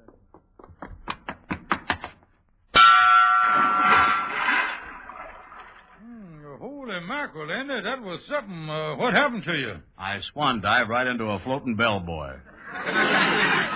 When my head hit that bell, people 12 miles away in Nantucket thought dinner was ready. Well, what happened then, Andy?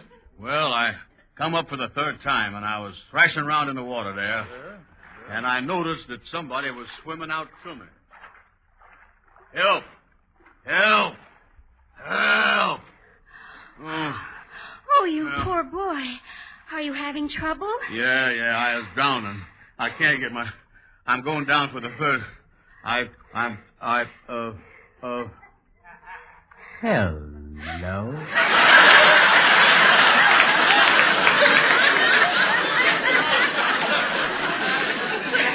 Now, just relax and let me get my yarn under your waist now. There we are. Yeah. Now, I'll tow you to shore. That's better. Am I holding you too tight? Well, if you put your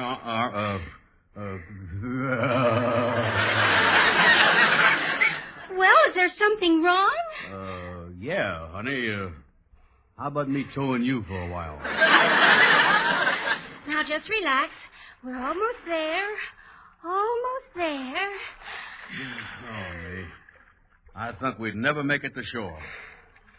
Now, you just lie down. Easy does it. Now, roll over on your stomach like this. No.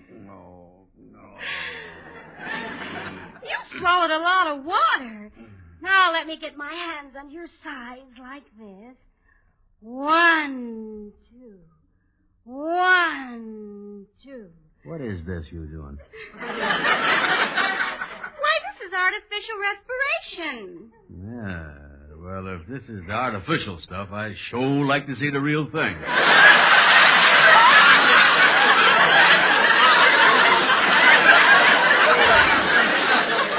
Now, you just take it easy. You'll be all right. Oh, that's how you met Beersheba Washington, huh, Andy? Yeah, Kingfish, and it wasn't much of a step from artificial respiration to smooching. Me and Beersheba went together all that summer. Oh, she was a beautiful young gal, the love of my life. But then she went away, and I never seen her again. Her papa had all kinds of money, too, you know it? Well, and I got some news for you. Beersheba Washington was in here about an hour ago looking for you. She was dripping with diamonds and had a big car and a chauffeur. She left her card here with a name and address on it. Oh, boy, you see there, Kingfish? She never forget old Loverboy Brown, none of them. Oh, boy, she had the cutest little figure and the cutest little turned-up nose. Yeah, well, slow down here, Loverboy. That was 25 years ago. You mean she done changed a little? Well, let me see the best way to describe her. Andy, has you ever left a jar of olives in the back of the refrigerator? And forgot all about them for a couple of months? And then when you finally look at them, the fluid was all gone and the olives is all wrinkled up and dried up? Yeah, I've done that. Well, take away the pimento and you has got Beersheba.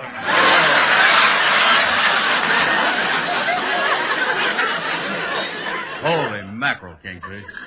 Well, in short, Andy, the Merry Mermaid of Sandy Point is now a 300-pound sea lion. Listen, Kingfish, is you implying that this is the big fat gal you was talking about before? That's right, Andy, but I done checked on her. She is loaded. She got cars, jewels, a big estate up the Hudson. And, Andy, she's looking for you, and that means she is still in love with you. Think what it would mean if you was to marry her. No, I don't think so, Kingfish. She sounds too old for me. Anyway, I like to squeeze my olives with the pimento still in them. Now, wait a minute, Andy. You ain't got no younger neither. In the garden of love, you ain't exactly right off the vine yourself, you know. What do you mean by that? Well, confidential, if you was a rose, I'd say the AFAs has been using you for a snack bar. That's what Yeah, you know something, you was right. When I look at myself in the mirror in the morning, I admit I does have to fight my breakfast down. Yeah, I guess if she got all that money, she wouldn't go for an old man like me. And I think if we pool our resources, we might get someplace. Yeah? Now, we'll slim you down. Get something to hold your stomach in and buy you some high-class clothes. And with a whirlwind courtship, who knows, Andy, you might be able to sweep off her feet before your girdle breaks and lets the cat out of the bag, you see.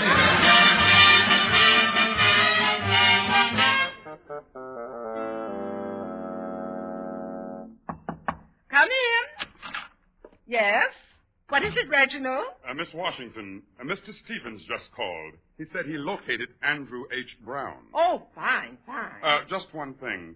He said this Brown person was looking forward to seeing you again. Seeing me? Why, I don't know no Andrew H. Brown.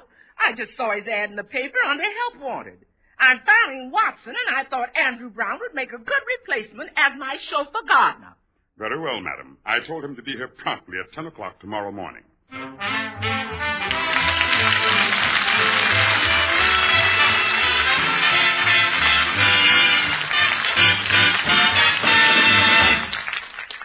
And now, a woman of very great wisdom who can foresee the future. I give you Madam Sensible. It is my prediction that thousands of smart women this very summer will discover the magical beauty cream that is all creams in one gorgeous golden top jar. Well, that could only be Ann Delafield's all-purpose deep cream. True. This all-purpose deep cream is Ann Delafield's own secret formula designed to get right in and penetrate the pores, loosen impurities, deep cleanse, deep lubricate, soften, and smooth. Truly, here's the one cream that does everything. And I predict that any woman who tries this cream once will need no other cream of any kind except Ann Delafield's all-purpose deep cream. Well, ladies, I predict you'll find this cream right now at Rexall drugstores everywhere. And remember, only Rexall druggists sell Ann Delafield's all-purpose deep cream.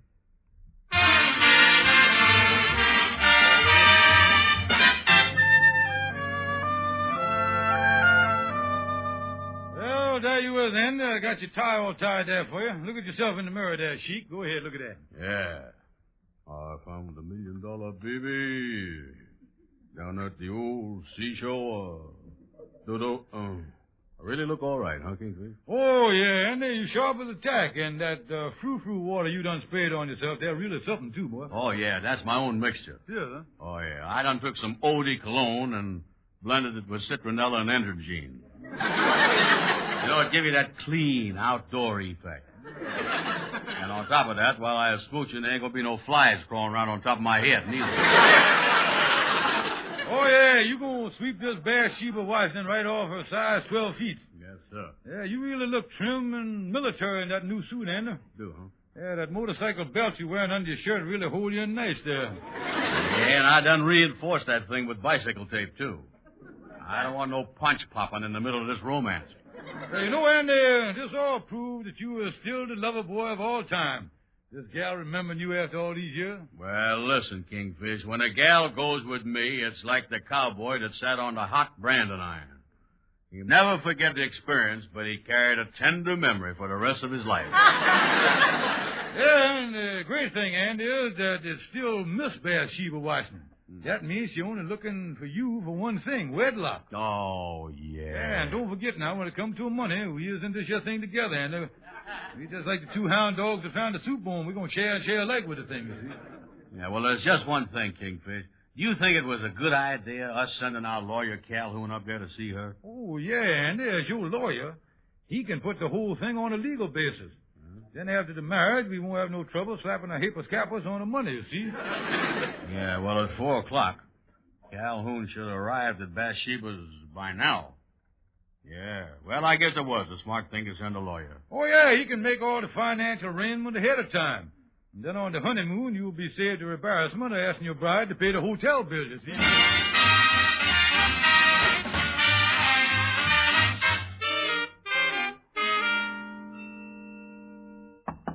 Come in. Yes? What is it, Reginald? There's a person outside to see you. He says his name is Algonquin J. Calhoun. Calhoun? Calhoun? Oh, I don't know nobody by that name. What does he look like? Well, madam, he's rather hard to describe. He looks a little like the man who came when the cat died. He says he's here about Andrew H. Brown. Andrew H. Brown? Yes, madam, the man you're going to interview for the position of chauffeur gardener. Oh, yes, of course, Reginald. Have this Calhoun person come in. You may step in, Mr. Calhoun. Madam will see you in the solarium. Thanks, Bub. Yeah. Madam, I'm here on behalf of my client, Andrew H. Brown. And I want to say on behalf of Mr. Brown that... I'm over here. You're talking to the grand piano. Oh, yeah. Let me get my bifocals on here. You know, I thought you had all the wide grin.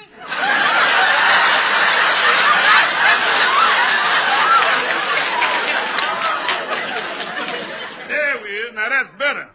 Now, madam, let me say to you that, What's the matter with you? I'm going to go back and talk to the piano. Now, see here. What is it you want?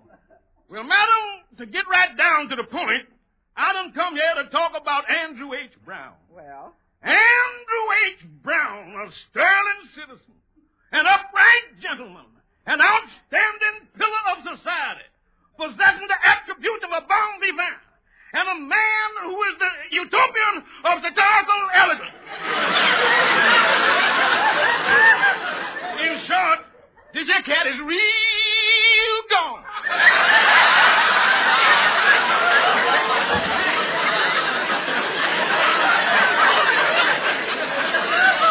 Well, I'm sure that Mr. Brown and I can work out a suitable arrangement. Yeah. I'll get you, you old rascal, you. Well, you have Mr. Brown here at 5 o'clock sharp this afternoon. Yes. And have him report to Reginald, and he'll tell him his duties.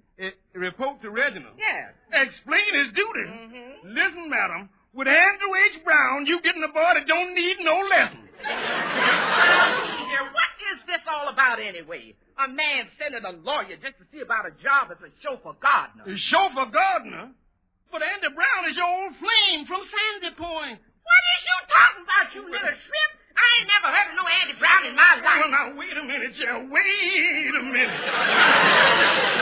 Didn't you used to live in Sandy Point? Yeah, we went there every summer. My papa had a big house on the point. Well, now, don't you remember Andy Brown? He hit his head on a bellboy, and you pulled him out of the water. Listen, man, that summer I was looking for a husband. Yeah. I was the champion swimmer and used to get on that beach and stay from dawn till nightfall. Yeah. Now, that summer I pulled everything out of the water from a 9-month-old baby to a 12-foot barracuda. Now, I don't remember no Andrew H. Brown. I was looking for some extra help, and I got his name from the help wanted column. Now, you get out of here before I have my butt or throw you out. All right, madam. I'm going, but there's just one more question I want to ask you before I leave. What is it? Madam, is you married now? No, I ain't never been married. Well, I thought so.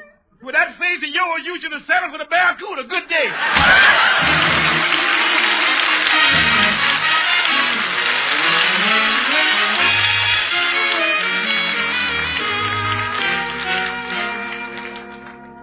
Yes, Yes, Andy, I tell you, Calhoun will have everything smoothed out for you. Oh, yeah. I bet she's on her hands and knees right now begging him to get me to marry her. Oh, yeah, Andy, I gotta hand it to you. You was really a lover boy, I tell you, Andy. You was about the greatest with the women. Hello? Kingfish, this is Calhoun.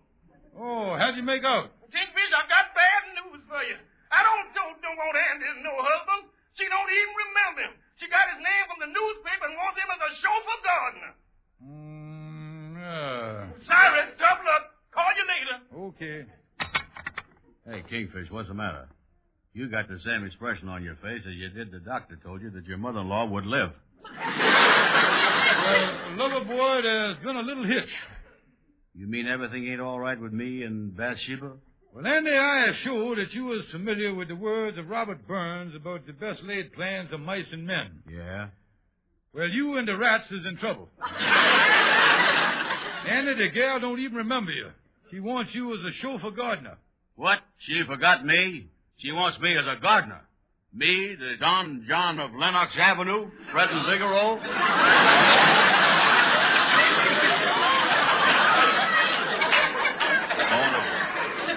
Well, that's how it is, boy. Guess you ain't the man you thunk you was. They never forget me. Listen, Kingfish, she done loved me once. Now, I ain't taking this laying down. I'm going to find some way to prove that Andy Brown is still the great lover.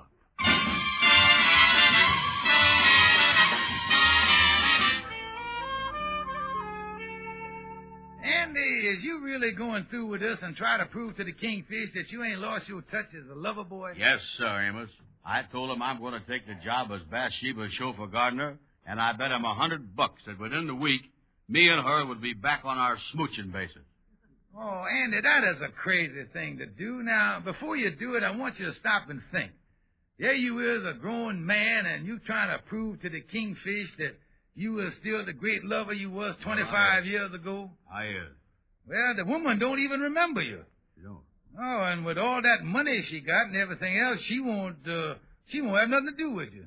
Well, I know, but all I can do then is just take the job and wait for my charm to set in. Well, I wish you luck, Andy, but you working for her as a chauffeur gardener, I don't think you got a chance in the world. Well, maybe you're right, Amos. Yeah, I'm afraid the most romantic thing I'll be doing is watering lilies.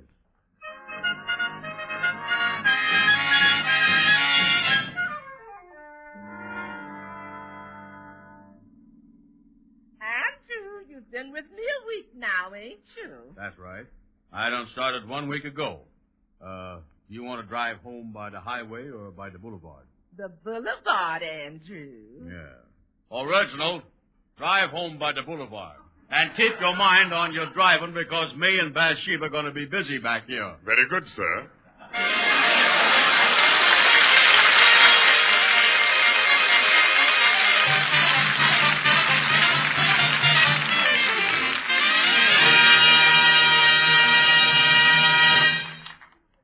This is Harlow Wilcox.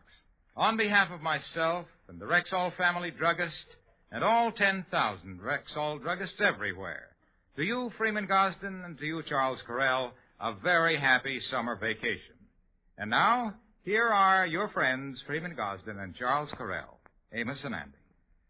And now, thanks to you, Harlow, and to our wonderful sponsors, the 10,000 Rexall family druggists everywhere. And, friends, we want to thank you, our radio audience, for inviting us into your homes every week and for making this such a happy and satisfying year. Yes, and with all of our hearts, we want to wish all of our listeners a very wonderful and happy summer. Good night. Good night, folks.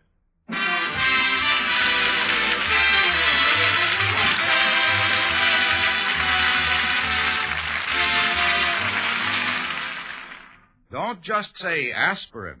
Say Rexall aspirin. You get the bottle of 100 for only 54 cents. Ask for Rexall aspirin at Rexall drugstores everywhere. The stores with the orange and blue sign.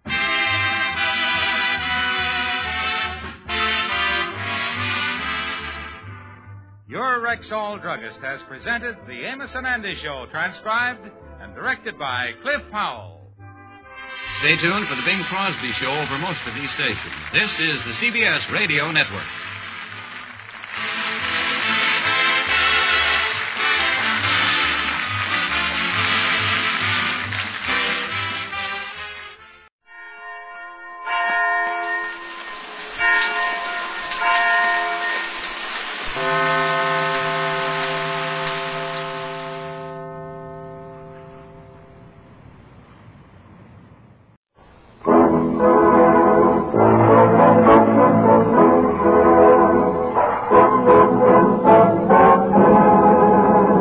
Campbell Soup presents George Burns and Gracie Alice with Tony Martin and Ken Niles and Henry King and his music. Do love it.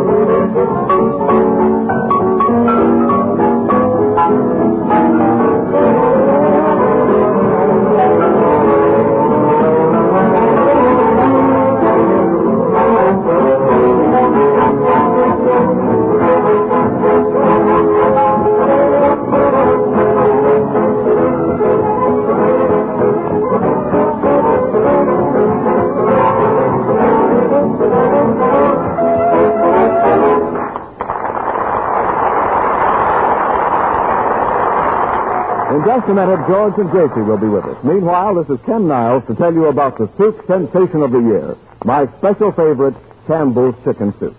And you'll know what a sensation it has made, since it's been so greatly improved, when I tell you that women all across the country are buying 3 times as much of it as they did only a short while ago.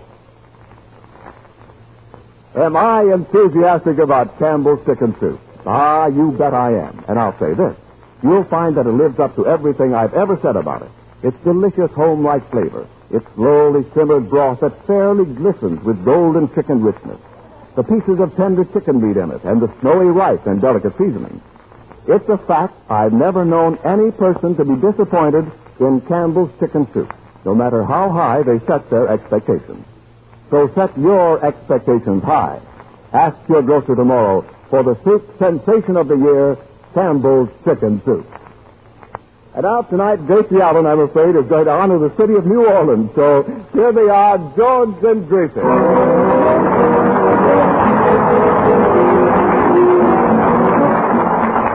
Thank you. Thank you very much. Well, Gracie, say how do. How do, George? Well, now say something to the boys. Oh, what do you want me to say to them? Well, why don't you say something you think the boys would like? Something the boys would like. Yeah. Boys, Gene Harlow. Oh, thank you. Thank you. Now, I think you want to say hello to New Orleans. Why? Why? Ken Niles just told the people that you were going to say something about New Orleans. Oh, don't listen to Ken Niles. That's just gossip. And gossip is nothing but idle rumors. And idle rumors are rumors that can't pay their room rent.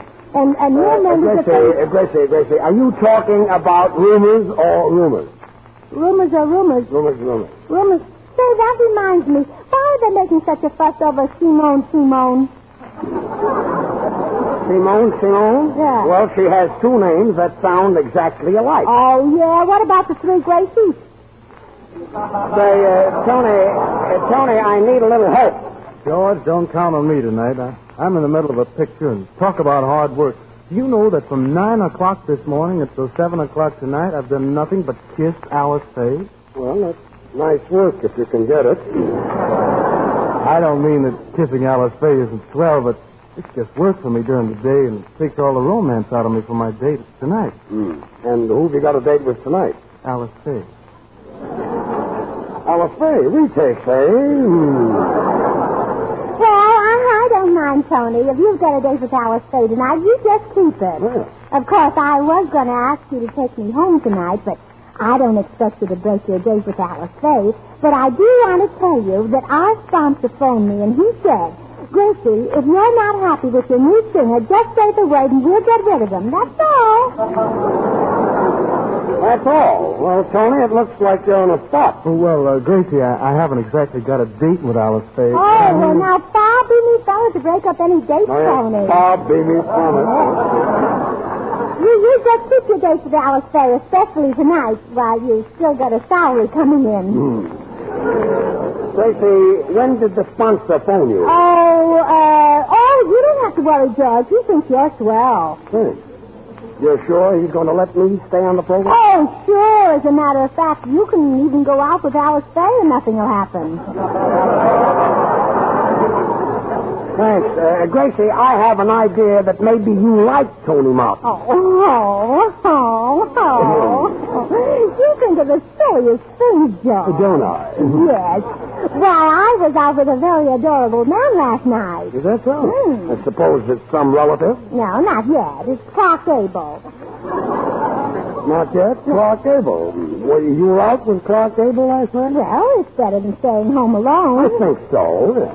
Well, anyway, here's what happened. I was at a party, minding my own business, and Clark Gable came over, and he said, are you Gracie Allen? And I said, yes. And he said, how about sitting on my lap, Gracie? And I figured he wasn't sitting on it, and I had to sit someplace. So you sat down on his lap? Yes, and then my mother hollered. She said, Gracie, get up, get up. Did you get up? Oh, yeah, I jumped up, and I had breakfast, and I said to my mother, I said, why did you wake me up, Mama?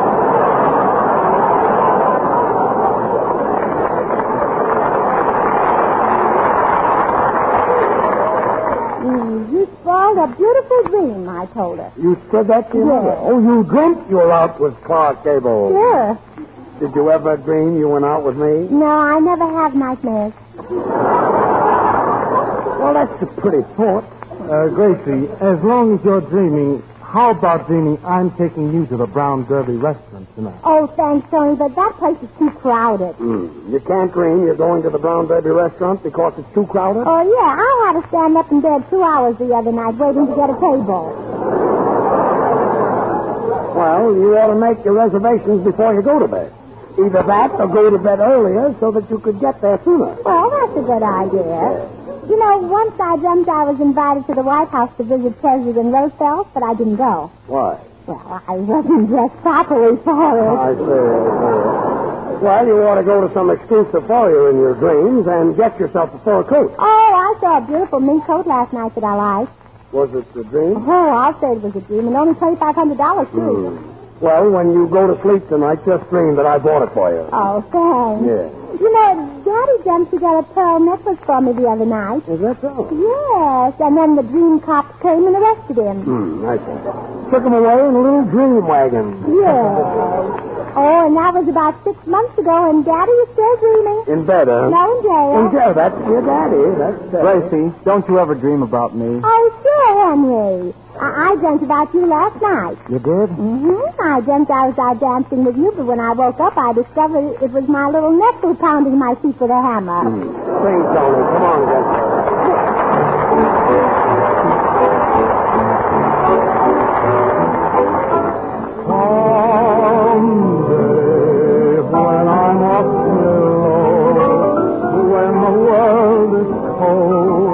I will feel a glow just thinking of you and the way you look tonight. Oh, but you're lovely with your smile so warm and your cheeks so soft.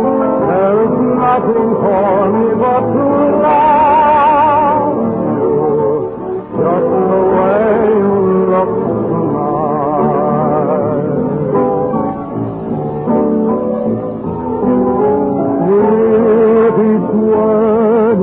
Tenderness grows, tearing my fear apart. And that laugh that wrinkles your nose touches my foolish heart.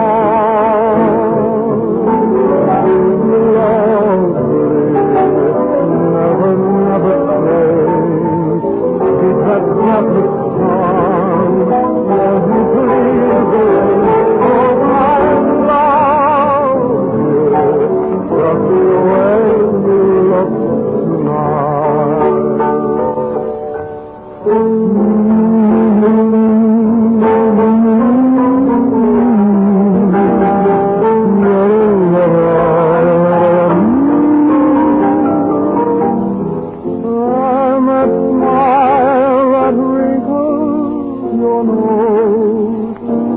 is my Polish heart. Lovely, never change. Keep that breathless charm. Won't you please arrange it, 'cause I love you just the way you look tonight.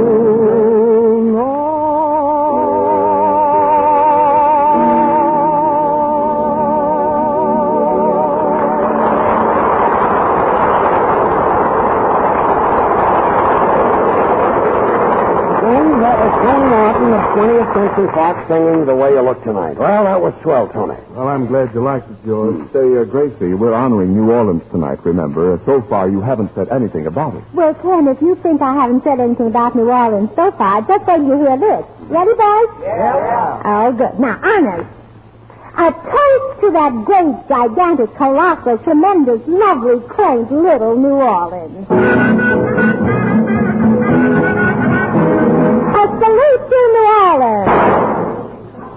It's 3,000 miles from Seattle. It's 2,000 miles from Los Angeles. It's 15 hours from Dallas. It's 16 days from Christmas. And when you hear the time, it'll be 16 minutes to 9 o'clock. Wait a minute. So that's for New Orleans? Yes, it's 2 seconds. Quiet. Gracie, did you know that New Orleans is one of the healthiest cities in the world? Oh, not anymore, Tony. I understand people are dying there this year that never died before. Yes, and people are dying in Boston and Seattle, too. Yeah, and they aren't anywhere near New Orleans either. You know, I know one thing. Yeah, that's very funny, Judge. But I haven't seen it. Oh, yes, you have. Oh, Gracie, here's a telegram that just came for you. Hey, well, just listen to this. Gracie Allen, pardon my southern accent, but you're nuts. Signed, the Mayor of New Orleans. Oh, isn't that cute, George? He hardly knows me either. That's what you think. Ken, before the people in New Orleans smash their radios, will you say something sensible about the city? Oh, I'm glad to. New Orleans, which is sometimes called the Crescent City, is the largest seaport in the Gulf of Mexico. I can see it now, surrounded by its fields of cotton. Oh, Ken, you don't get cotton out of a field. No? You get it out of a little blue box with a red cross on it. Yeah, but where does the cotton come from? From the drugstore. You have to raise cotton first. Our drugstore raises cotton.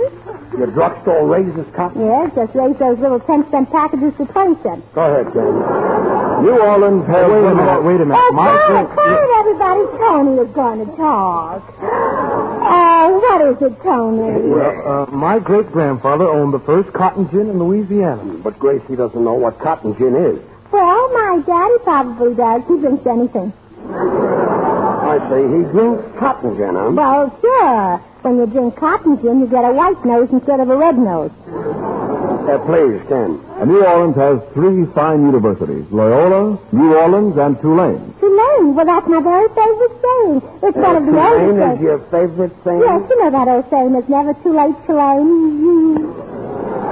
It's never too late, Tulane? Mm-hmm. Gracie, another telegram. You've got this week.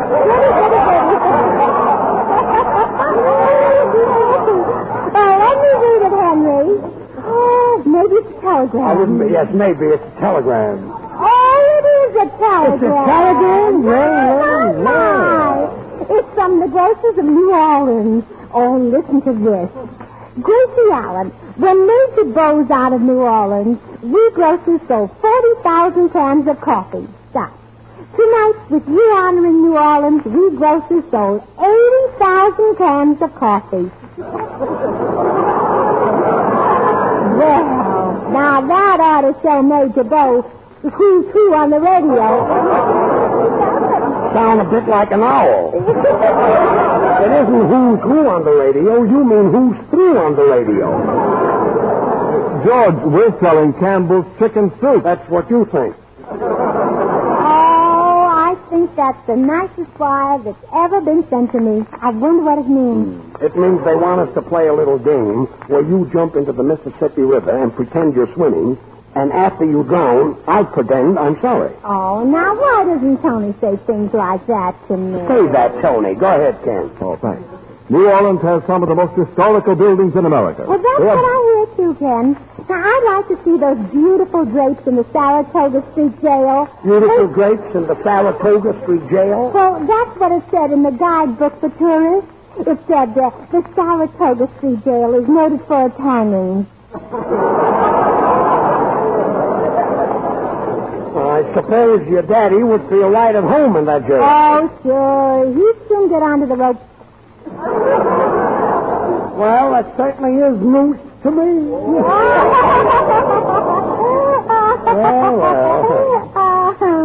I don't get it. Ladies and gentlemen, Henry King and his orchestra will play Sweetheart, Let's Grow Old Together. Come on, Dick. Oh, now wait, Henry. George, I forgot the biggest moment in New Orleans history. I was born in New Orleans not so long ago. I get it, yes. And how many times have I got to remind you that you were born in San Francisco? Oh, please, George. For tonight's program, I'm getting $100 to say I was born in New Orleans. Who's paying you the $100? San Francisco. Play, Henry.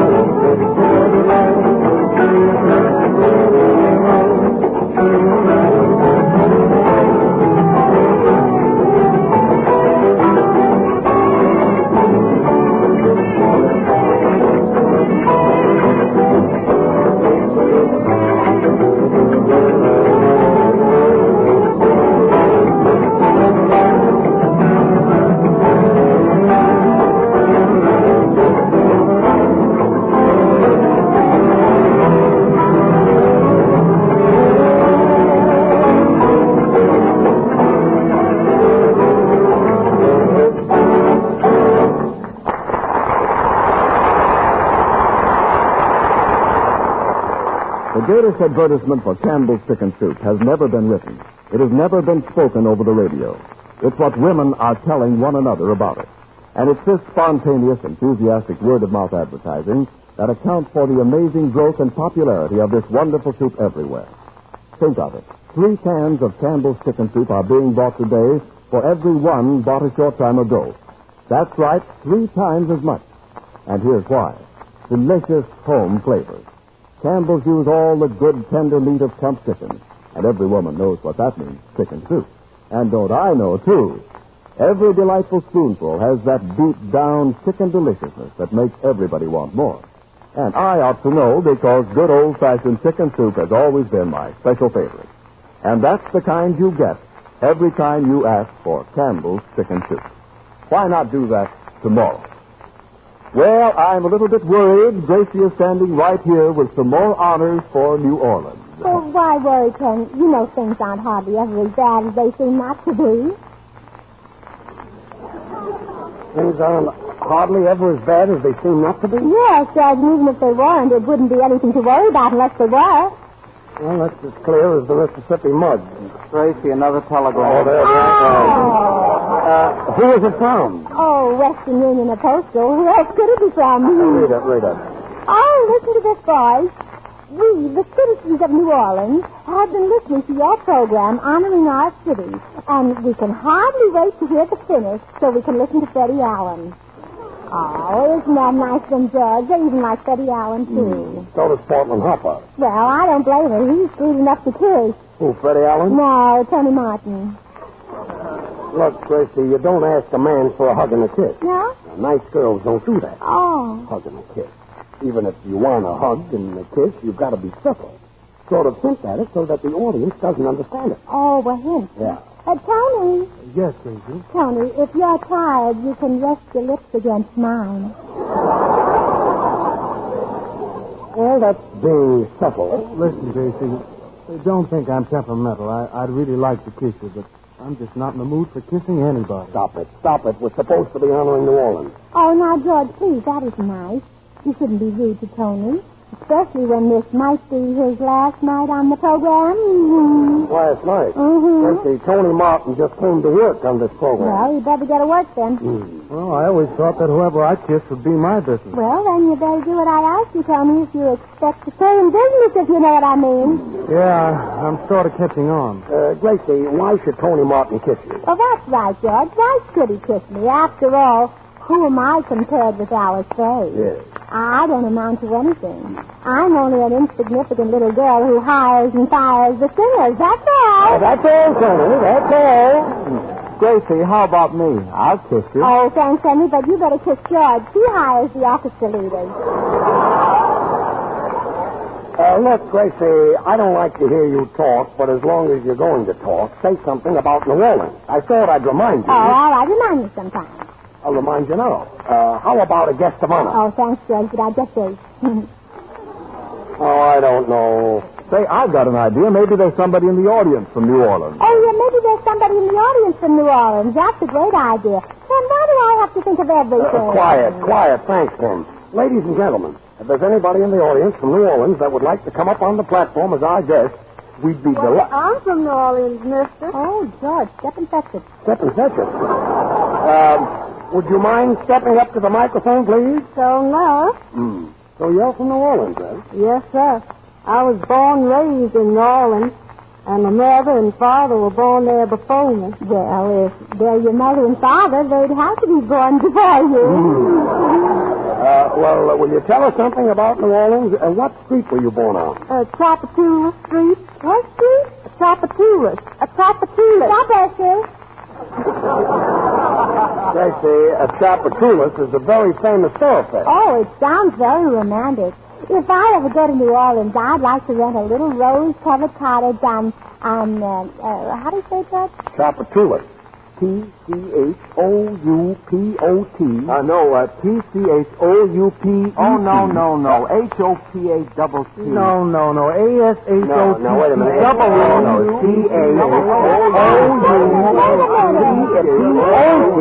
Why don't you move over on Canal Street? I think so, too.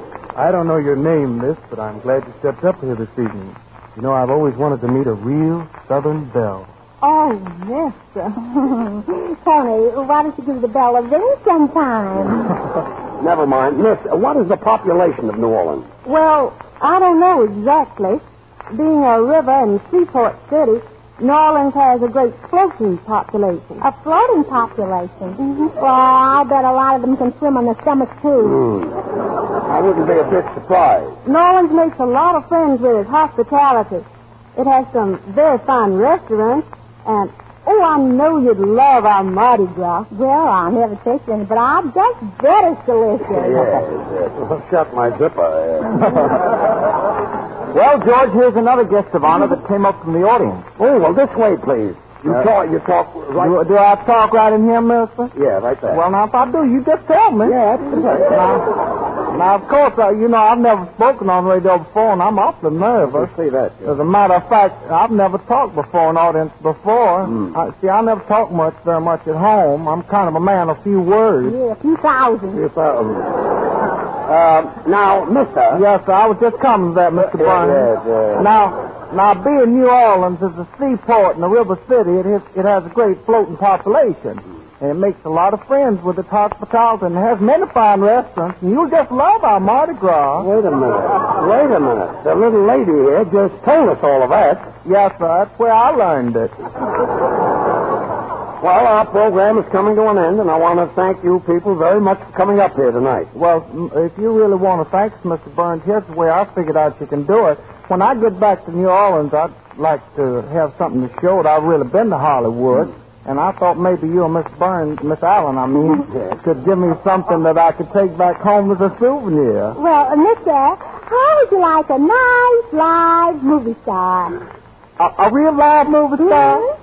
Well, if y'all ain't kidding me, that show would be make me very happy. Well, it sure would make me very happy, too. Gracie, what live movie star are you going to give this man that'll make you both so happy? Alice Faye. Oh, Alice Faye. Henry, the movie.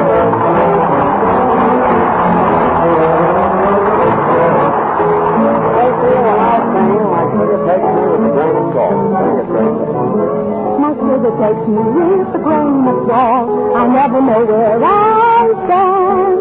You never take me seriously, or even hold my hand. My sugar takes me with a grain of salt. You won't believe what I say. You got to call me seriously. You're so far away. My love affair gets me nowhere. Oh, now you see that is beautiful. My sugar takes me with a grain of salt. That doesn't mean realize I love to know you seriously. Why doesn't he get wise? I try so hard to please my sugar, but it's an epic task. I ask him, won't you? Do you, don't you? But every time I ask,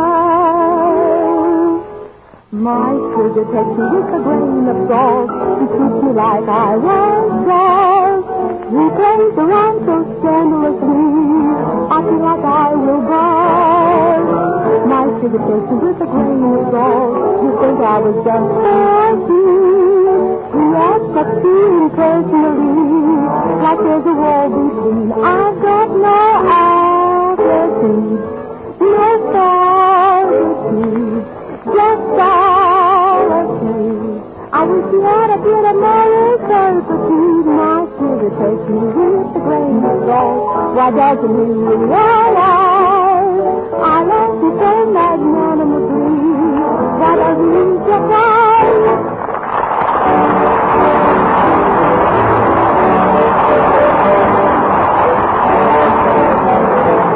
Every year, we hear a lot about Christmas fields, one of the finest causes for raising funds to help sick, needy people. But many of us don't think to do something about it until it's too late. This year, won't you do just this one thing? See that every Christmas letter and package you send carries a Christmas wreath. The makers of those fine Campbell soups invite you to listen in and laugh with George Burns and Gracie Allen again next Wednesday. And meanwhile, remember that you can have the finest chicken soup you ever tasted simply by asking for Campbell's Chicken Soup. You'll find it to be the delicious, nourishing, old-fashioned kind. Well, Gracie, say good night to everybody. Oh, no, wait, Judge. I forgot to read them my proverbs. Proverbs? Mm-hmm. You mean proverbs? Oh, I know, but this is a proverb in verse. It's my proverb. So it's a proverb. Yes. Well, let's hear it. All right, proverb. Although it's very foolish, I've often heard it said, you can drive a horse to water, but a pencil must be lead. You made that up. I can see that. And so, girls, don't drive your husband to eat. Let nature take its course. Just give him Campbell's chicken soup, and he'll eat just like a horse. That's New Orleans. Good night, all. This is the Columbia Broadcasting System. Your station is KHJ, Don Lee, Los Angeles.